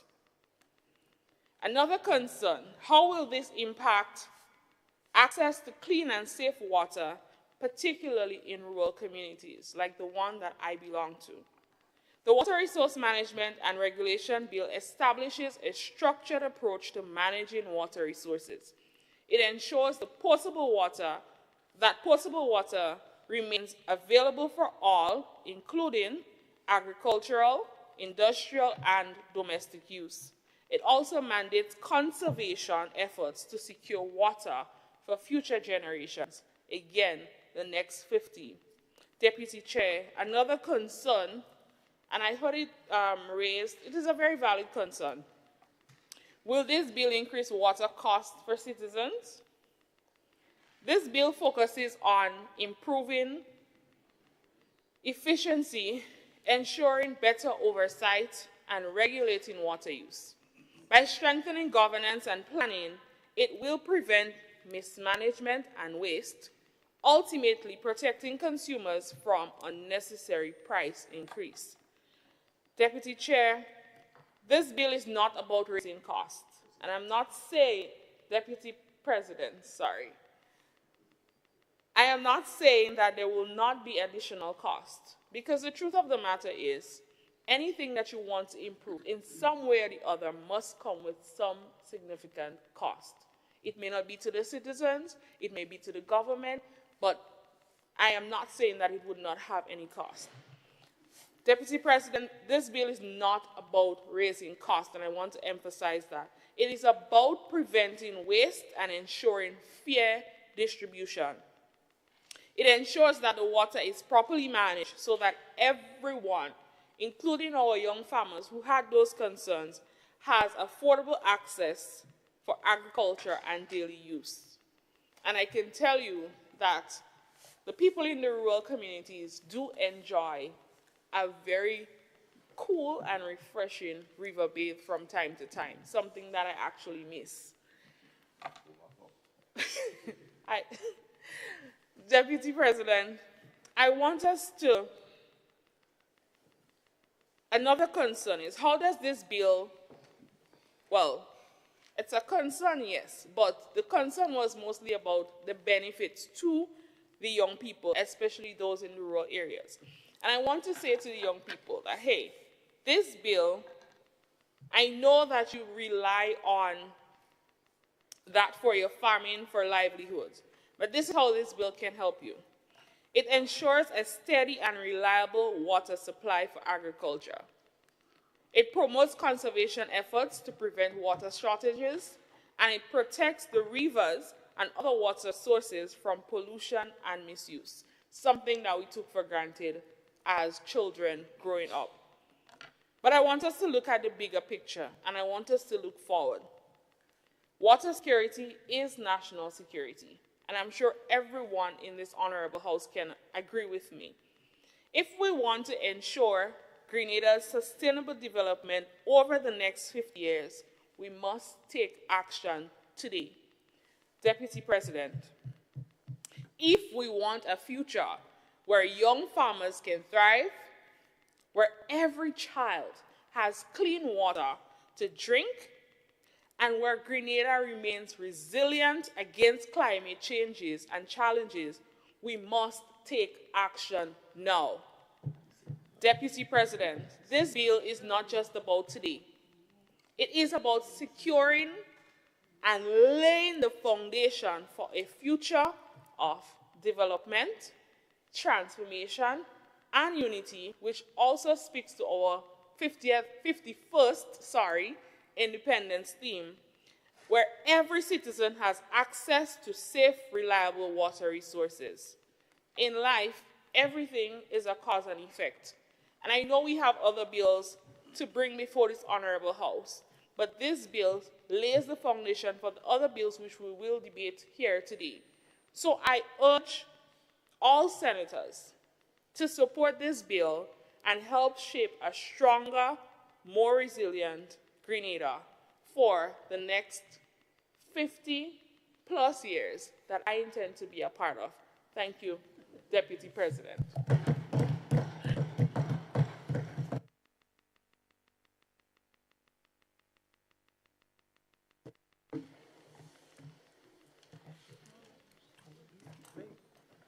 Senator Rahman, you have the floor. Thank you, Deputy President.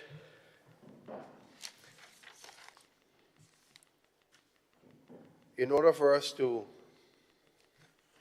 scale our hotel sector, our business sector, it is important that we also improve our storage and our capacity to deliver water to all parts of Grenada, Carriacou, and Petite Martinique.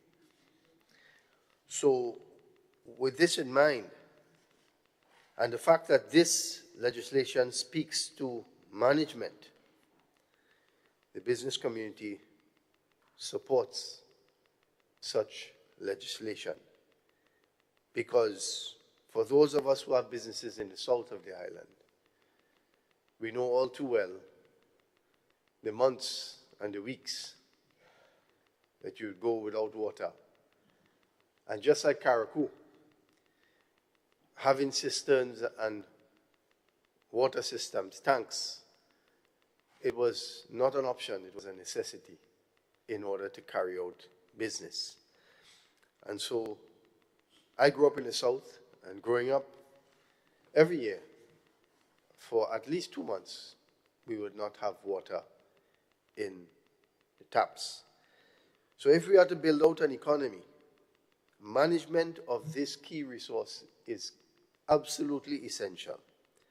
And I think that's what we are seeing here today with the comments, some suggestions that the government can clarify. And I have my own that I would like to be clarified. But in a general sense, this is something that is needed. You, Deputy President, you mentioned, you pointed out that this one entity, NAWASA, would be replaced by 3 entities. And our concern as well is how well these entities will correlate with one another and the efficiency gains or lack thereof that could come from this. So I would like to share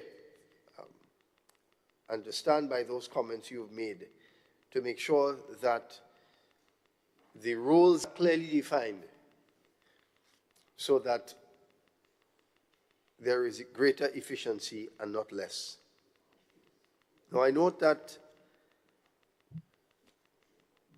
the legislation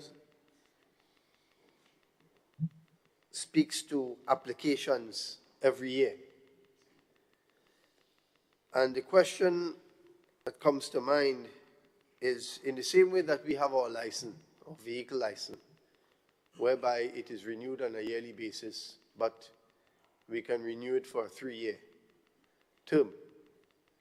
I think that there are companies that are in the business of water, and in terms of ease of doing business, it would be easier if those companies can renew their license every few years, every 3 years, if that accommodation can be made in the same way that it is made for your license. I didn't see it, and if it is there, I would like to be, I would like that to be explained to me. But that would make it easier for companies that are already in that business. And so without to repeat a lot of what has been repeated, this is something that is good for the private sector. This is something that is good for the growth of Grenada. We have noticed that when there is drought, we have a problem for water, and when there's excessive rains, we also have a problem for water. And so definitely a scaling and better management is needed going forward, and the business community wholeheartedly supports this legislation. I thank you.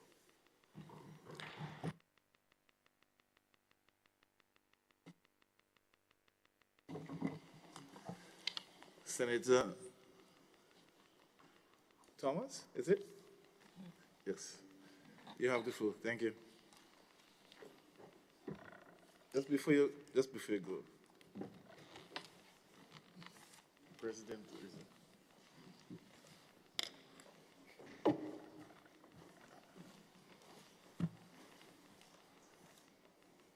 Madam President, lead the chair.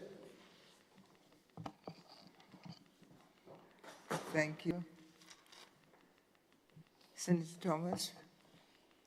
Thank you, Madam President. I rise to give my support to the bill before us here this morning. This bill is a very detailed one, very comprehensive, containing 6 parts and 56 clauses.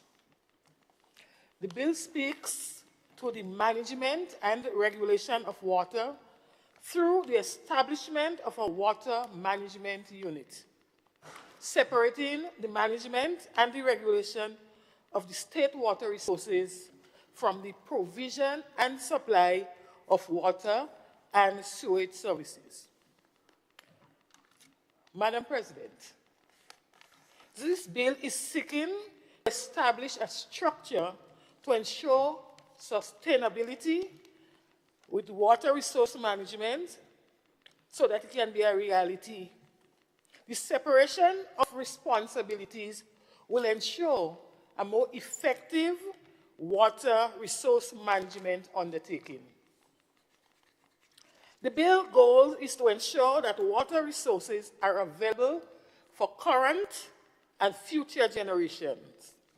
It also aims to ensure that the water resources are used in a coordinated way and that pertinent measures are undertaken to safeguard our water resource. Madam President, Grenada has been involved in a number of discussions and consultations over the years on this same bill. Studies were also conducted to inform the way forward. NAWASA has been clamoring for this for some time, and we are here today to make it a reality.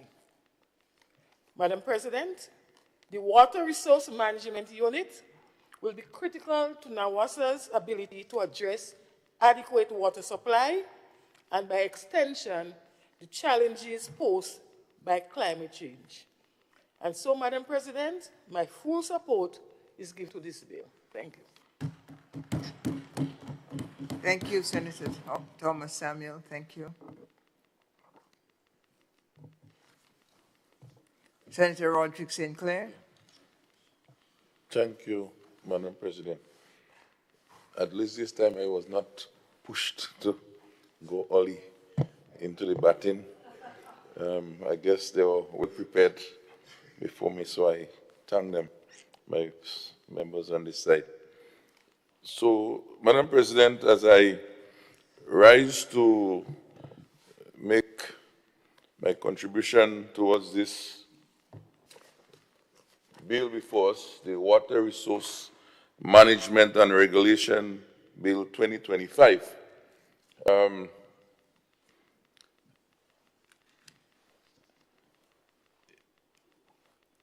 I sat here and I listened to the presentation of the bill.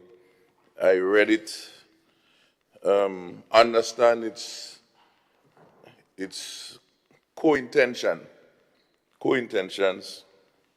Having myself, maybe 5-6 years ago, participated at what I would call maybe a sort of high-level discussion pertaining to the policy that would have then, well, drive this bill here today. So the policy is a totally different document to the bill itself, clause by clause, and what it's not saying and what it is saying. So for the first time, really, 3 days, 4 days ago, we'd have really seen what this bill is. In that regards, having read and understanding the reach of its intention, I had to be reading and at least do my work, because water is a very important thing. We learn that 60% of our body is made up of water. But as an old agriculture science teacher, like my good friend Senator Cox, plants also use a lot of water. Some of them are 90%, 80% of plants is water. Watercresses, lettuce, tomatoes, everything. Cocoa, nutmeg, banana is water. So the rivers or fish, water. Sea moss, water. So I say all this to say, and we're not even speaking about seawater, we're speaking about close to the coastline, as per the definition of water in the bill as presented. So as you would realize that this bill is addressing a significant resource that impacts the whole nation, and more specifically, the agriculture sector. The agriculture sector, which I sit here to represent the interests. So, Madam President, I wish to look at the whole issue about what is this water, because Senator Cox raised a very important point. And I read and I read and I read, and I tried to figure out, well, what is happening with where water comes from. Water comes from the sky, rainwater. Even if it's under the ground, it would have come from condensation water. And so the definitions of water, Madam President, is on page 14. It speaks about water in its natural state, flowing or situated on the surface of any land, flowing or contained in a lake, a spring, or has been altered or artificially improved. And then he speaks about the estuary. A long time I haven't seen that word, which is at the mouth of a river, or the coastal waters. So it means that person involved in sea moss production are also affected. And so I say this to say that it is my interpretation, because I didn't hear those pronouncements in the presentation of the bill. But if it's coastline, I know our sea moss producers are there producing sea moss. It involves that sort of setup. So I wanted to understand what we are dealing with. The issue, Madam President, of the abstraction, the extraction of water, again, my constituents, my stakeholders, or farmers would need to use water. Of course, there are many ways we use water in the agriculture sector, or we get water. Some persons use directly from the potable water with Nawasa, which I understand the concerns of my dear friend, Senator Luis. But as I had quipped to him privately, I said, there is an opportunity, not just now, but even then, that Nawasa should be involved in some sort of water that can provide for the agriculture sector in different ways. Untreated water, and have that infrastructure so that farmers don't have to be worrying about pumps and all of this setup, and they pay a fee for that. And there might be some way that may be able to be an innovation downstream coming out of this. Because when you look at it now as an act, and even with the amendments proposed, that component for Nawasa to be providing agriculture water still remains. So it means that it is the government's intentions and policy, if we want to say that, it expects Nawasa at some stage to find some way to service the agriculture sector. And I think this is an opportunity, and they are well placed. And that should be able to provide more jobs and keep the company much stronger, and have the farmers worrying less about having a pump here and a pump there and a pump there and so on. So this is something that I'm seeing out of this, this bill. Madam President, the issue of aquifer, a big word that I learned when I was doing geography at high school. In simple terms, my understanding of the definition as presented, we know we have farmers who would dig holes, or they will say wells in their lands, such as to capture rainwater, or maybe there might be some small, as they go down to the water table, they're going to access this water. If they don't dig it, the water will remain there, as we understand in basic geology. But if you dig, you're going to get water down at that level. Now, you may not know there is water there. It's like mining for water. And so you can dig, You can collect your rainwater, you can put your tarpaulin and all those things to make it permeable. And this definition speaks to that. So the question arises, what is that nature of purview that this commission will have on this rain that will be falling and being captured in that aquifer on the farmer's farm? That is the question. And what fees will be assigned to that? And what will be the other assessment that will be done that is happening there if the farmer is involved in commercial activities? As presented in the definitions, it was very clear that it's not only about private lands, but it is about what we refer to generally as kitchen garden, backyard garden, home use. But we know that where does this commercial start, Madam President? You see, because sometimes we have ways of interpreting things and applying things to our own whims and fancies.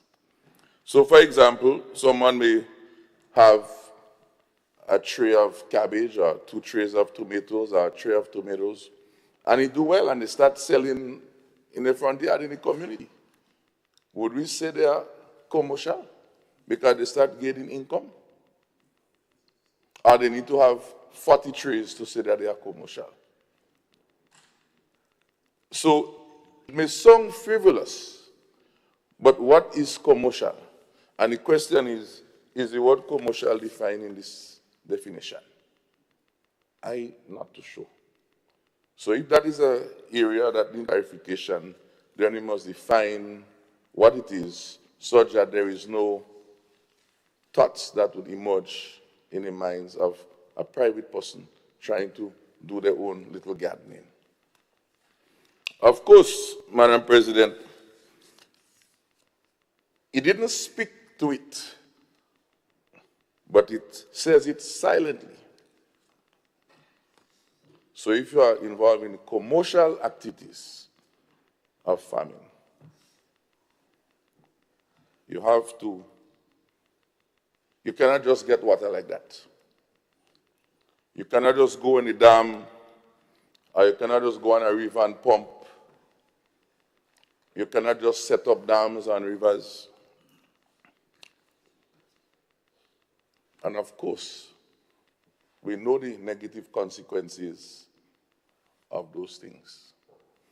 But we also enjoy the benefits of those actions through the food that we eat and we export and we enjoy for many years.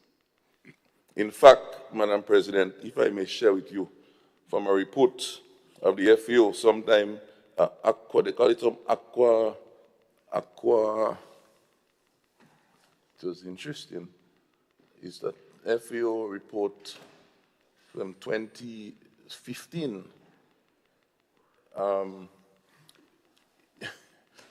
According to Greenland studies, it shows that for 1 year, municipal water consumption is about 12 million cubic meters.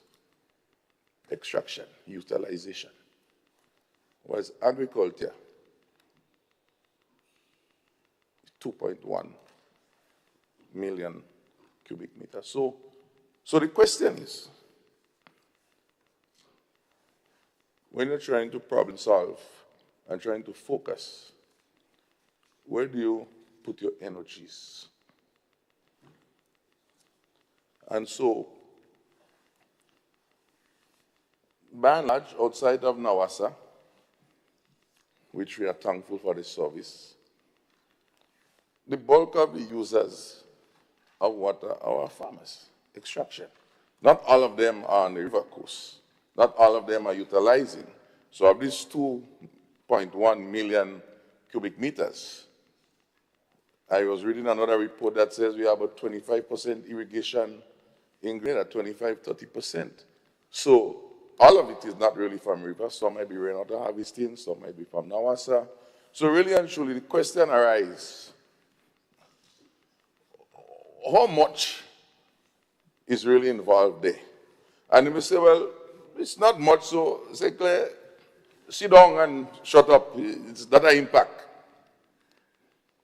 But what we do know, it takes 200-300 farmers in Grenada to create a difference with our food security. And this is what matters.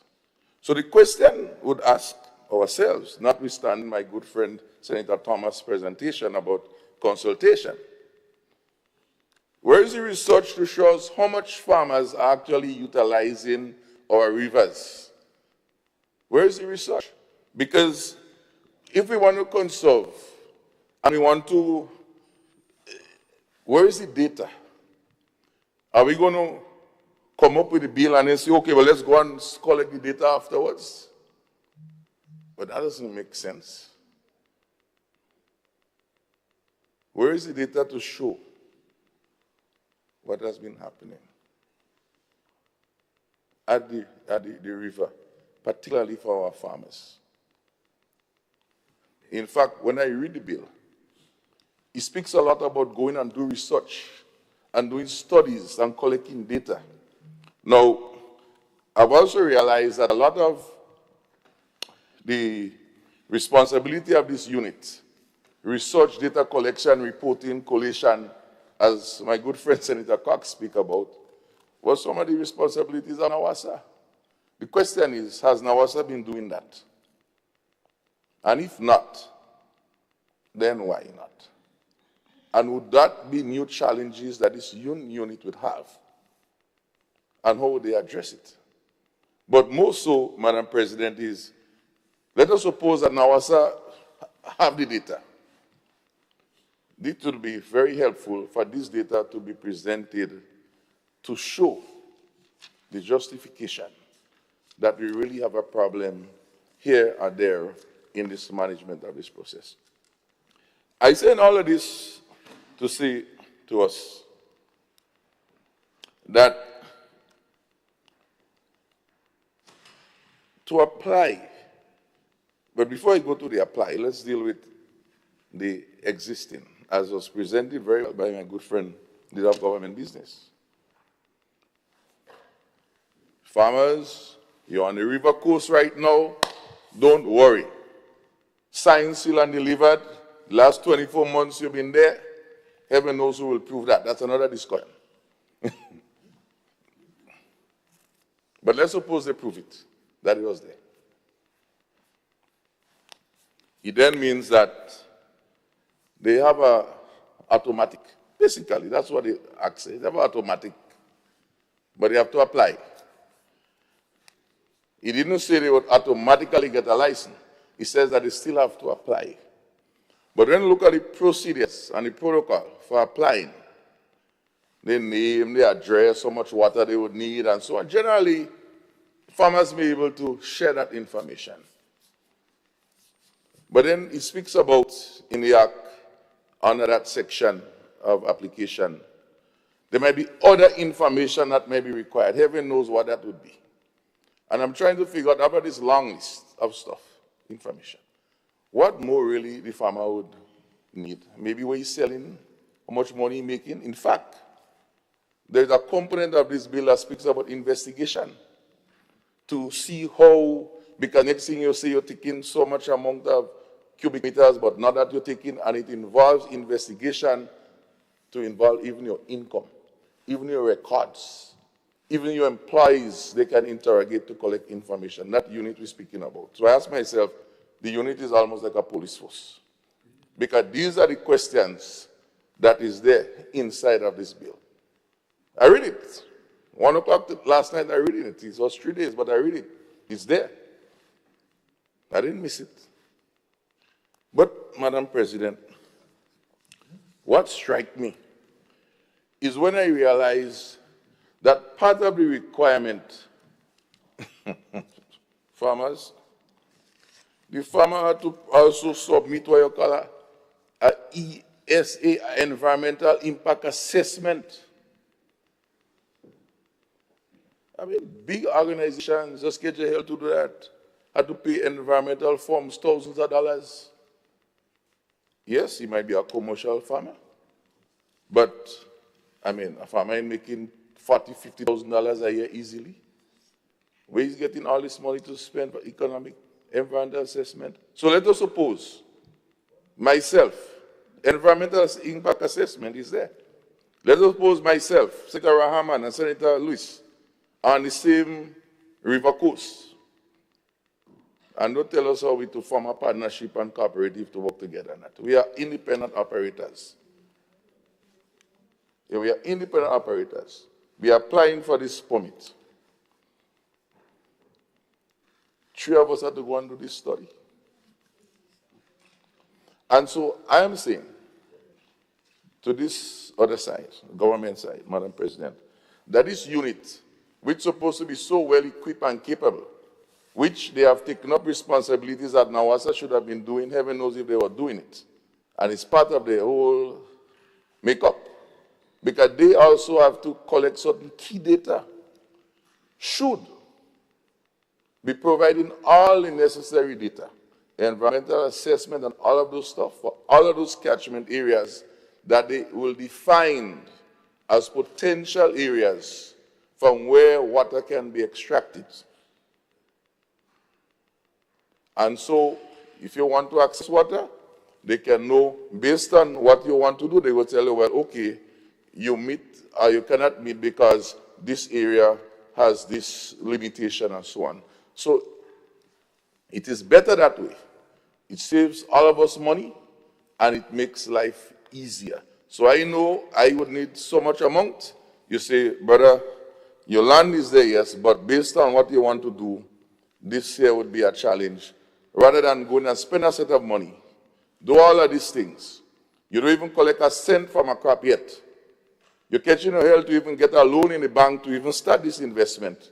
And you have to spend a set of money as a big business. In fact, what's going to happen is that sooner or later when these farmers go to the bank, the good friends in GDB to get a loan, they would have to get a permit to make sure that they have water access license. Because GDB want to make sure there is water to produce the crop. But the interesting thing about it, Madam President, as Senator Rahman rightfully gathered, that the license is only for 1 year. So even if you got his grace because he was there for 24 months, the license is for 1 year. And so his recommendation, as we sit down in a bilateral, is not a bad idea at all. In fact, what is not said, but what is there in the bill, is that you have to apply 3 months before the time up to know if you go get another one. So essentially, if we do the maths, 3 from 12 leaves us with almost nothing. So go to a bank or to a credit union and tell them on the 9th month or the 10th month you have to apply. They say, well, hold on, you have a 5-year loan here. You go to any of the hotels to do a contract. They say, well, hold on, what's going on here? I cannot show and guarantee that you would be able to be sustainable in what you're doing. Now we're making the farmers more unreliable. No, we're not saying the intention is not good. But somehow, Madam President, some wheels ain't right in that vehicle. And so, it brings us back to some key issues. Key issues. Our good friends in that land use policy. Madam President, and I didn't even say it, the bill speaks about it. It speaks about the nature of the land, the geology, and all of those things. Because if we understand land use policies, we would know what crops can go in certain areas. The scientists will tell you how much water the different crops would need. And so based on all of this water assessment and water availability, to understand the impact on the environment, you can able to easily say, you want to grow cabbage or tomatoes or cocoa or bananas, then this area here would not be good because the water capacity, the soil capacity to handle that storage and other impact would not be good. Additionally, the land itself is not good for growing the crop that you're working with. And that is what you call progress. But what we are doing now, and I think Senator Lewis mentioned it, is having only the cat, not even the horse. Because those missing elements will not get us to this thing. In fact, the contradiction, Madam President, to this whole intention, and what we're trying to do here is to see how we could make this thing work, you know. Because how it is there now, you need a lot of work. Understand the rush nature, that's why we're trying to do everything on time. On page 27, on page 17 is where the whole story unfolds. It speaks about the guiding principle on which this whole resource management will take place. And I know yourself, Madam President, is very familiar with these other territories, having been in that climate change and area yourself. The issue of precautionary principle. I was shocked because first time I saw that word. And then I think Senator Hosford spoke that earlier. In layman terms, he said, you'll get to the point where you're also sure that you would delay, his concern is there will be a other delay in decision making because the data are not there, the unit is set up, and the best thing to do in those cases, as a good friend of mine normally say, when in doubt, leave out. And that is the negative part about that principle. And so I asked myself, when I read the objective of this bill, because you speak about phase implementation, but it didn't give us a sense as to when which component will come in. And that's a concern. That is a deep concern. And then the other principle, it speaks about the polluters principle, but the two other important principles has to do with the issue of the ecosystem and forestry principle. And so I ask myself, again, Madam President, whilst yes, the intention might be good, the absence of a land use policy, which will interfere with our whole vegetation. Look at what's happening. We're cutting down trees, we bulldoze in place, building all sort of structures that still putting pressure back onto our whole water system. And then we're speaking about that as a guiding principle. Then this sounds very contradictory. But the last part of the principle that is very interesting, that I didn't think that the bill leverage, and maybe government policy is there, is the whole issue of common and differentiated responsibilities, whereby we are saying as small nations, is the developed world that causing all of these problems with why we don't get enough water, why we getting global warming and all of these things. And so the question is, how can this bill leverage to get partnership with the developed world such that we can able to create better opportunities for investment, such that better as rainwater harvesting, new technologies in irrigation, concessions and other sort of opportunities, and I'm speaking specifically of the farming community, and not even very enough into the business sector, etc. So this, to me, was a major area. And then, if I just go, right, the issue of the emergencies, I think that was addressed ably by Senator Cox, so I wouldn't go there. My other concern also had to do with the tribunal. And I'm not in his legal space as Senator Lewis or the Senator Hosford or the Attorney General. The issue of this tribunal, I found it very sketchy. Maybe it's my own ignorance. Because my research, there's some tribunal that it may involve some sort of judge or magistrate. There's some tribunal that may involve maybe some retired judge, or it may just be some other senior person. And so I was concerned about the tribunal, because if there is grievances where you apply and you didn't get through and there was some problem and you want to appeal, that tribunal, the composition of that tribunal, I thought, again, we come with much better bill than this, Madam President.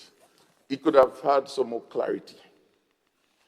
We need to know, because that could just pop up. You know, it's like, okay, you appeal, okay, we'll get Senator Rahman, Senator Lewis, and Senator...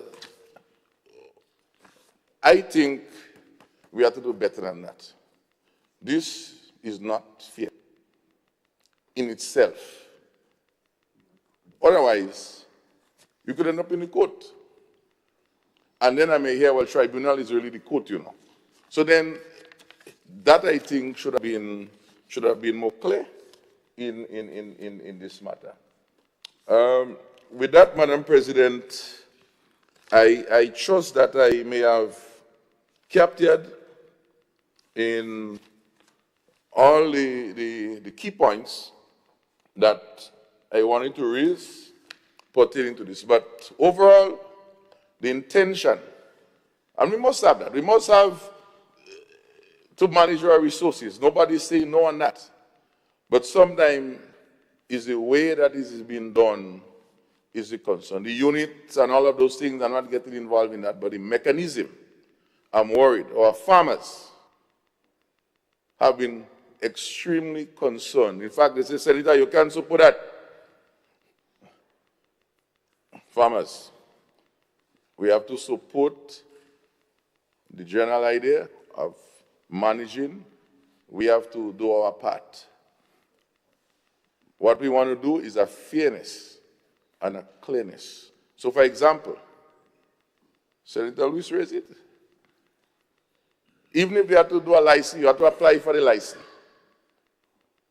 We don't know what the fee would be yet, and understandably so. But when you do the license, you have to pay for extraction. You have to pay for the amount of water you'll be using. And the farmers will say, well, look, we don't have a problem to pay now. The question is how much. And then, for those economists and those accountants, you know, every time you incur a cost, you cannot keep a cost, because otherwise the business will bust. So this cost, somebody must pay that cost. And that is why, Madam President, notwithstanding the application for a license to extract, notwithstanding the need for conservation, and we agree with all of that. In addition to Rahman's suggestion, said my good friend, Senator, it is our plea that this whole issue of fee should be very nominal. I can hear the farmers saying, Senator, what happened to you? It should be zero for the first 3 or 4 or 5 years to give them a break for those who would have invested so much already.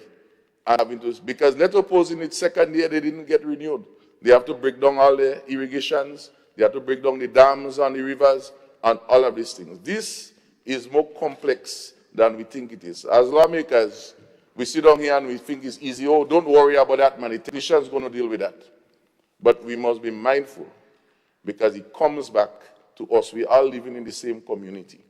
And so we are also making an appeal that this issue with the fee, we have to be mindful, because this is going to drive right back into our food security It should be go back into our food security, what we're just trying to achieve. We just come out in burial. We don't even, some people cannot even go back to their lands right now. And so sometime, Madam President, as I close, you say, when can a farmer see blue skies? If it's not one, it's the next. And certain things that we're repeating because we could sing it quietly. Here we know we come in.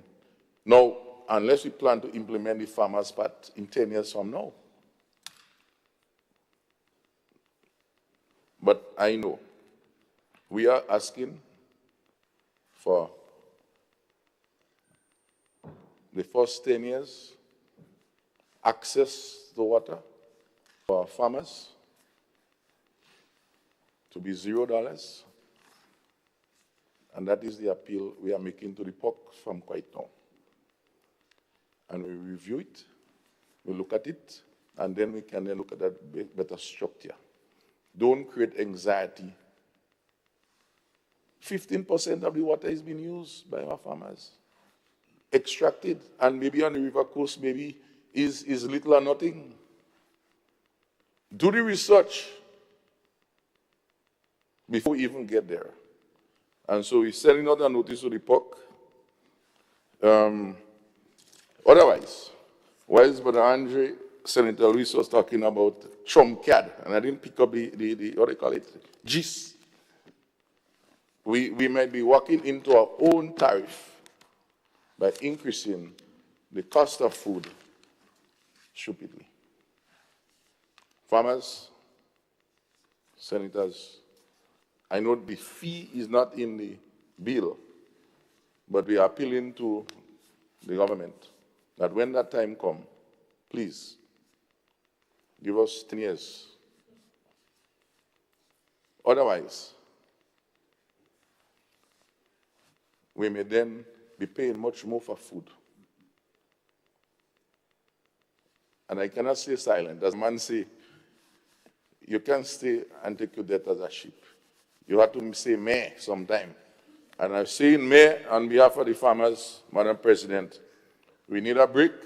We will support what needs to be done in a collaborative way. And you have our support. But 10 years moratorium. We will give you good food, and of course, we can give you good prices. I thank you. I thank you, Senator Sinclair.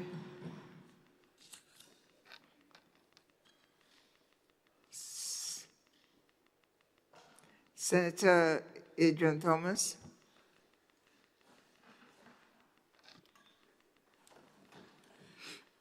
Thank you very much, Madam President. Madam President, I would have liked to wrap up instantly, but I think there are a few comments I would like to make.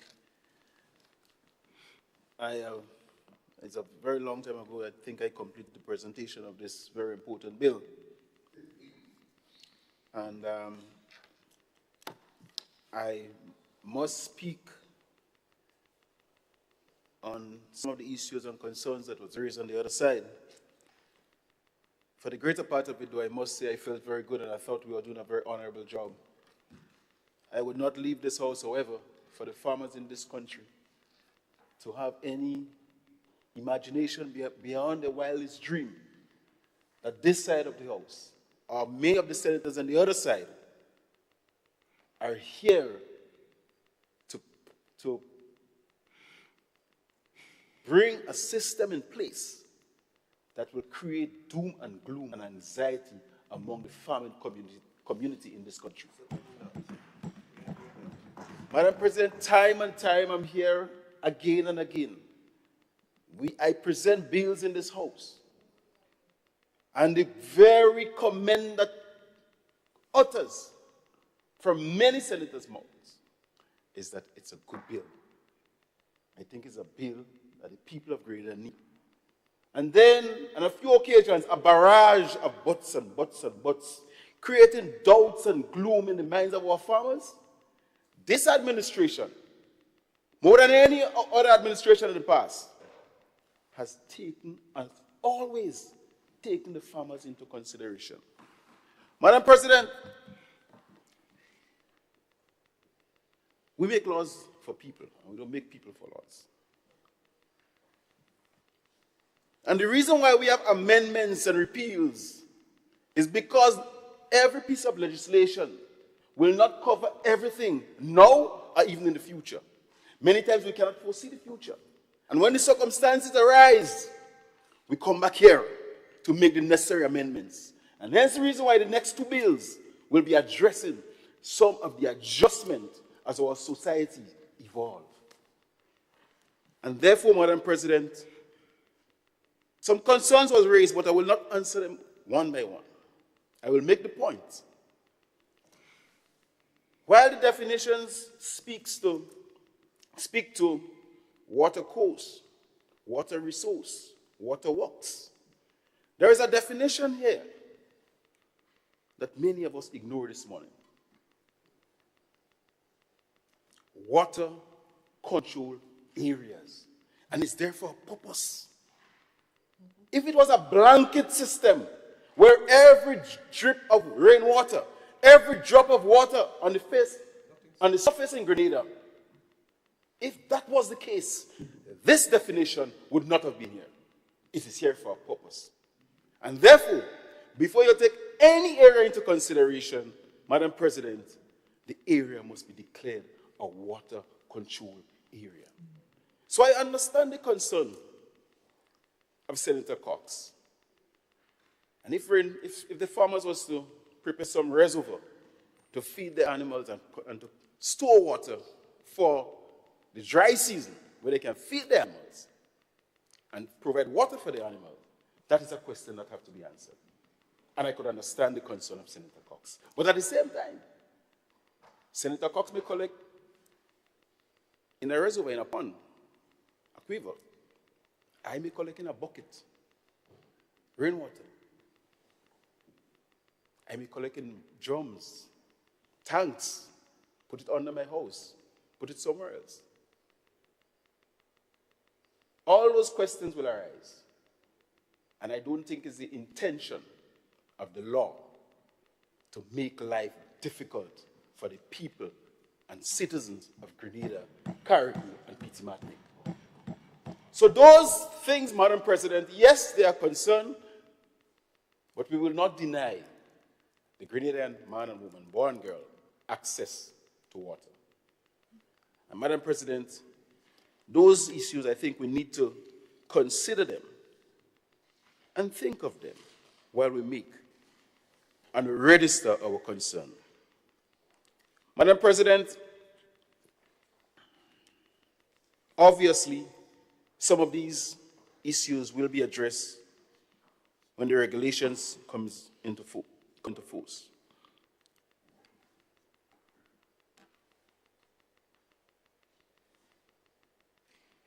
The issue was raised on the question of whether NAWASA will have to pay a fee, and some of the companies. The question is they will all be subordinates to the units. And yes, they will have to pay a fee. And that is what the management is all about. What the fee is, yes, the legislation doesn't deal with the fee specifically, because a bucket of water, a tank of water, a whole reservoir, there are different circumstances. And the regulation will take care of those things. So, Madam President, having said this, I would like to thank everybody for recognizing and acknowledging the importance of this piece of this bill. At this point in time, I believe that the Grenadian people will be happy for it and they will understand it.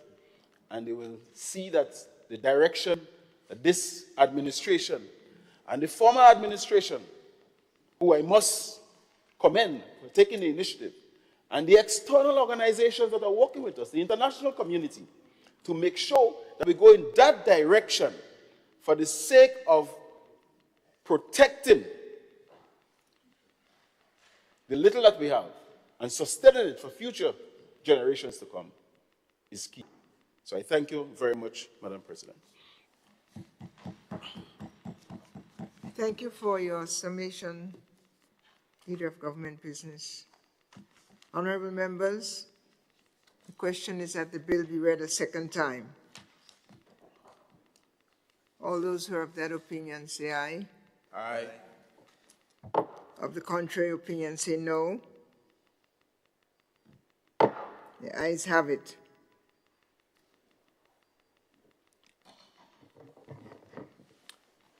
A bill for an act shortly entitled Water Resources Management and Regulation Bill 2025.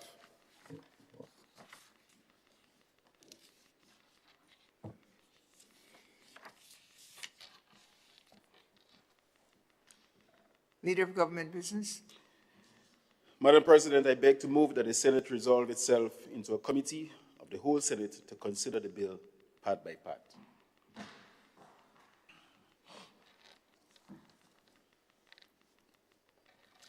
Honorable members, the question is that this Honorable House resolves itself into a committee of the whole Senate to consider the bill clause by clause. Part by part, sorry. All those who are of that opinion say aye. Aye. And of the contrary opinion say nay. Ayes have it.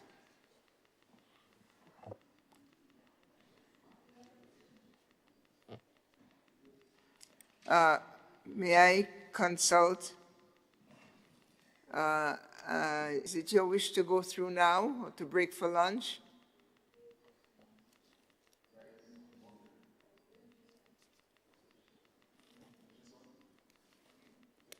We complete this one. Thank you.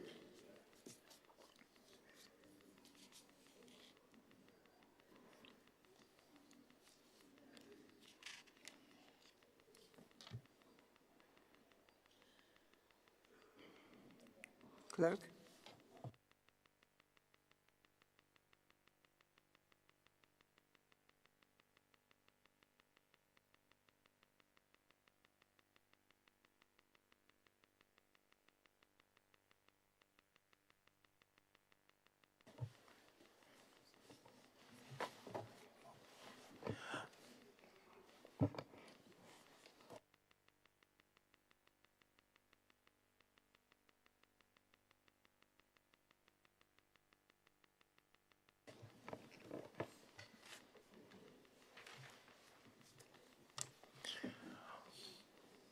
Part 2, Water Resources Management and Administration.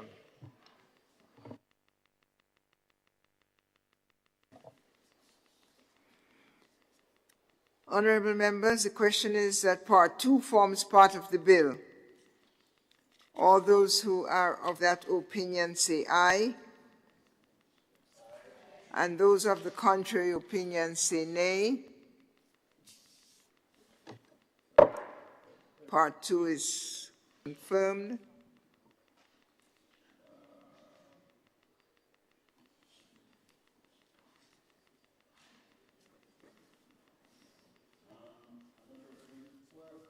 Point of order.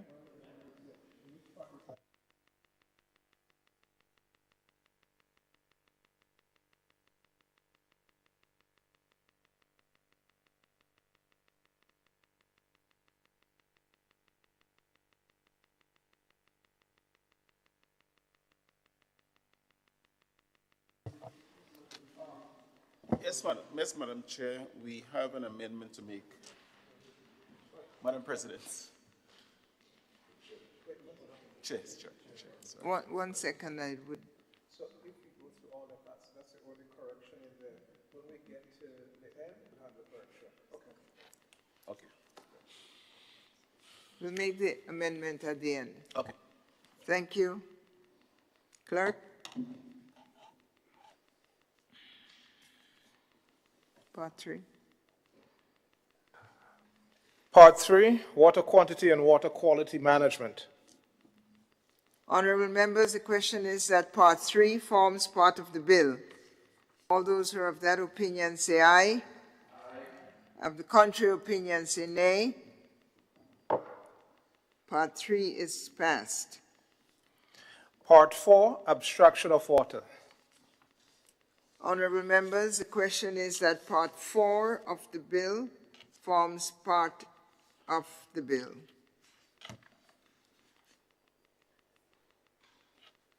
All those who have that opinion say aye, and of the contrary opinion say nay. Part 4 is passed. Part 5, water and wastewater control areas and permits. Honorable members, the question is that Part 5 forms part of the bill. All those who have that opinion say aye. Of the contrary, say nay. The ayes have it. Part 6, appeals. Honorable members, the question is that Part 6, forms part of the bill. All those who have that opinion say aye, and those of the contrary opinion say nay. Part 6 is passed. Part 1, preliminary. Honorable members, the question is that Part 1 forms part of the bill. All those who have that opinion say aye, and of the contrary opinion say nay. Part 1 forms part of the bill. Honorable Senator. Yes, Madam Chair, there is a correction in the preamble.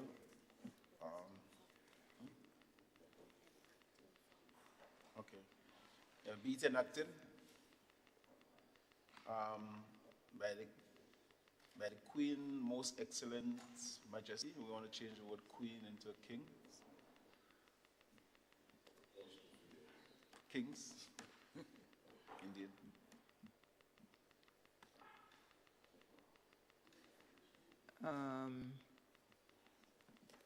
This is para 2 of the preamble. It's not called preamble, but it's effectively the preamble. Please repeat the amendment proposed. We're deleting the word queens and replace it with kings.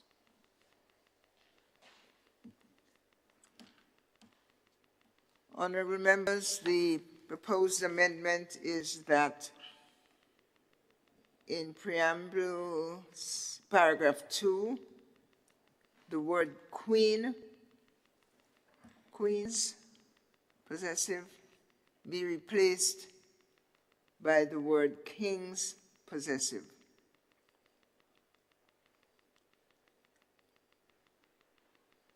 I trust you have found it. All those who are in support of that amendment say aye. Aye. Of the contrary opinion say nay. There is a light on. Senator Claudette Joseph. Sorry, Madam Chair, I didn't let you finish. Take the vote. I will do that now. You did not what? You were taking a vote on the proposed amendment. Yes. There are 2 other amendments that I've spotted in the definition section that I believe should have been made. May I complete the vote on this amendment? Yeah. Thank you. So all those in favor of the amendment, the removal of queens replaced with kings, say aye. Aye. And those opposed say nay. This amendment is passed. Thank you. Senator Claudette Joseph. Yes, Madam President, my apologies. I thought the clerk, these 2 amendments I'm going to point out in the definition section, I thought they were identified to the clerk before, but apparently not. The definition of government in the definition section, and likewise state. It says there means the government of Grenada, Carriacou, and Petit Martinique, but the name of the state is Grenada. So it should not include the words Carriacou, and Petit Martinique, both in defining government and state at Section 2. Section 2, the definition section. It's at page 13, where government is defined, and then page 14, where state is defined.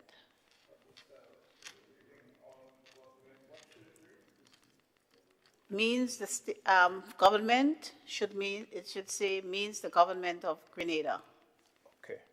So Carriacou and Petit Martinique gets excluded because of, okay. Yeah. And state should say state of Grenada.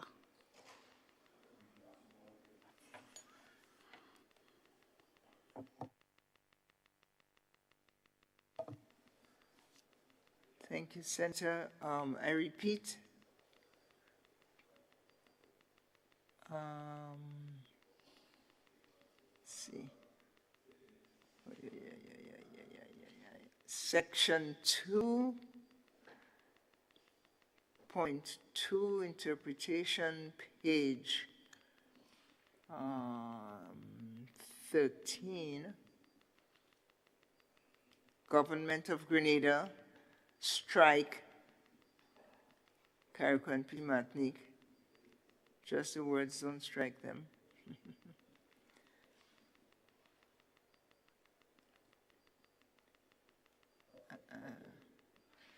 Yeah.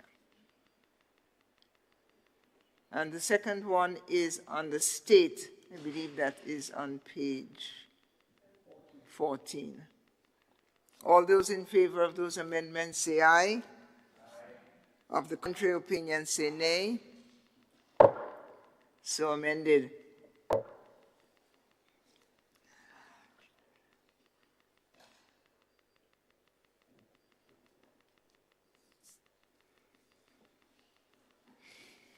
Senator Thomas.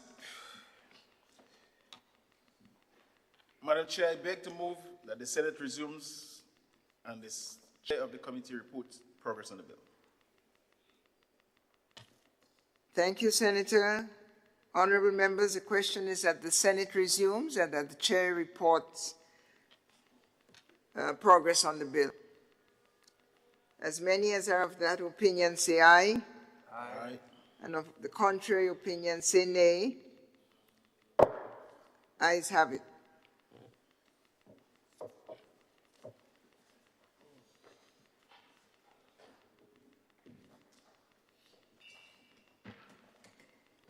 The Honorable House is resumed.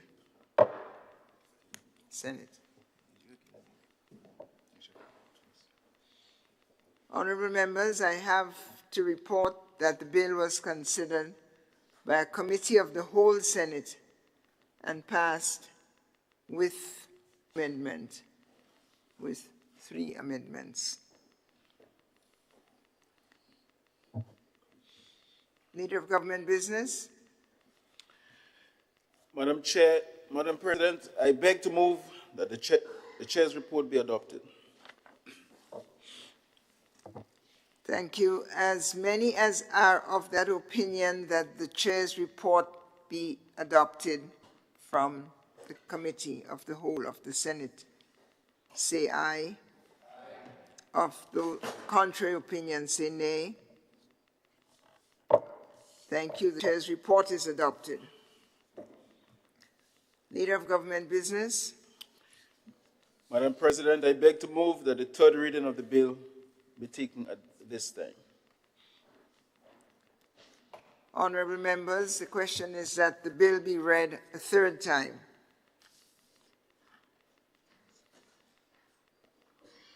As many as are of that opinion say aye. Aye. Contrary opinion say nay.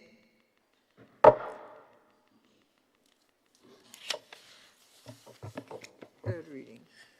The bill for an act shortly entitled Water Resources Management and Regulation Bill 2025.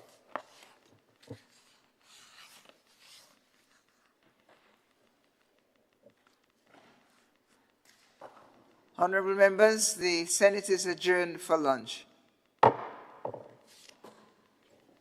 Maximum 1 hour, preferably 45 minutes.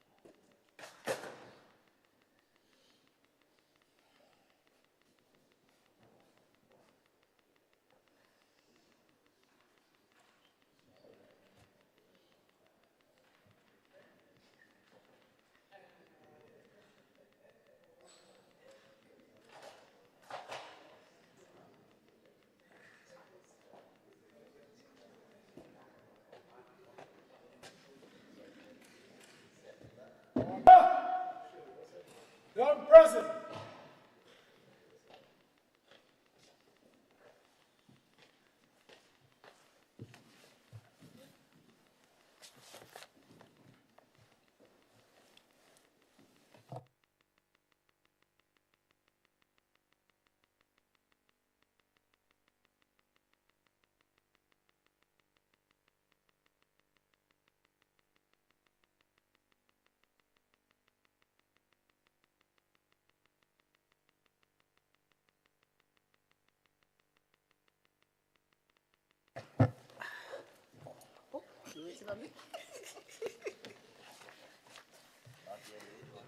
Will you turn on the lights?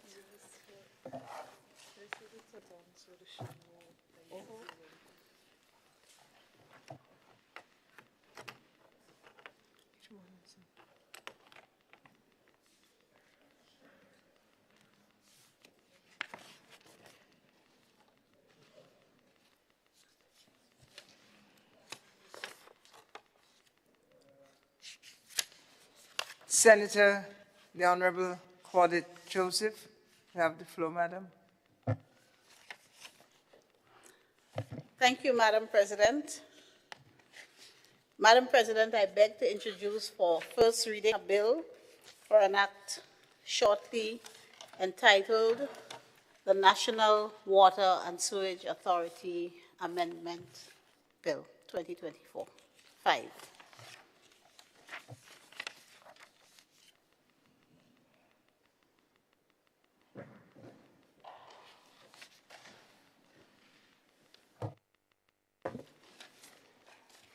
A bill which seeks to amend the National Water Sewerage Authority Act, Chapter 208, shortly entitled National Water and Sewerage Authority Amendment Bill 2025.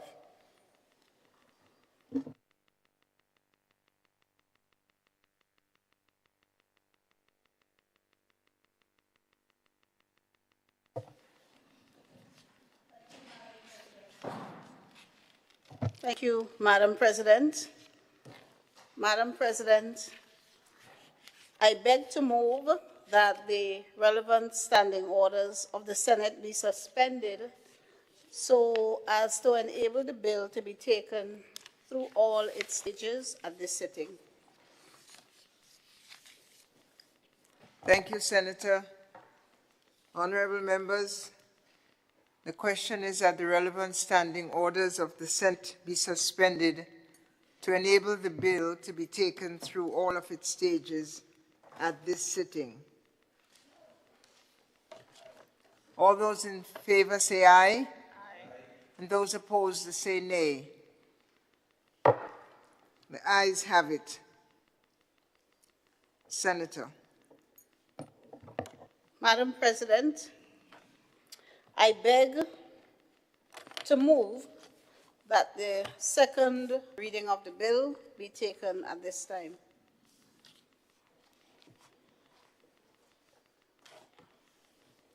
Honorable members, the question proposes that the bill be read a second time.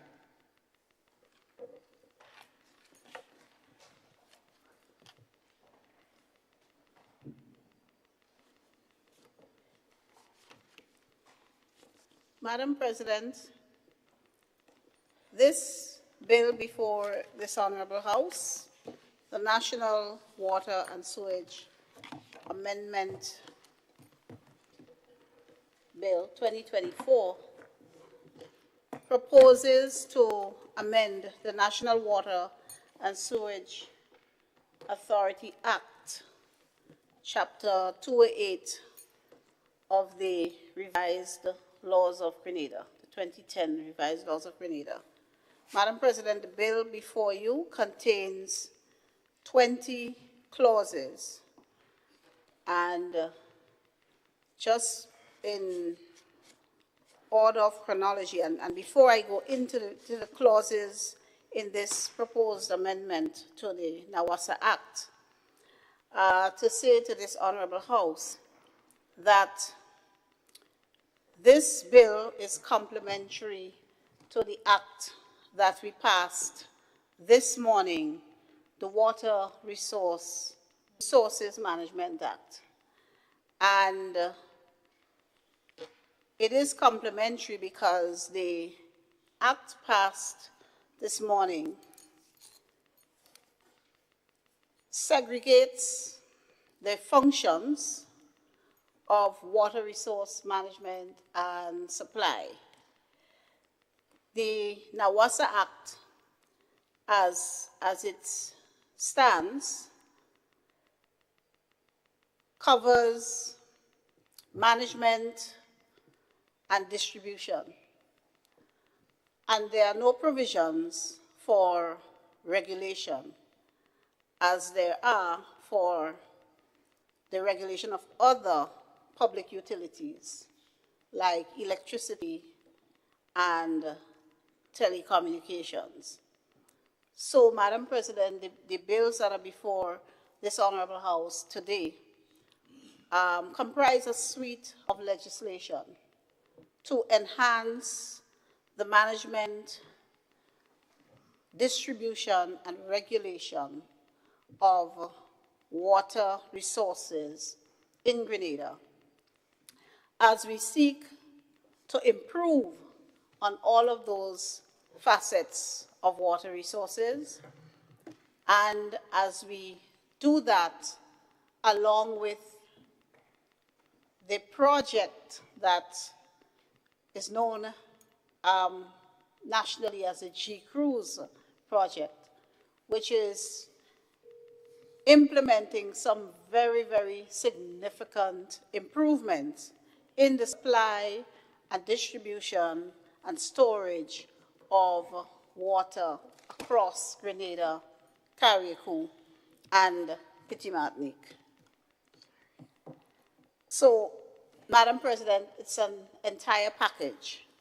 And so that the Water Resource Management Act will have full meaning, effect, and functionality, some amendments are necessary to the National Water and Sewerage Authority Act.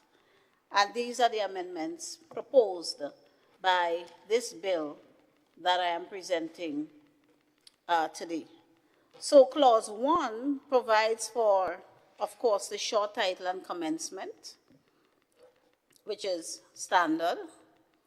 Clause 2 amends Section 2 of the Principal Act, the Principal Act being the National Water and Sewage Authority Act, as I said before. And it repeals certain definitions in the Principal Act. And you would find those definitions being transported, or they were transferred to the act that we passed earlier, the Water Resource Management Act. So that's what Clause 2 will do. And there is an amendment that we would treat with when we get to the committee stage in terms of one of the definitions that we have in this act, and that would be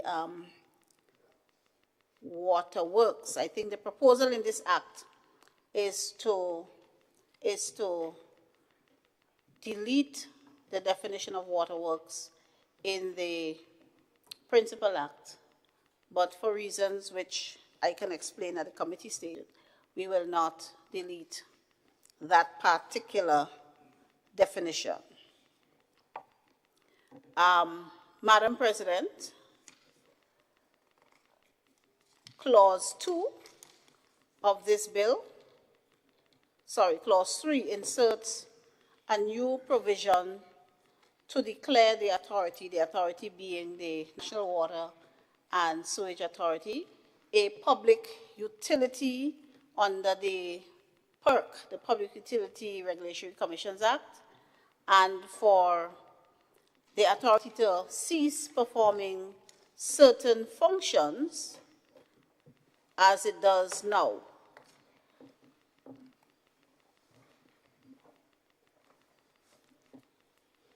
Madam President, it provides that Clause 3 of this amended Act provides that as from the date of operation of the Water Resource Management Act and Regulations, or Management Regulation and Act,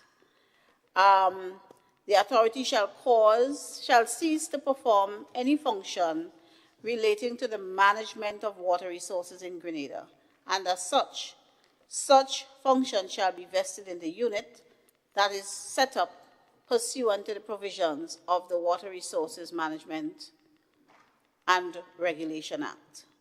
So this is the section under which the management function of NAWASA is now moved to the unit set up under the Water Resources Management Act.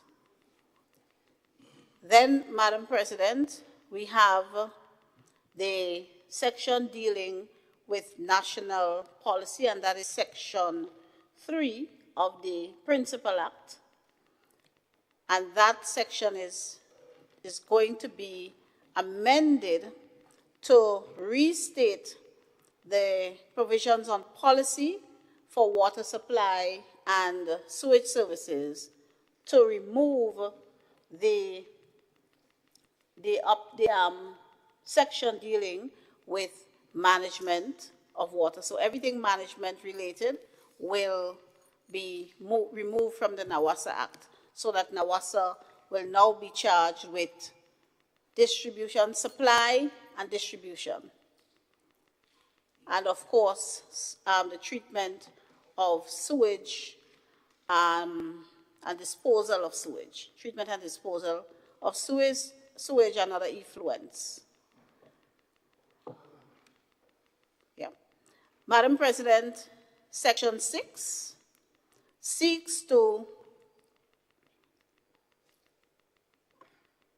amend Section 7, subsection 1 of the Principal Act to mandate the authority to provide the public a satisfactory supply of potable water for domestic purposes and a satisfactory supply of water for agricultural, industrial, and commercial purposes. Section 7 repeals and replaces, it says there, Section 11 of the Principal Act, but that should be Section 12, Madam President, so that's another correction we will have to make. Repeals and replaces Section 12 of the Principal Act by saving all existing rights of the authority to use, abstract, manage and control the flow of water upon the terms of their grant or other lawful authority under which they are held. The provision also empowers the unit, that's the unit set up by the Act passed this morning, and the authority to enter into service agreements. If any dispute arises concerning the terms of the service agreement, the Commission shall seek to resolve the dispute. The Commission being the Public Utilities Regulatory Committee, PURC. Then you have the repeal of Sections 12 and 13 of the Act by clauses 8 and 9. Clause 10 amends Section 17 of the Principal Act to empower the authority, after consultation with the unit, to take steps necessary to protect its water supply services or sewage services after the authority gives notice to the owner of land. And the amendment there, the current provision says the authority, after reasonable notice, has been given to a landholder concerned, if it appears to the board, that would be the board of NAWASA, to be necessary to protect water resources, sewage, or any, may conduct and maintain upon the land such works as it considers necessary, etc. So that's the amendment there that would be made to Section 17. Section 23 of the Principal Act is also amended to remove the provisions dealing with,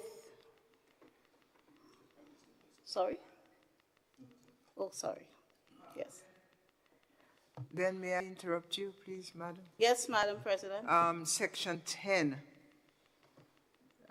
Clause 10, which repeals Section 17 of the Principal Act. So there's Clause 10 of the new proposed bill, authorize authorities to construct and maintain upon the land such works as the authority considers necessary or desirable. That's Section 10. It's, how is the land to be made available? Madam President, the Water Resource Management Act that we passed this morning provides that all water resources, so it's Section 34 of the NAWASA Act will be amended. That is the section which gives authority over NAWASA of all water resources in Grenada. If you look at the current section, Section 34, yes, Section 35 rather, that gives authority. But hold on, I'm citing the wrong section. Let me get it. Let me just get it here. Sorry, I think I'm citing the wrong section. Section 26.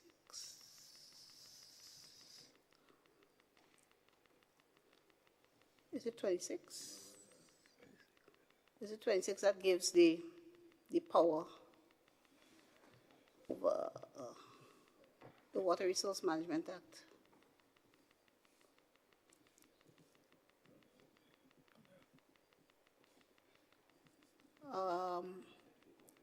Right. Madam President, I'll get back to Section 25.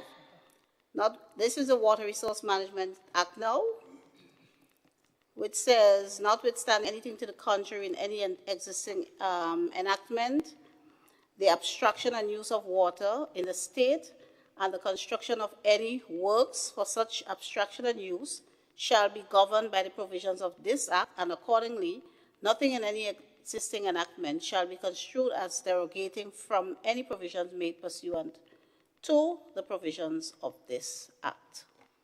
So it gives the unit the power to have control over water resources in Grenada, and a similar provision is to be found at Section, I am thinking 35 of the current act, but it's not that.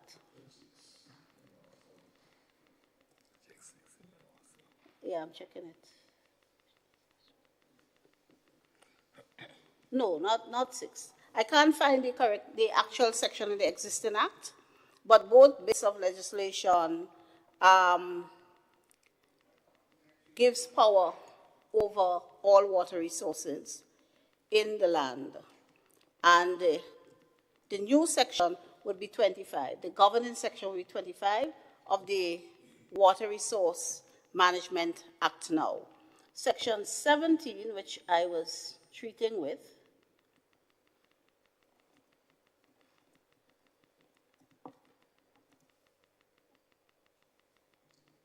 so Section 17 of the current acts says that the authority, that's NAWASA, after reasonable notice has been given to the landlord concerned, the landowner concerned, if it appears to the board to be necessary to protect water resources or sewage, may construct and maintain upon the land such works as it considers desirable. and that is to protect the body of water, to dispose or control the flow of water, to conserve or store water, distribution, apportionment, measurement of water, or collection, treatment, and disposal of sewage. And then we go on to 18, which says the authority shall pay compensation, because, you know, in our Constitution prohibits the state from acquiring private property without prompt compensation being paid. So, to make provision for that, Section 18 of the Nawasa Act provides that the authority shall pay compensation to the landowner on which works are being, for the land on which works are being done under Section 17. The new Act mirrors this as well.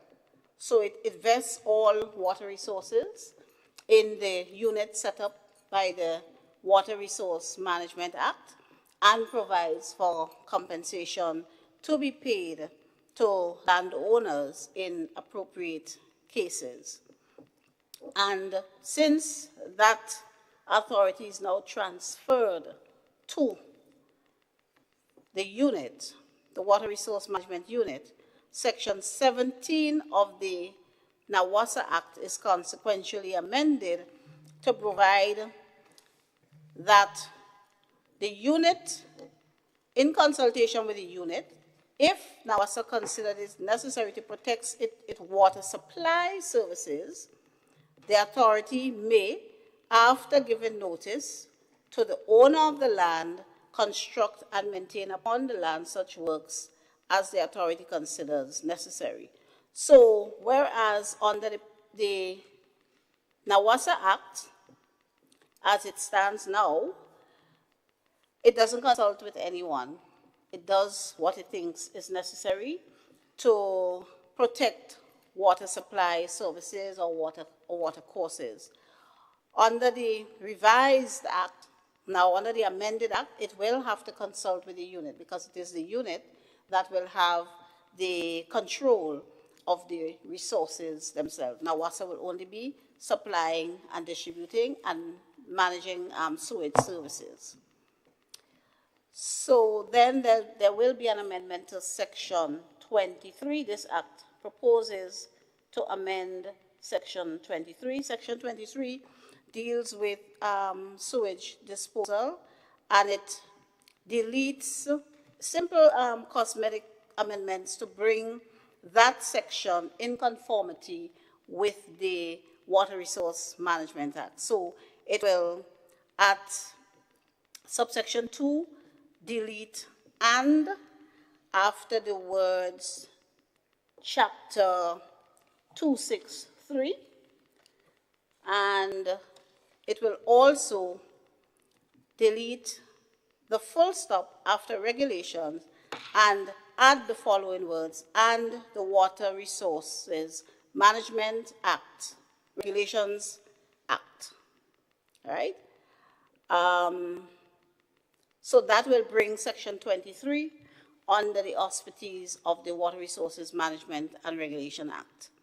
Then Section 27 of the Principal Act is proposed to be amended by deleting subsection 1, which now provides, let me get Section 27.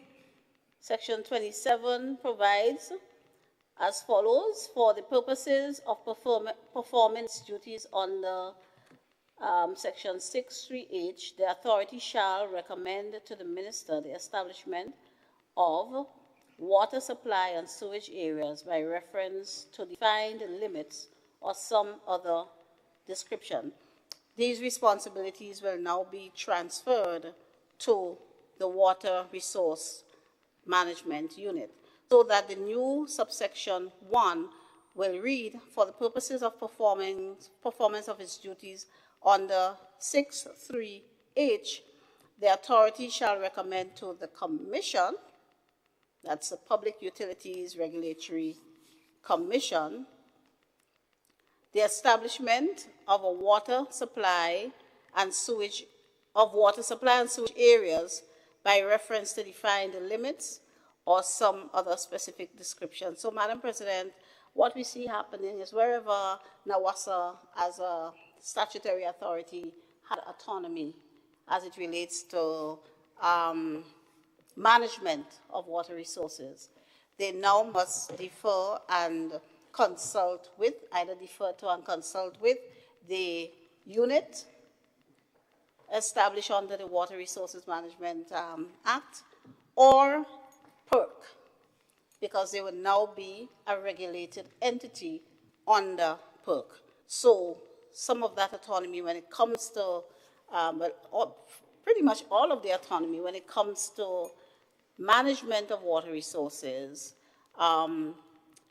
now it would be transferred. So subsection 3 of Section 27 of the NAWASA Act will be deleted and the following section will appear. The Commission may, and that's the PERC, may, on recommendation of the authority from time to time, vary the limits or description of any area established by order under subsection 2. Then Section 27A of the Principal Act, and Section 27 deals with levying and collection of rates, charges, and fees.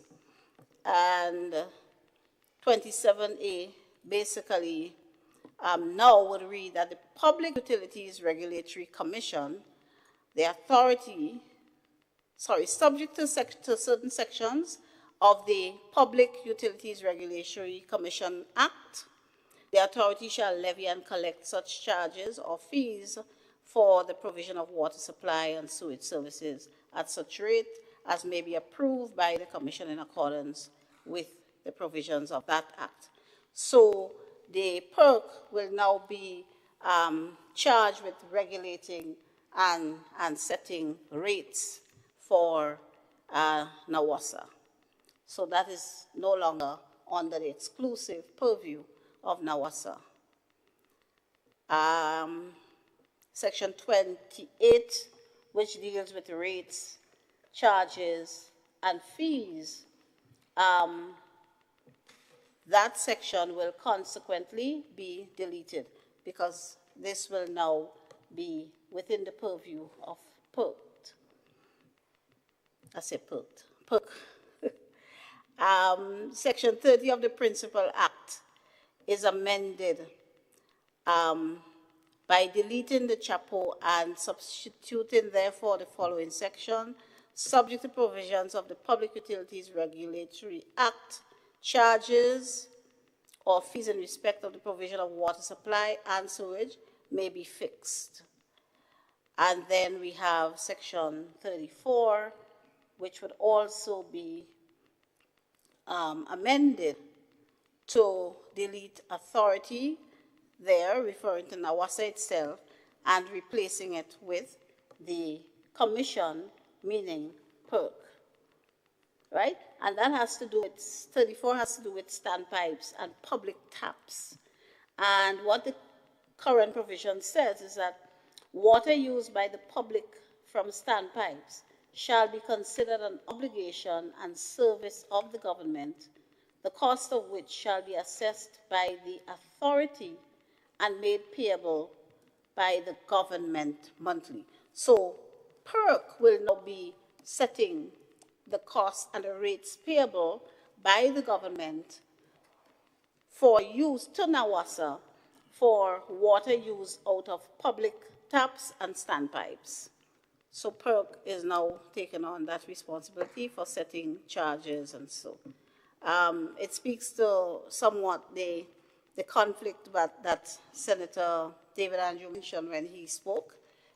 It makes for better and more transparent management of our water resources and takes away the appearance of self-serving imposition of rates and taxes. So I think, rates and levies.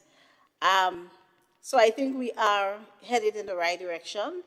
I note that most, well not most, all of our colleagues on the opposite side of the aisle support the bill. They have some concerns with the procedure and the timeliness of receiving the papers for Parliament, and I trust that the office of the Houses of Parliament will attend to these concerns, because we all want to be prepared and ready when we come to these houses to do people's business. But despite the concern of the tardiness in receiving the documents, our colleagues all see the wisdom in this legislation.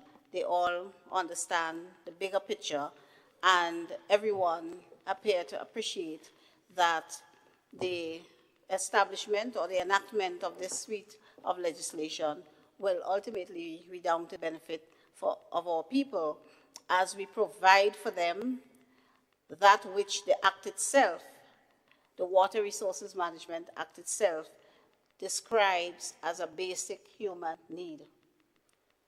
So we want to ensure that the management, supply, distribution, and regulation of water resources is undertaken within a framework and under a legislative regime that is transparent, that is sustainable, and that will result in improved quantity and quality of water supply and a reliable sewage management mechanism in Grenada. So, Madam President, with that said, I will commend to you the provisions of this amendment to the National Water and Sewage Authority Act.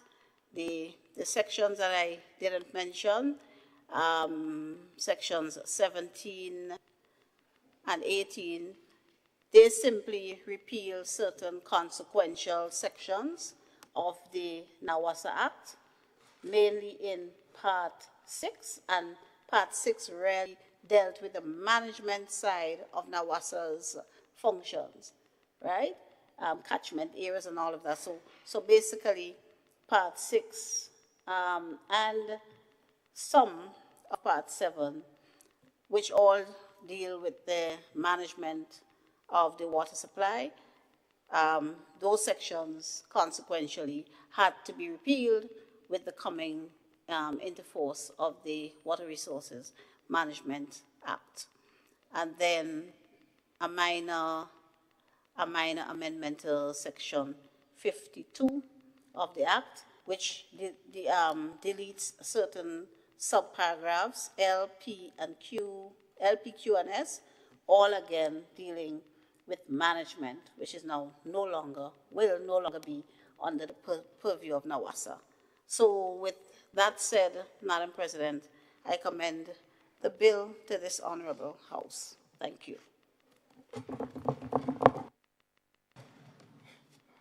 I thank the distinguished senator for her walking us through this changing landscape, which highlights the role of the PUR as a governing regulatory body, which will now take on the national resource management and regulatory arrangements under the bill we passed this morning. And with the amendments now before us, I invite colleagues, senators, to make their contributions.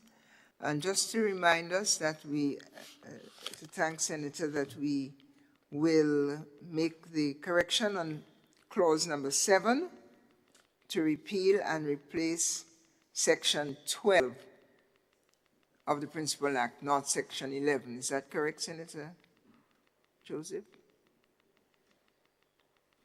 Yes. That's correct. Yes, Madam President. Thank you much. Thank you. Floor is open.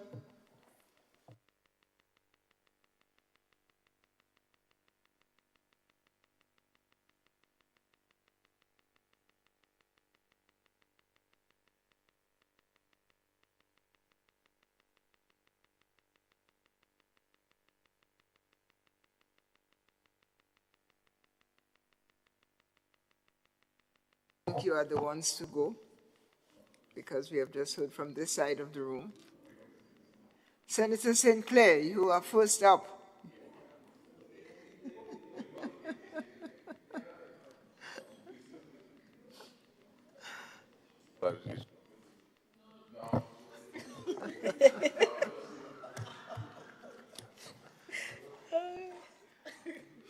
Actually say it. Senator Joseph. Madam President, I beg to move rather that the Senate resolves itself into a committee of the whole House to consider the bill clause by clause. Already.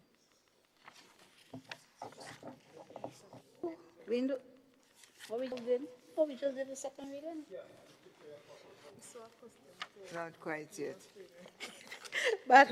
Madam President, I'm sorry. I thought we just did the second reading.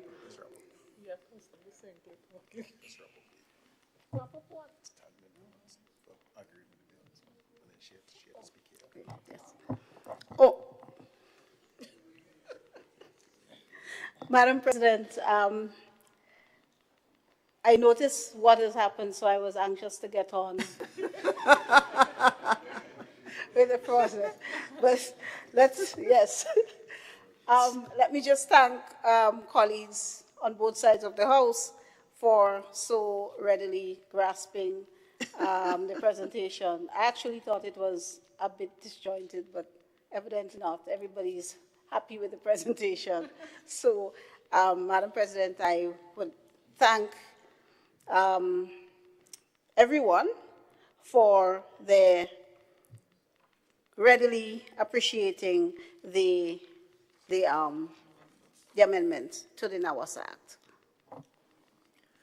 Thank you, Attorney General. You're a good attorney. And honorable senators, the question is that the bill be read a second time. All those who are of that opinion say aye, and of the contrary opinion say no. The ayes have it. A bill for an act shortly entitled National Water and Sewerage Authority Amendment Bill 2025.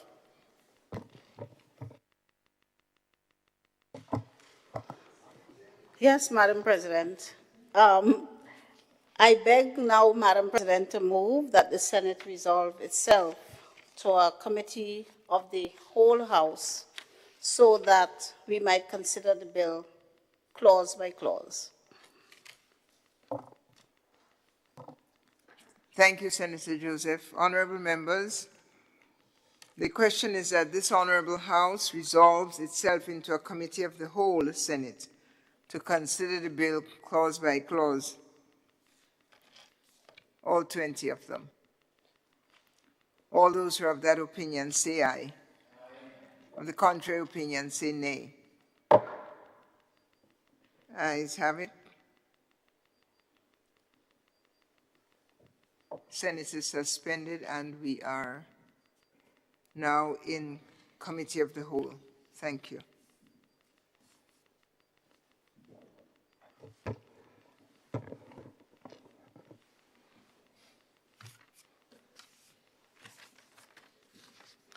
Clause 2, amendment of Section 2 of the Principal Act.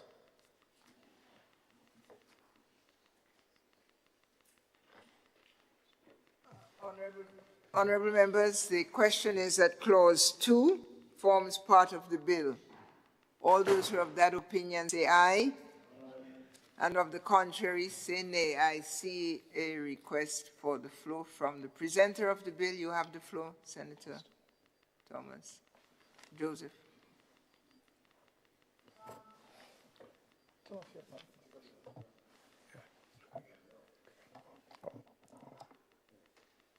Madam President, the amendment that I mentioned during the presentation, and that is the removal of the word waterworks as one of the deletions to be made. So it would be just water course and water supply services.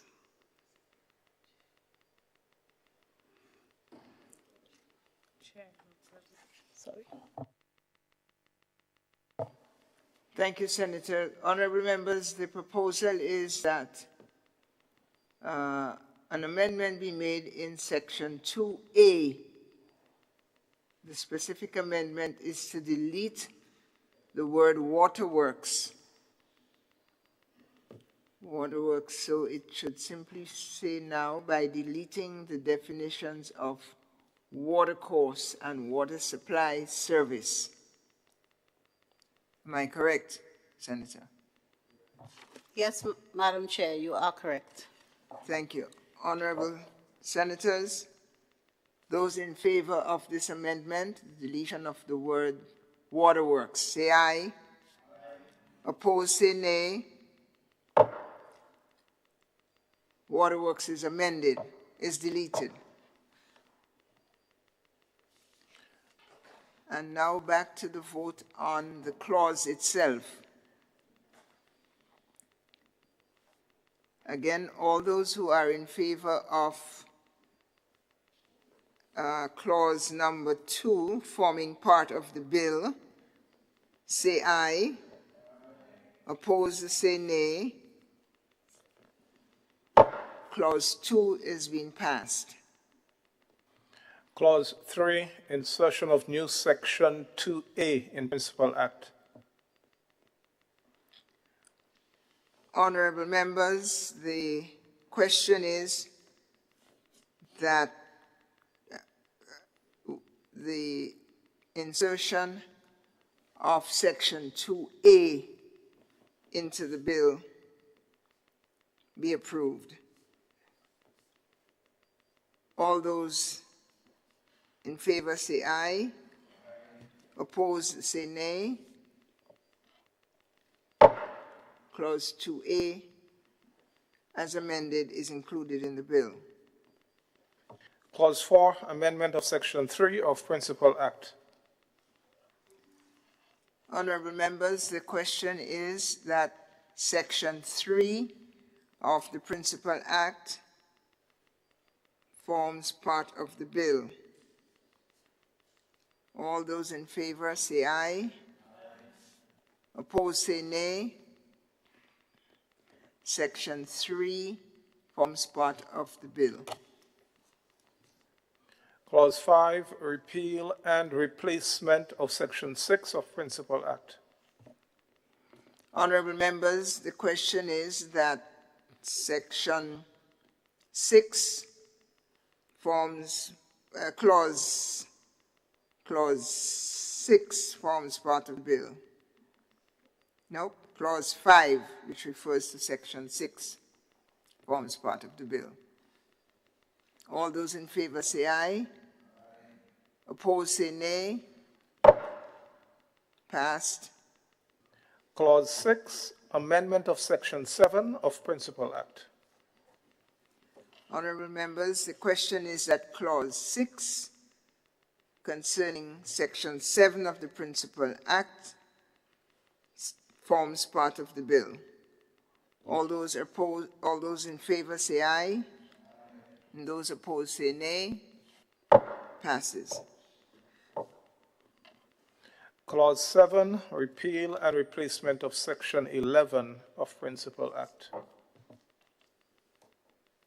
Honourable members, the question is that clause 7 concerning repeal and replacement of section 12 of the Principal Act will form part of the bill. All those, there is an amendment there. We have to actually vote from 11 to 12. So,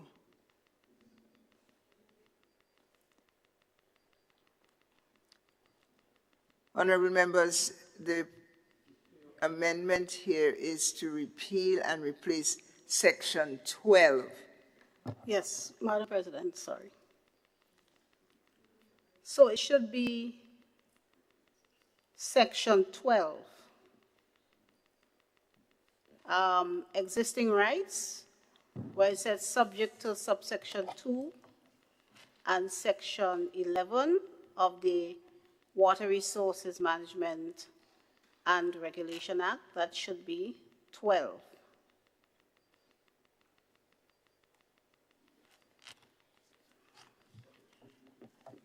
Thank you, Senator. So, Senator, Clause 7 of the proposed bill we are considering, Clause 7 speaks of Section 12 of the Principal Act, and so does Clause 8.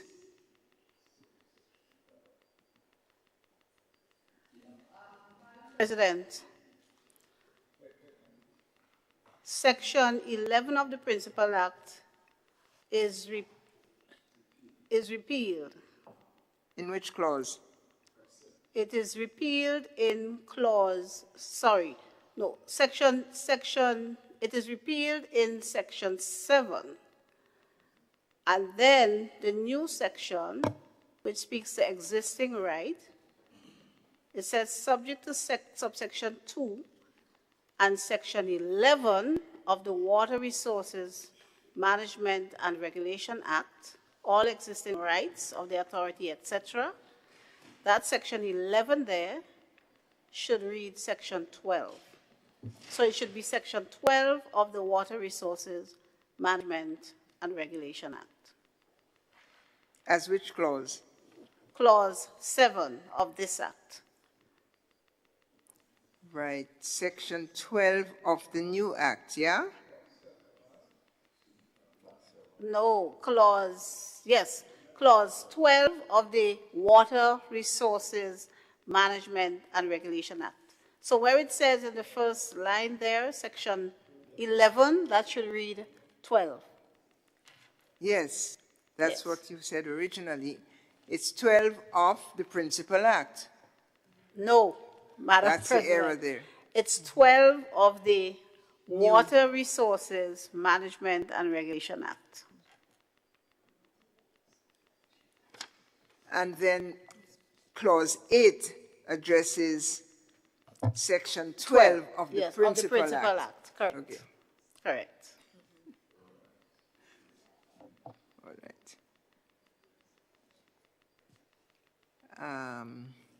So let's go back to clause number 7. Clause number 7 of the amendment bill before us. Honorable members, the question is at clause 7.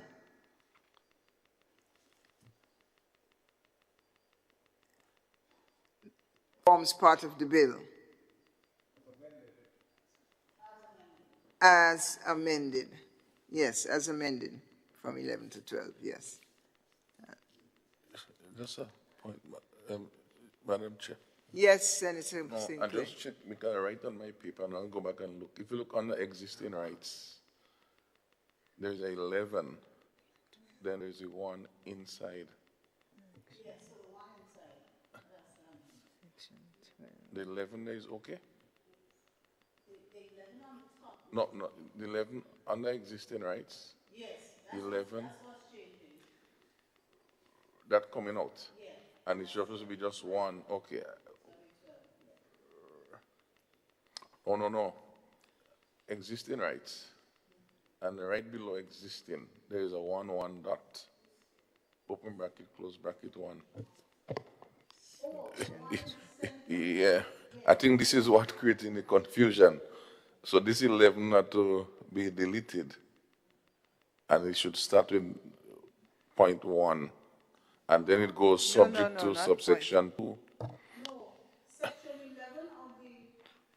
If I may, Madam Chair. Section 11 of the... Section 7 of this amended act deals with section 11 of the Principal Act. Right? Yeah. Section 11 of the Principal Act speaks to control of water. And it says, the control of every body of water shall be exercised by the authority in a manner designated to achieve the purposes of this act. But remember, the authority will no longer be controlling water. So that section is going to be repealed. And the section 11, the new section 11 of the Nawasa Act, yes, that's the one. It will read subject to subsection 2 and section 12 of the Water Resources Management and Regulation Act. Yeah. Okay. Thank you. Let's try again. We are on clause 7. Trying to get clause 7 passed, and the question is that clause 7, as amended, forms part of the bill.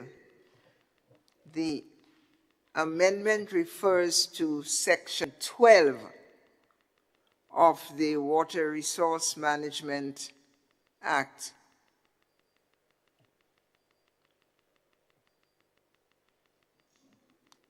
All those in favor say aye. Those opposed say nay. Clause 7 is amended and passed. Clause 8, repeal of Section 12 of Principal Act.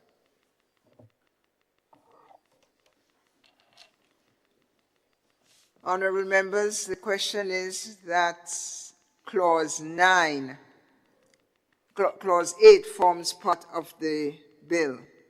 All those in agreement say aye. Of the contrary say nay. Clause 8 passes. Clause 9, repeal of Section 13 of Principal Act. Honorable members, the question is that Clause 9 forms part of the bill. Clause 9 is the repeal of Section 13 of the Principal Act. All those in favor say aye. Those opposed say nay. Clause 9 passes. Clause 10, amendment of Section 17 of Principal Act. Honorable members, the question is that clause, Senator Lewis. Thank you very much, Madam Chair. Just a little clarity or discussion on Clause 10, Section 17. In the AG's presentation of the bill, she correctly indicated that one of the striking amendments is that Nawasa, whereas it had unanimous authority unto itself to access land to do its thing, now it has to go through. So help me here, there are two concerns. It says, where after consultation with the unit. What does consultation here means? In other words, whether or not does it have to get the okay of the unit? Because I go further, it says here, where after consultation with the unit, the authority considers it necessary to protect its water supply services. Because if you recall, earlier this morning, there was a concern that having 3 units now can lead to some bureaucratic or other delays.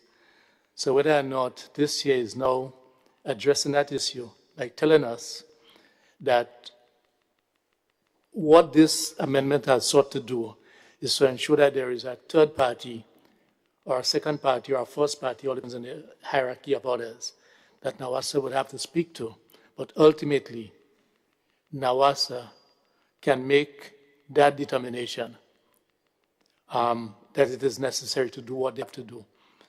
Because it says, where after consultation with the unit, it didn't imply to me or say that the unit, unless it is elsewhere, will have the final say.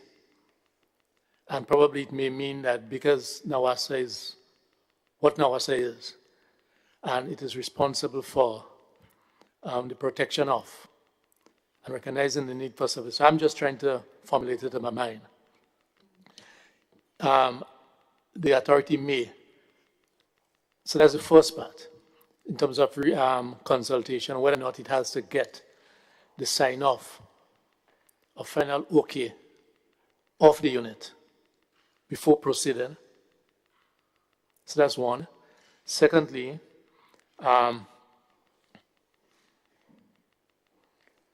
explain to me here what may means, whether may here means shall or it is optional. And after giving a reasonable notice, is there a qualifying application of reasonable notice?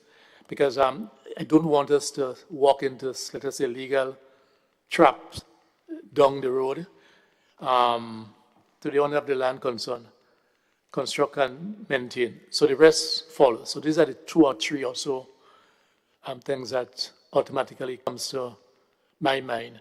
Because I can tell you, I'll be asked certain questions when we engage on this.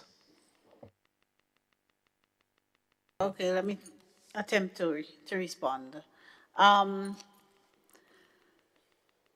Remember that under the new regime now, the management of the water sources themselves will be with the unit, right? So they'll be controlling management, and so a lot of the powers that NAWASA previously had in relation to the management of these water sources would now rest with the unit.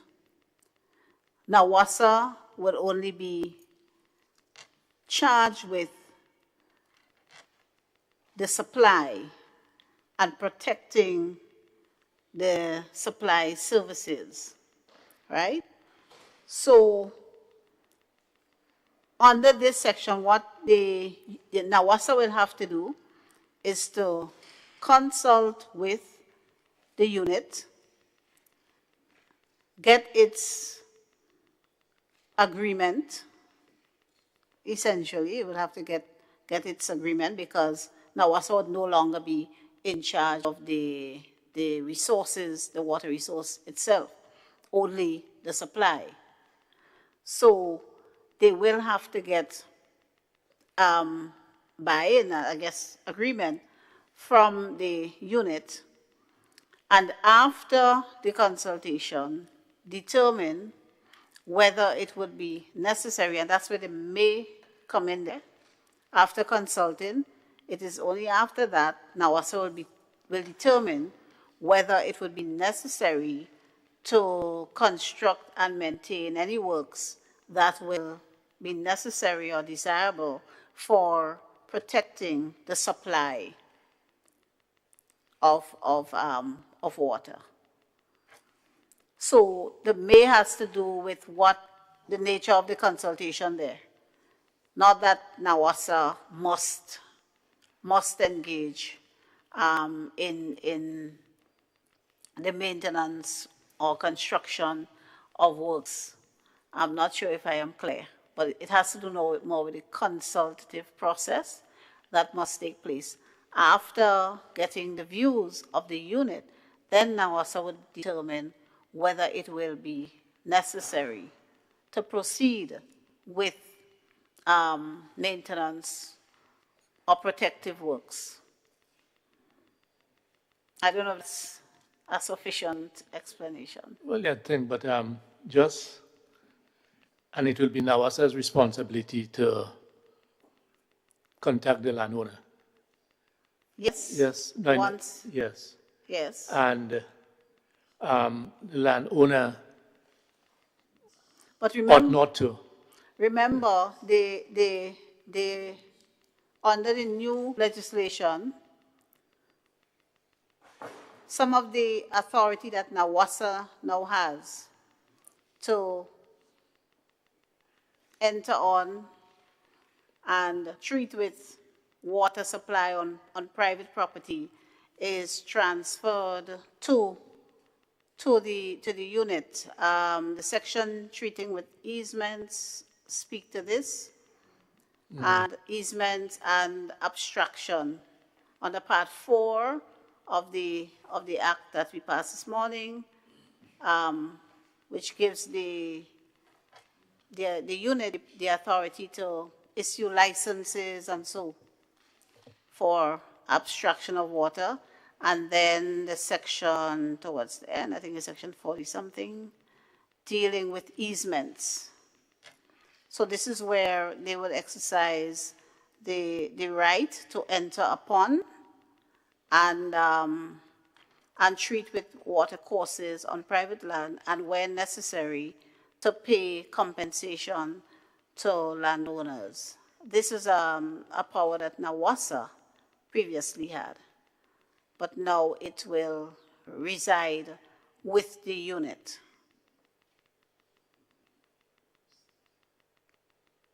Yeah. So which one? Yeah, but that is, yeah? No. Is it land access? I think AG explained, I think that's. Please? Yes, Madam Chair. That is my understanding that, and not just Nawasa, anybody. So if myself and Senator Rahman, if it's my lands and there is water there and Senator Rahman need access, he can go to the unit and the unit can ask us to facilitate among ourselves, but they don't get involved. But if at the end of the day, the unit thinks that it need to get involved, then the unit, through the state, will acquire and work on the compensation which Senator Rahman would have to pay to me. And so it's more facilitatory. So Nawasa in this case, but it could be anybody else. That's my understanding of the easement part. So if you look at section 33 of the Water Resources Management Act, it says a person who is an applicant for an obstruction license or requires an easement in order to carry out obstruction works. You would only need an easement if the land is not yours, somebody else's, and you need permission to go on the land, right? Shall satisfy the director that the owner of the land over which the easement is required has agreed to the grant of the easement. So all of that now rests with the unit, right? An easement referred to under subsection 1 may only be constituted by written agreement between the obstruction licensee and the owner of the land, and is required and shall contain a provision which states that the easement is not revocable by the person granting it without the approval of the director. Right? And then it goes on to say what happens if the owner of the land doesn't consent. If the owner of the land does not agree to an easement, the applicant or the abstraction licensee, as the case may be, may apply to the director in the prescribed manner for an easement and serve notice on the owner of the land. The director may either dismiss the claim, that's the application for easement, or grant it without notification and subject to such conditions as the payment of compensation as the director deems fit. So the owner of the land will have to be compensated if the abstraction license is given in relation to his land without consent. But remember, there's the general section that vests all water resources in the unit now. Previously, it was in Nawasa. Okay. A similar section, that has always been the case. But that has now moved from Nawasa to unit. Okay. Last question here, and thanks. So if a private developer, let us say that water is found in, let us say, Timbuktu estate, and normally the owners of the land had an allowance in terms of a footpath. But in order to do that development, you need to, let us say, pass 2 or 3 different landowners. The state can, or the unit can, if there is no agreement with the owners, cause a drivable, motorable road to be done through these private properties to allow the proper functioning, abstraction. Because if you abstract, you have to, sometimes you have to set up, it just crossed my mind on this, that's why I'm asking that. Yeah? Because I was trying to come up in the Montreal area, I just choose there, up in Latuna. Yes, if there is water up there and someone needs to develop it, then they will have access through the unit to, because most of these lands in the mountain are accessible through footpaths. Now, if we have to, as we say, cut a road to get what, a 7-foot or a 6-foot or a foot 12, then these provisions would allow for this to be done. Not without the consent of the property owner, or if there is, if there's no consent, compensation. If NAWASA proceeds, they would have to be compensated. Because of course, remember the right to enjoyment and lack of deprivation of property is sacrosanct under the Constitution. Can't deprive people of the use and enjoyment of their property without their consent, without compensating them. Madam Chair, I don't want to sound like the leader of government business with this statement, but again, whatever this water resource is, how to be defined within the parameters of the boundary and whether it's defined as, because if it's not defined as, then the act will not cover it. You understand? The unit must define that as an area to force able to step in, otherwise they don't have jurisdiction. So otherwise people just, I find Senator David Andrew have some lands and I want to go and there's water there and you just tell the unit to act, randomly without the assessment. That's how I interpret. But the area has to be declared. Yeah, we're saying the same thing. Declared, they will move in and do the boundaries and so on. That's what he's saying, but there is also a possibility, in my view, and it will make sense, that an area may not be declared because there might be lack of information. Yes, to make a declaration, you'll have to be appraised of certain data. You can have discovery, right, of water resources that is not yet known. So I'm saying that I agree that, but it also makes provision, in my view, and rightly so, that it is not just limited to what is already declared. Because I do not think that the law will be saying that, look, once it is declared, nothing new could no longer be declared in the future, because you can always discover something that may warrant that area to be so declared. That's my understanding. Yes? Yeah. Okay.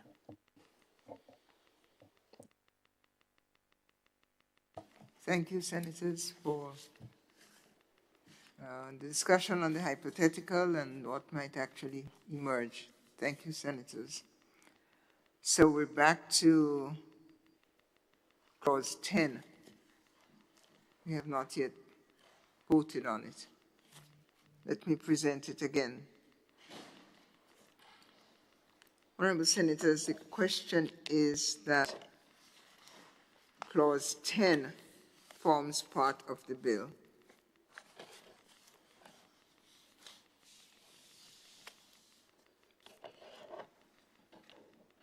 All those in favor, say aye. Aye.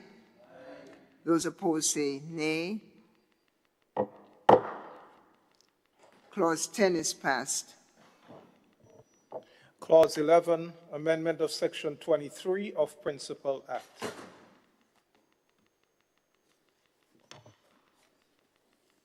Honorable Senators, the question is that Clause 11 forms part of the bill. All those in favor say aye. Those opposed say nay. Clause 11 is passed. Clause 12, amendment of Section 27 of Principal Act. Honorable Senators, Clause 12 is proposed to be part of the bill. All those in favor of Clause 12, repeal of 27 section of the Principal Act, all those in favor say aye. Opposed say nay. Passed. Clause 13, repeal and replacement of Section 27A of Principal Act. Honorable Senators, the question is that Clause 12 of the Clause 12 of the proposed bill forms part of it. Did I miss one?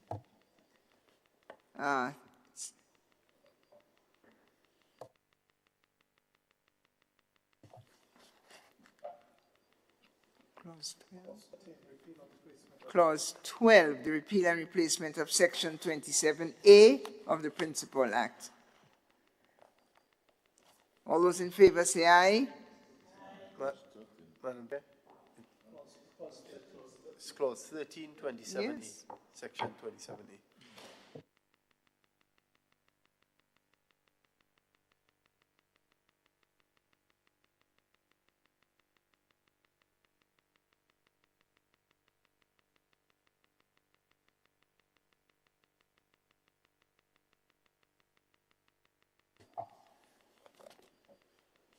All those in favor say aye. Opposed? Passes. Clause 14, repeal of Section 28 of Principal Act. Honorable Senators, the question is that Clause 14, repeal of Section 28 of the Principal Act, forms part of the bill. All those in favor say aye. Opposed say nay. Passed. Clause 15, amendment of Section 30 of Principal Act. Honorable members, the question is that Clause 15, the amendment of Section 30 of the Principal Act, forms part of the bill. All those in favor say aye. Those opposed say nay. Passed. Clause 16, amendment of Section 34 of Principal Act. Honorable members, the question is that Clause 16 of the proposed bill forms part of the bill. All those in favor say aye. Opposed say nay. Passed. Clause 17, repeal of Sections 36, 37, 38, and 39 of Principal Act. Honorable Senators, the question is that Clause 17 forms part of the bill. It's the repeal of Sections 36, 37, 38, and 39. All those in favor say aye. All those opposed? Passed. Clause 18, repeal of Sections 44, 45, 46, 47, 48, and 49 of Principal Act. Honorable members, the question is that Clause 18 forms part of the bill. Section 18 is a repeal of Sections 44 to 49. All those in favor say aye. Opposed say nay. Passed. Section 19, amendment of Section 52 of Principal Act. Honorable members, the question is that Clause 19 forms part of the bill. 19 is the amendment of Section 52 of the Principal Act. All those in favor say aye. Opposed say nay. Passed. Clause 20, repeal of Section 54 of the Principal Act. Honorable Senators, the question is that Clause 20 forms part of the bill. Clause 20 is repeal of Section 54 of the Principal Act. All those in favor say aye. Or those opposed say nay. Clause 20 is passed. It's the last clause. Clause 1, short title and commencement. Honorable Senators, the question is that Clause 1, short title and amendment, forms part of the bill. All those so agreed say aye. And those opposed say nay. Clause 1 is passed. Madam Chair, I beg to move that the Senate resumes and the chair of the committee reports progress on the bill. Honorable members, the question is that the Senate resumes and that the chair of the committee reports progress on the bill. As many as are of that opinion say aye. Of the contrary view say nay.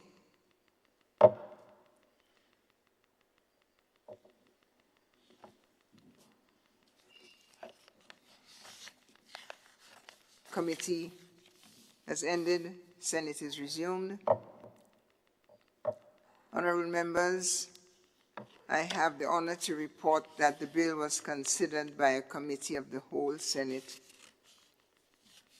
and passed with amendments. Minister. Madam President, I beg to move that the chair's report be adopted.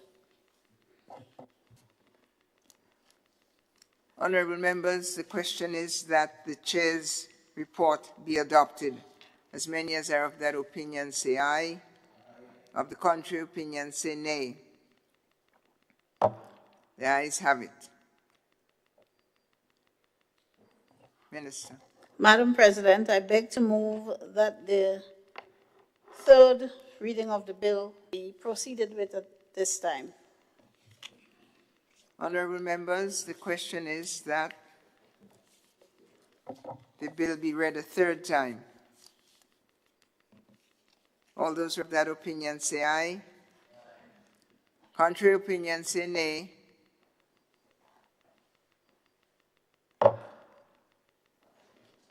Clerk. A bill for an act shortly entitled National Water and Sewerage Authority Amendment Bill 2025.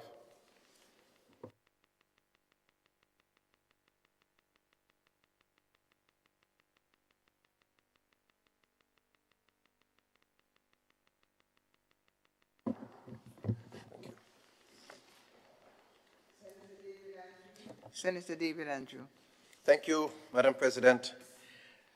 I beg to introduce for a first reading a bill for an act shortly entitled the Public Utilities Regulatory Commission Amendment Bill 2025.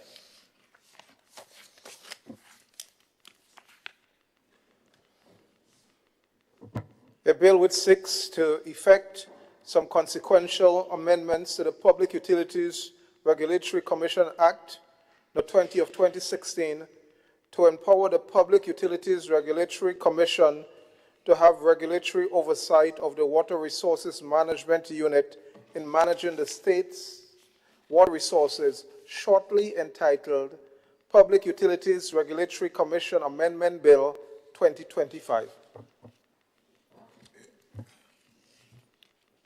Thank you. Senator David Andrew. Madam President, I beg to move that the relevant standing orders of the Senate be suspended to enable this bill to be taken through all its stages at this sitting.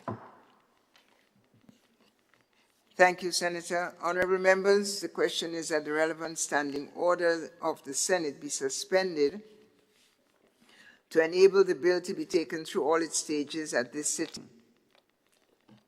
As many as are of that opinion say aye. Of the contrary say nay. Ayes have it. Senator. Madam President, I beg to move the second reading of the bill. Honorable members, the question proposed is that the bill be read a second time.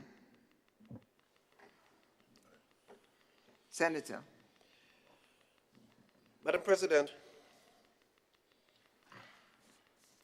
this bill, the Public Utilities Regulatory Commission Amendment Bill 2025, is one of three of the bills that we've been discussing today, and they're all in a package.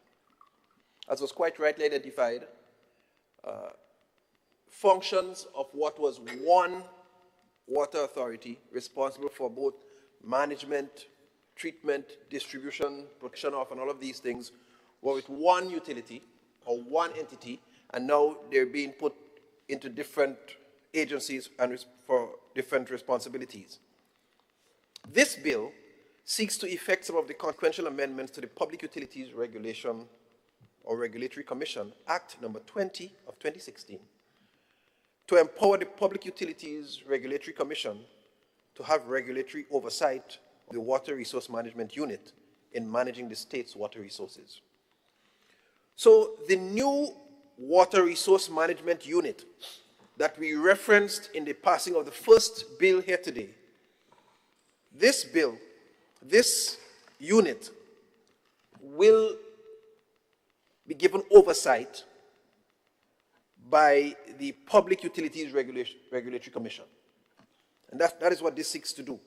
And it seeks to give the PERC the authority to so do. Now, this brings the operation of the Water Management Unit into alignment with some of the other utilities across the state. Most of the utilities operate, and they are indeed regulated. So the NTRC, the National Telecommunications Regulatory Commission, they give oversight, regulatory oversight, to the function of the telecommunication providers. They regulate pricing and various elements of their operation. But in turn, they are regulated by the PERC, the Public Utilities Regulatory Commission. And so too, although we have the unit that was talked about earlier, through whom and along with whom, with which NAWASA would have to work, or any other person wanting to abstract water, for instance, that unit will itself have to be regulated by the Public Utilities Regulatory Commission, as put forward by this bill. This bill contains 14 clauses. And of course, we'd have the short title and the commencement date, which we anticipate will be indicated. Clause 2 provides for the repeal and replacement of the long title of the Principal Act, which will now include the new role of the Commission in providing oversight to the Water Resource Management Unit. It will therefore read, an act to provide for the Public Utilities Regulatory Commission to regulate the service provided by and determine the rates for public utilities and to perform certain other functions in relation to public utilities, and to further confer on the Public Utilities Regulatory Commission regulatory oversight of the management of our water resources and for related matters. So that's what the new long title will be. Clause 3, Madam President, amends Section 2 of the Principal Act by repealing and replacing the definition of the term complaint and by inserting new terms, unit and water resource. So in the Principal Act, complaint was defined with two, or it had a single definition, which included both challenges to the persons having an opportunity to challenge the rate payable for any service, and also the quality of service provided. So these two elements were wrapped up in one single definition. This amendment separates the definition into two. A, dealing with the rate payable, and B, the quality of service provided. We also talk about two other definitions here, new definitions. So unit, as included here as a definition, means the water resource management unit as provided for in this act through Section 7. And of course, water resource means any surface or land upon which water is situated. And B, any other water course, that is rivers, streams, ditches, gullies, culverts, dikes, and passageways through which water flows, be it surface or underground, except, of course, water mains and sewers. Clause 4, Madam President, amends Section 4 of the Principal Act to increase the composition of the Commission when it sits from a 3-person or 5-person commission to a 5-person to 7-person commission. So we're increasing the numbers of commissioners who would sit. The amendment also seeks to expand the competence of members of the commission to include environmental science management. I want to point out here, in other words, this amendment is securing more commissioners and to ensure that a wider cross-section of expertise and expert skills are brought into the commission. Previously, in the case of a 3-member commission, or in the Principal Act, in the case of a 3-member commission, the regulations required the chair and one other member to have qualification in areas like law, economics, engineering, accounting, business management, or environmental science management. In fact, this last one is a new addition that this amendment is seeking to put in to ensure that we have more environmental specialists being part of this, the commission. And so previously we had only the chair and one person being required to have qualification in those areas when you had a 3-member commission. Or in the case of a 5-member commission, you had the chair and 2 persons.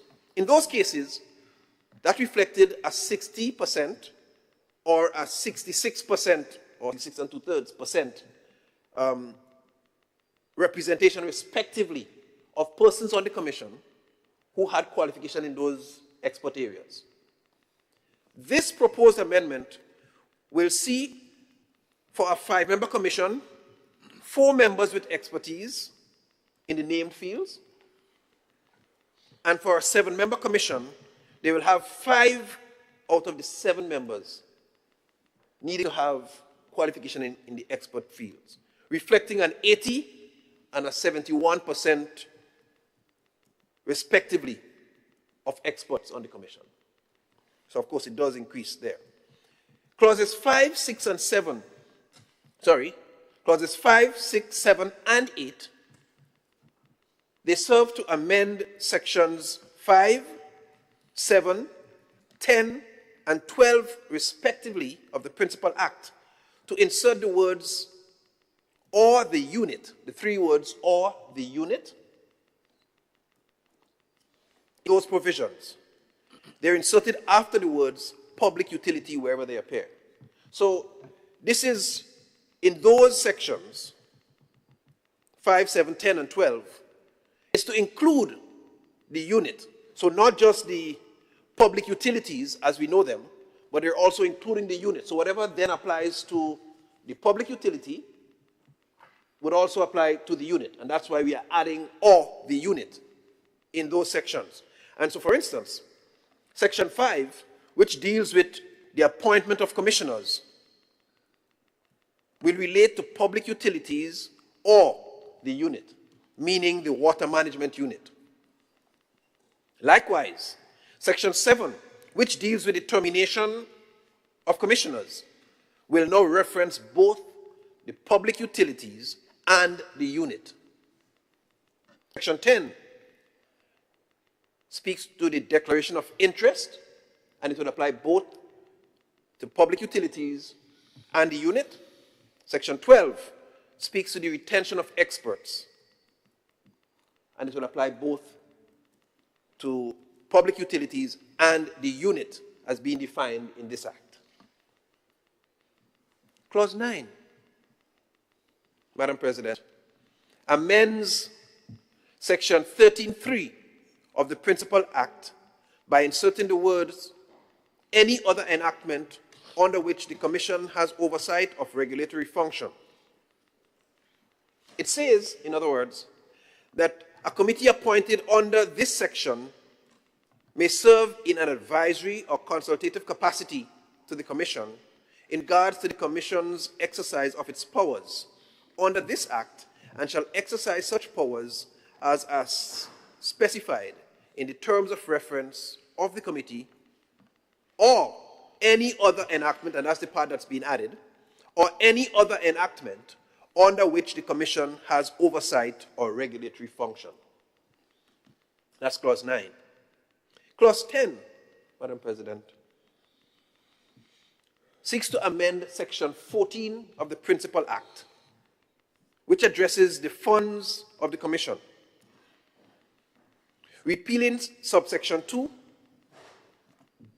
which relates to the Commission having to find its own funds on its own budget to be funded by the annual assessment imposed by the Commission on the public utilities, which, by the regulation, should not exceed 2% of the gross income of any utility. The amendment now states that the Commission is to be funded as follows. A, an annual assessment imposed on each public utility in keeping with this Act. And that was alluded to a little earlier, and it's customary. It's not likely to be more than 2% of any gross income. B, sums allocated to the Commission by the Parliament. C, all other sums which may become payable to the Commission in respect of any matter related to its functioning. And that's the context of Clause 10. Additionally, this amendment adds a Section 6A, which says, the Commission shall keep, and this is a new section, this Commission, or the Commission shall keep proper records of funding received under Section 14, B and C, in accordance with generally accepted international standards and principles, and shall prepare and retain financial statements in respect of each financial year. So there's a financial obligation being imposed here as part of the amendments for the unit to maintain financial records.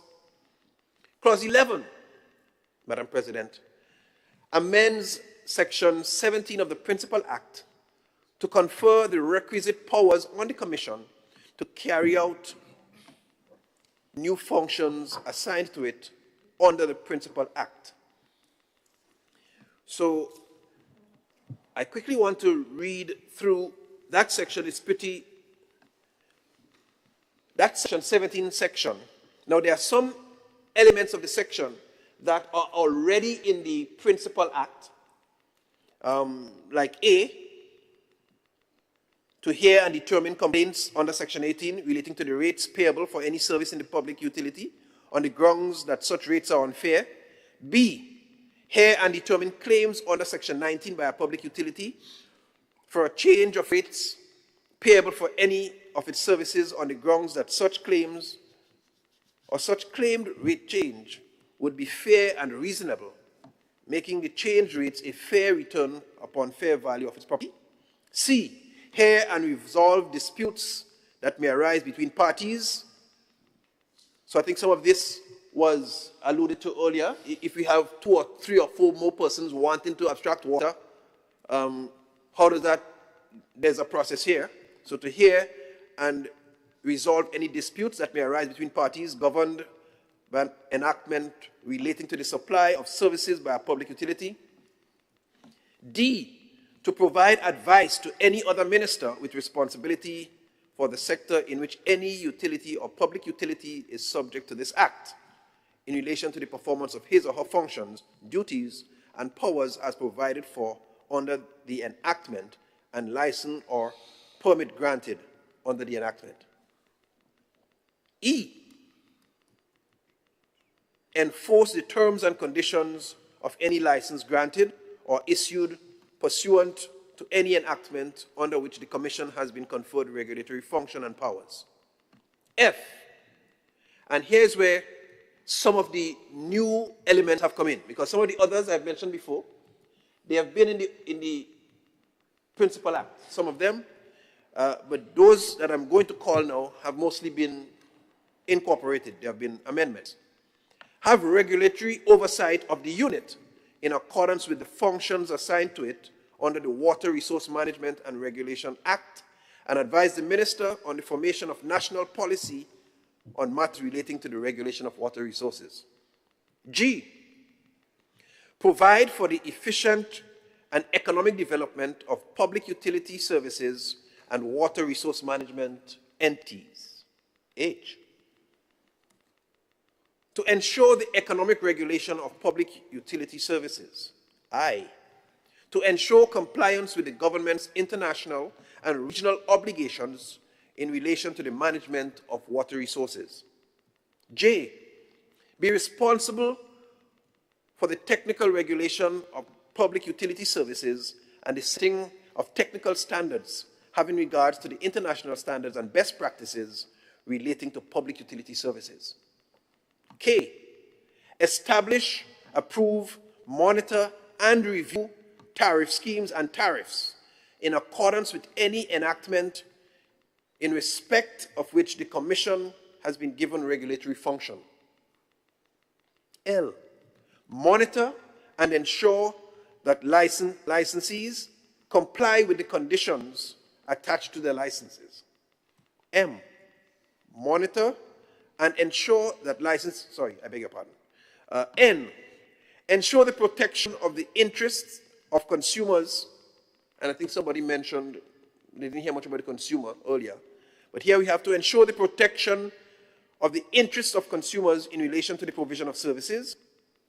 O, receive and evaluate consumer complaints and resolve disputes in accordance with any enactment in respect of which the Commission has been given regulatory functions.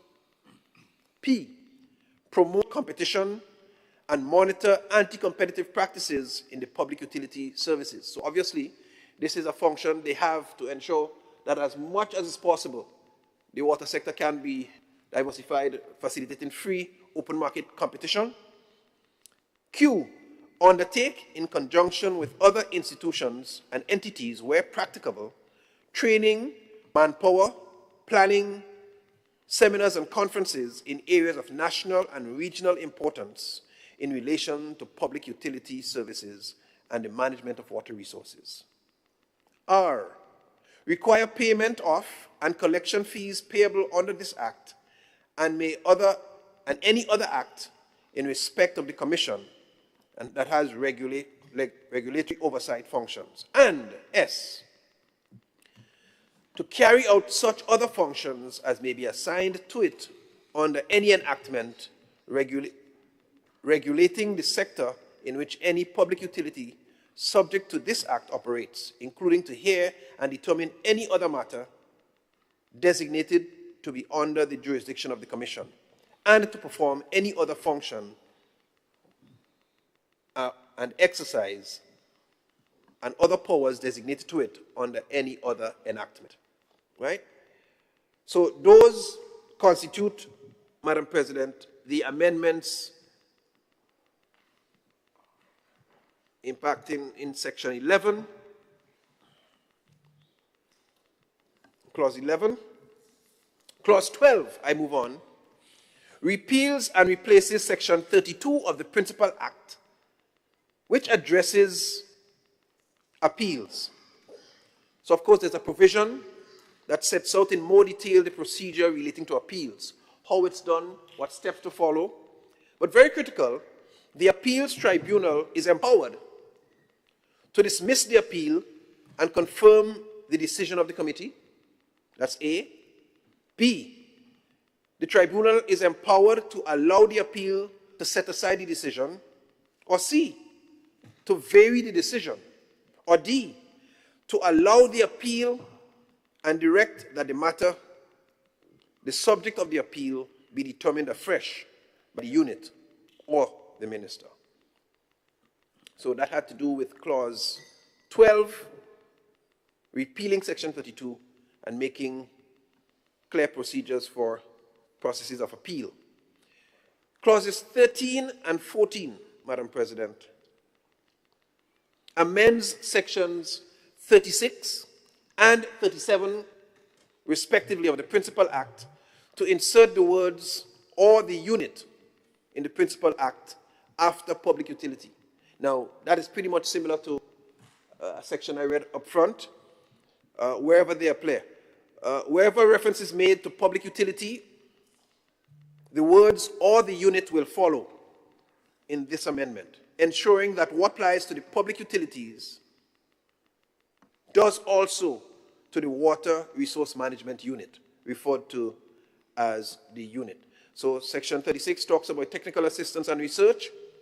When you talk about that for public utilities, you will add "or the unit," implying that that's also available for the unit, the Water Resource Management Unit. Section 37 deals with the advisory function of the Commission. And when that is talked about in relation to public utilities, and you add "or the unit," it begs that the same applies for both the public utilities and the unit, the Water Resource Management Unit. So, Madam President, having gone through this, I'm quite satisfied that these amendments help to tighten the 3 bits of legislation that we know would have to be brought to bear on seeing the effective water resource management, because it cannot just be done simply by putting the Water Resource Management Bill together, or simply by touching the NAWASA, because at the end of the day, we still need to have them regulated. And so all 3 were touched. This is the last piece in it, and I'm happy to present this to the Honorable House for their discussion, debate, and ultimately their approval. I thank you very much, Madam President. I thank you, Senator David Andrew. Senator Roderick Sinclair. Yeah, don't be worried, David. I stand because this morning I'd asked the question and I didn't get a clarification, and I see it show up here again. So the issue of this tribunal, I am concerned in terms of the composition about it, and whether it should have been specified as to how that would be composed, or, you know, who appoints this tribunal. These are some concerns to close the whole loop. I found this morning, and again, the fact that the POC sort of would oversee a lot of this stuff, not stuff, but oversee a lot of these processes. It would be interesting to have an idea as to this tribunal, not necessarily the process, but composition, appointment, and so on. Thank you, Madam President. Thank you, Senator.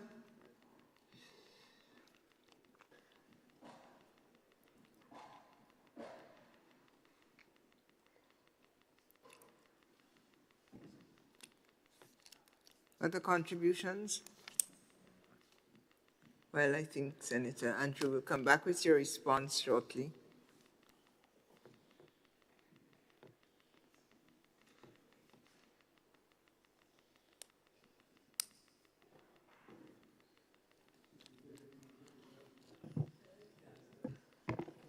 Senator David Andrew.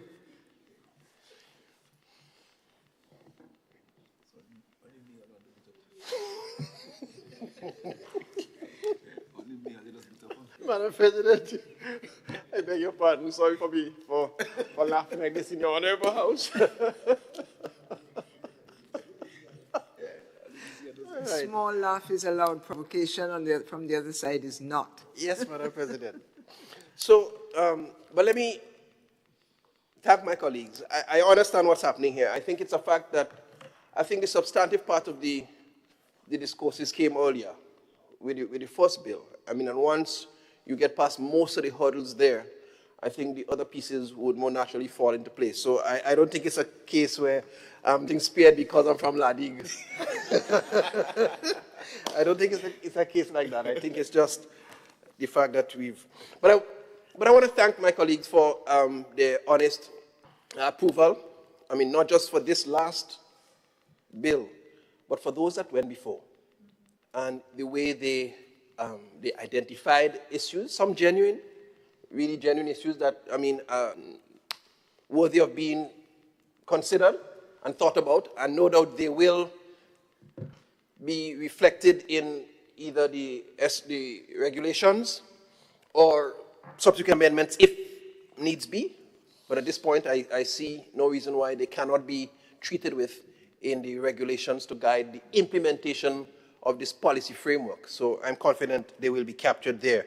So I want to thank all of you for your support, for your comments and your participation in these debates.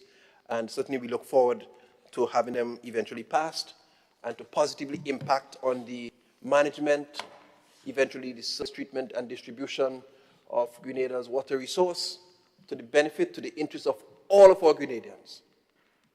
Our citizens who use and depend on potable water for domestic use, our farmers who need water to help feed us and keep us alive, even the coastal waters, which was referenced at some point. And so, Madam President, with those anticipations and looking forward, I commend this bill to you and the rest of the House for your guidance. Thank you.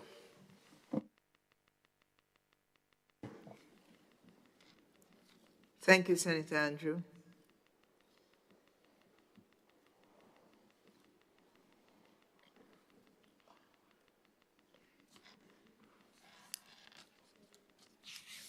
No request for the floor.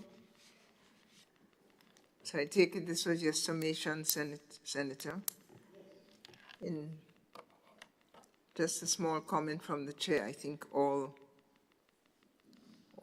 queries must be regarded as sincere. I think you meant to say that, you meant to say that. Thank you.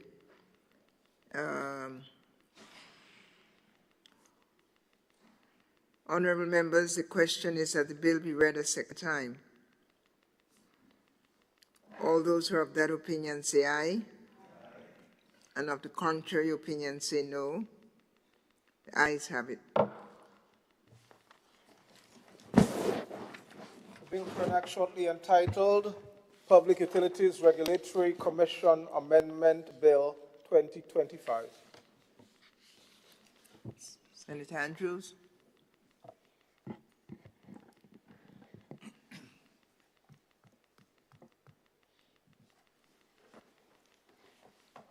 Madam President, I beg to move that the Senate resolves itself into a committee of the whole Senate to consider the bill clause by clause.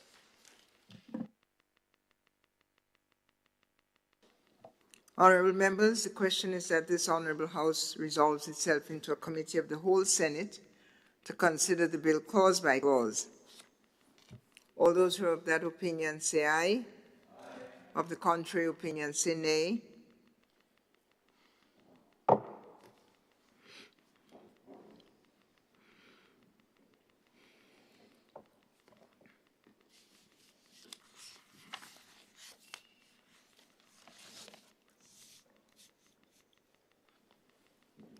Thank you. Senate is suspended. We are in the committee of the whole Senate.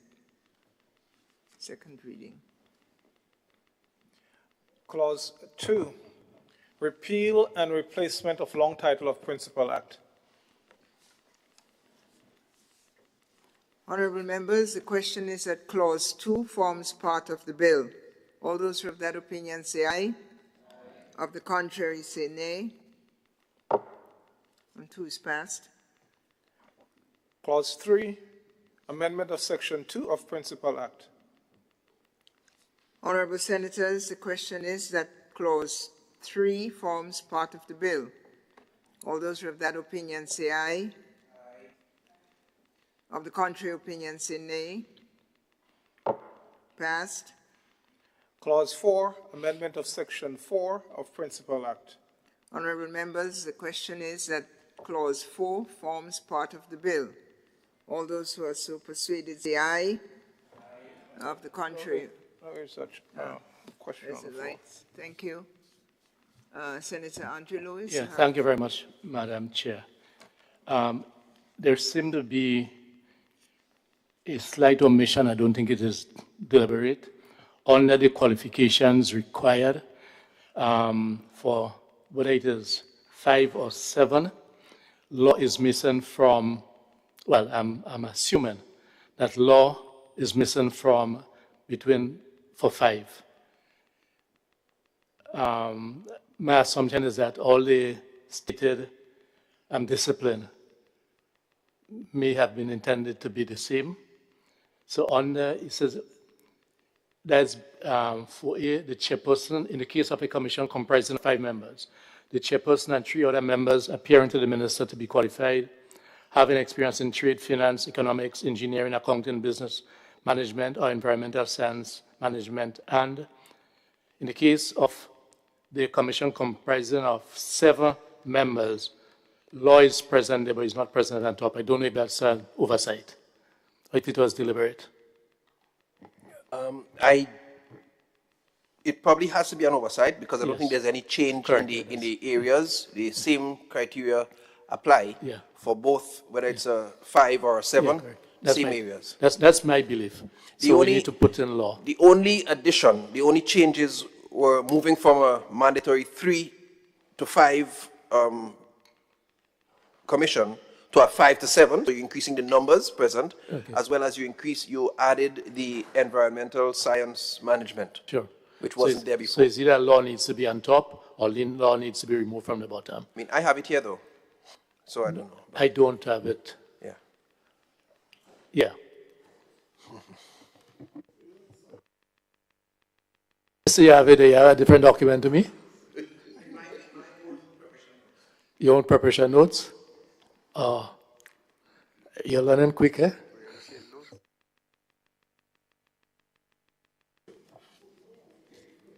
Is the intention that law should be in both places or nowhere?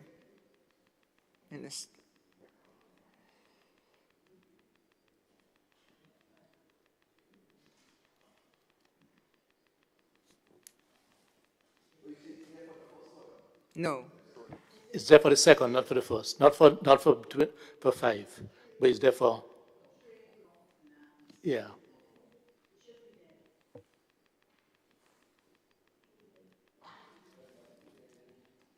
I don't think there's any rationale to remove them because what is intended here is to have a certain set of experts on those commissions.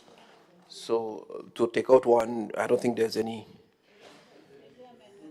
Should add.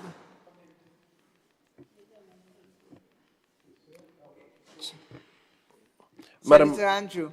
Yes. So, Madam President, we would want to submit an amendment to ensure that in that section we include, let me see if I have the exact line. Section 4. AG, you have it? Make it. Madam Chair, the proposed amendment is to Section 4B A. Yes. To include law after the word trade.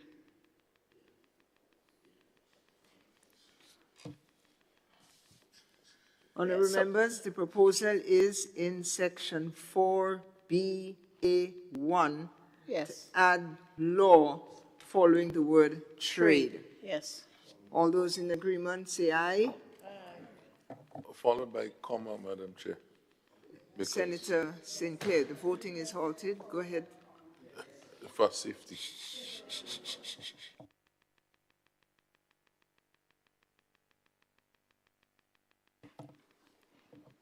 Are you comfortable with the amendment, Senator? Yeah, just comma after law. That's all. Yeah. Thank you.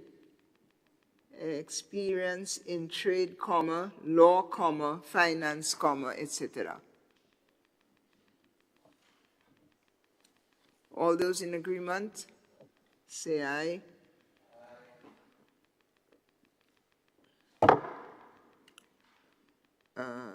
Opposed?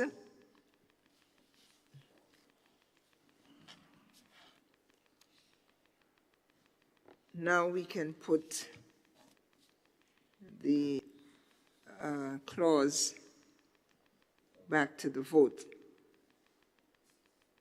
Honorable members, the question is that clause 4, as amended, forms part of the bill. The amendment being to add law in its section 4ABA1. All those who are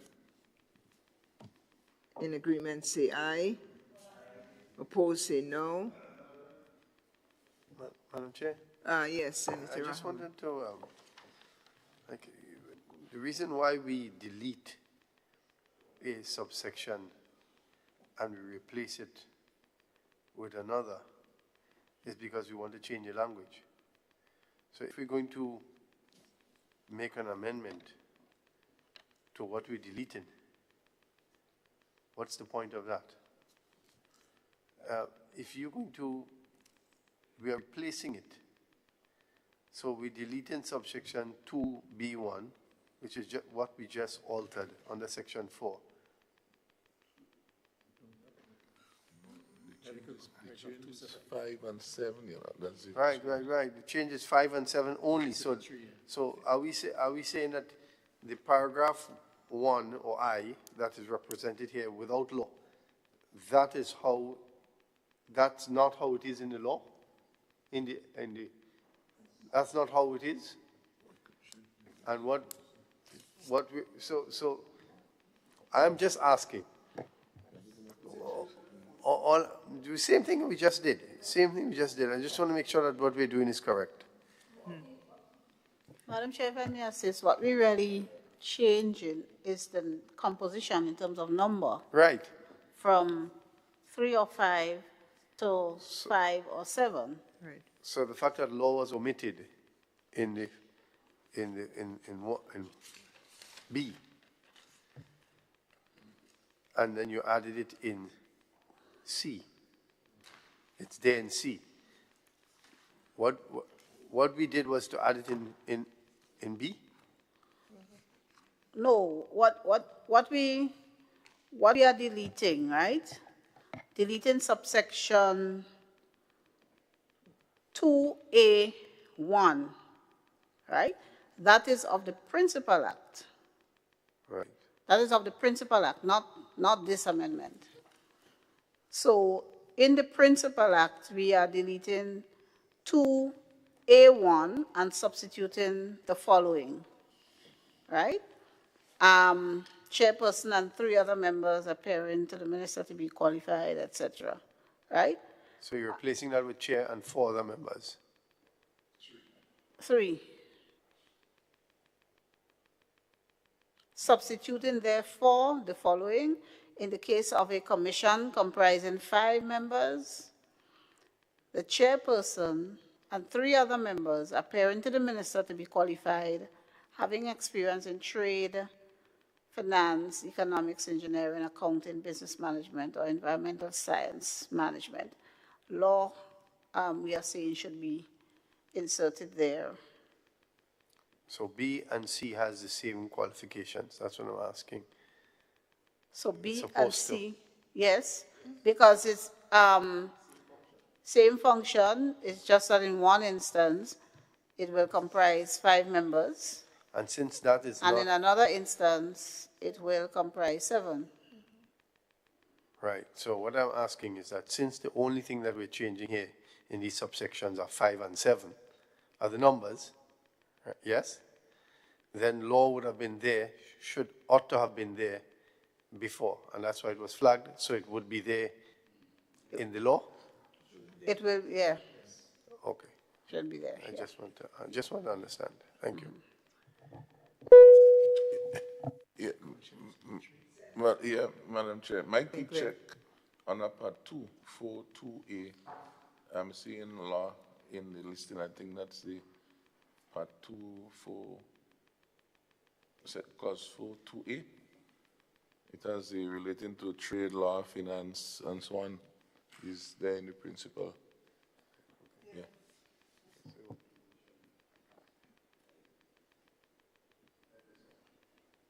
I understand. Thank you. Senator Rahman? I understand. Thank you. You what? I understand. You Thank understand? I understand. Thank you. Thank you.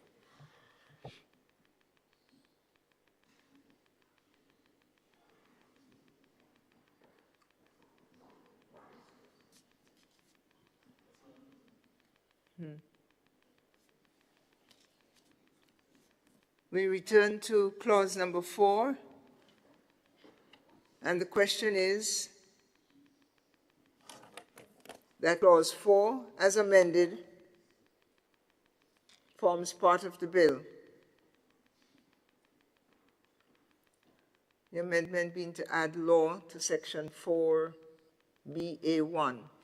All those in agreement say aye. Those opposed say nay. Clause 4 is passed.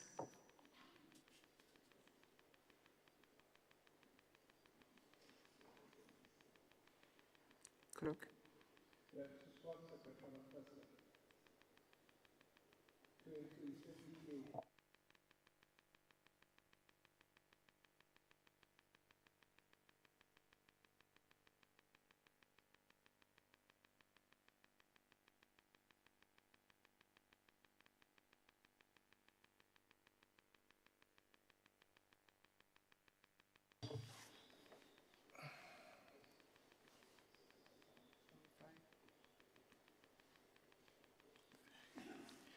Clause 5, amendment of Section 5 of Principal Act. Honorable members, the question is that clause 5 forms part of the bill. All those in agreement say aye. Those opposed say nay. Passed. Clause 6, amendment of Section 7 of Principal Act. Honorable members, the question is that clause 6 forms part of the bill. All those who have that opinion say aye. Of the contrary opinion say nay. Clause 6 is passed. Clause 7, amendment of Section 10 of Principal Act. Honorable members, the question is that clause 7 forms part of the bill. All those who are of that opinion say aye, and of the contrary opinion say nay. Passed. Clause 8, amendment of Section 12 of Principal Act. Honorable members, the question is that clause 8 forms part of the bill. All those who have that opinion say aye. Of the contrary opinion say nay. Clause 8 is passed. Clause 9, amendment of Section 13 of Principal Act. Honorable members, the question is that clause 9 forms part of the bill. All those who have that opinion say aye. Of the contrary view say no. Passed. Clause 10, amendment of Section 14 of Principal Act. Honorable members, the question is that clause 10 forms part of the bill. All those who are of that opinion say aye. Of the contrary, say no. Ayes have it. Clause 11, amendment of Section 17 of Principal Act. Honourable members, the question is that Clause 11 forms part of the bill. All those who have that opinion say aye. Of the contrary, say nay. Clause 11 is passed. Clause 12, repeal and replacement of Section 32 of Principal Act. Honourable members, the question is that Clause 12 forms part of the bill. All those who have that opinion say aye, and of the contrary view say nay. Ayes have it. Clause 13, amendment of Section 36 of Principal Act. Honourable members, the question is that Clause 13 forms part of the bill. All those who have that opinion say aye. Of the contrary opinion, say nay. Ayes have it. Clause 14, amendment of Section 37 of Principal Act. Honourable members, the question is that Clause 14 of the bill forms part of the bill. All those who have that opinion say aye, and of the contrary opinion say no. Ayes have it. Clause 1, short title and the commencement. Honourable members, the question is that Clause 1 forms part of the bill. All those who have that opinion say aye. And of the contrary opinion say no. Ayes have it.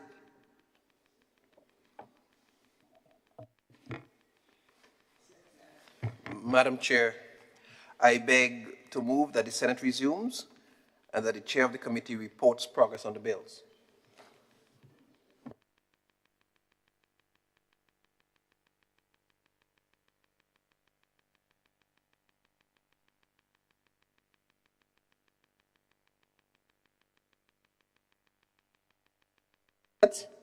That the bill was considered by a committee of the whole Senate. Madam Chair, sorry to disrupt, but I beg that the Senate resumed. Senate has resumed. Well,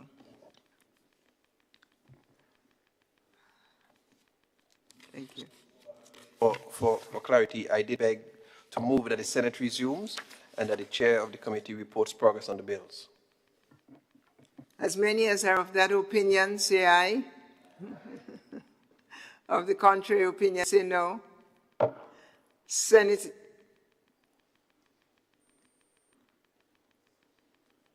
is resumed as this committee has ended its business. Now,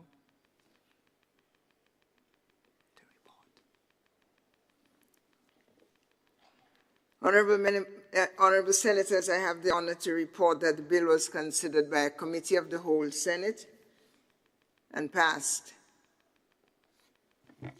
with amendment. Senator? Madam President, I beg to move the Chair's report be adopted.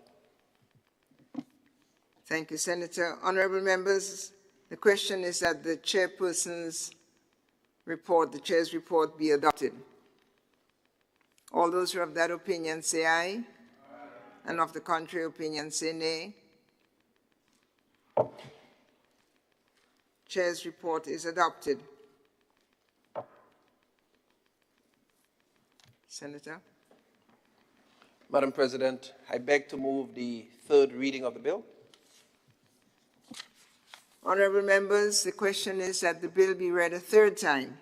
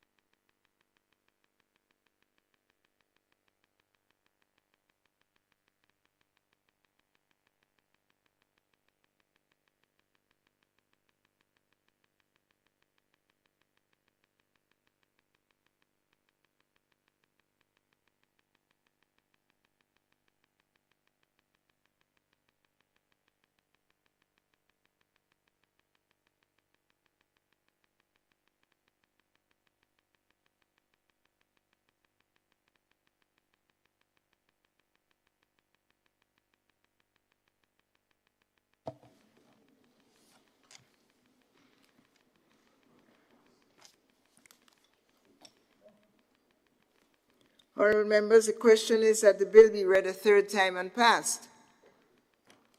As many as are of that opinion say aye.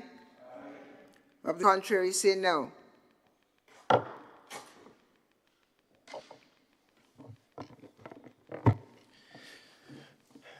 Bill for an act shortly entitled Public Utilities Regulatory Commission Amendment Bill 2025.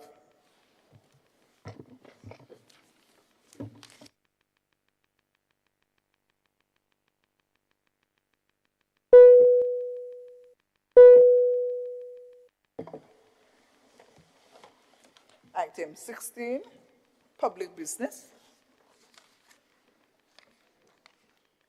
Item 17, adjournment. Leader of Government Business. Thank you very much, Madam President. Madam President, I beg to move this Honorable House be adjourned, signed, and died.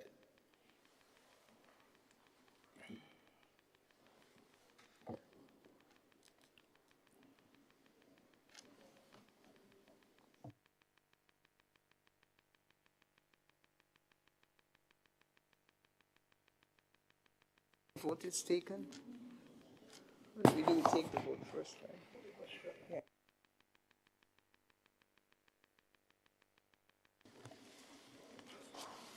Sleeping on that. Honorable members, the question is that this honorable house adjourn, sine die. All those in favor?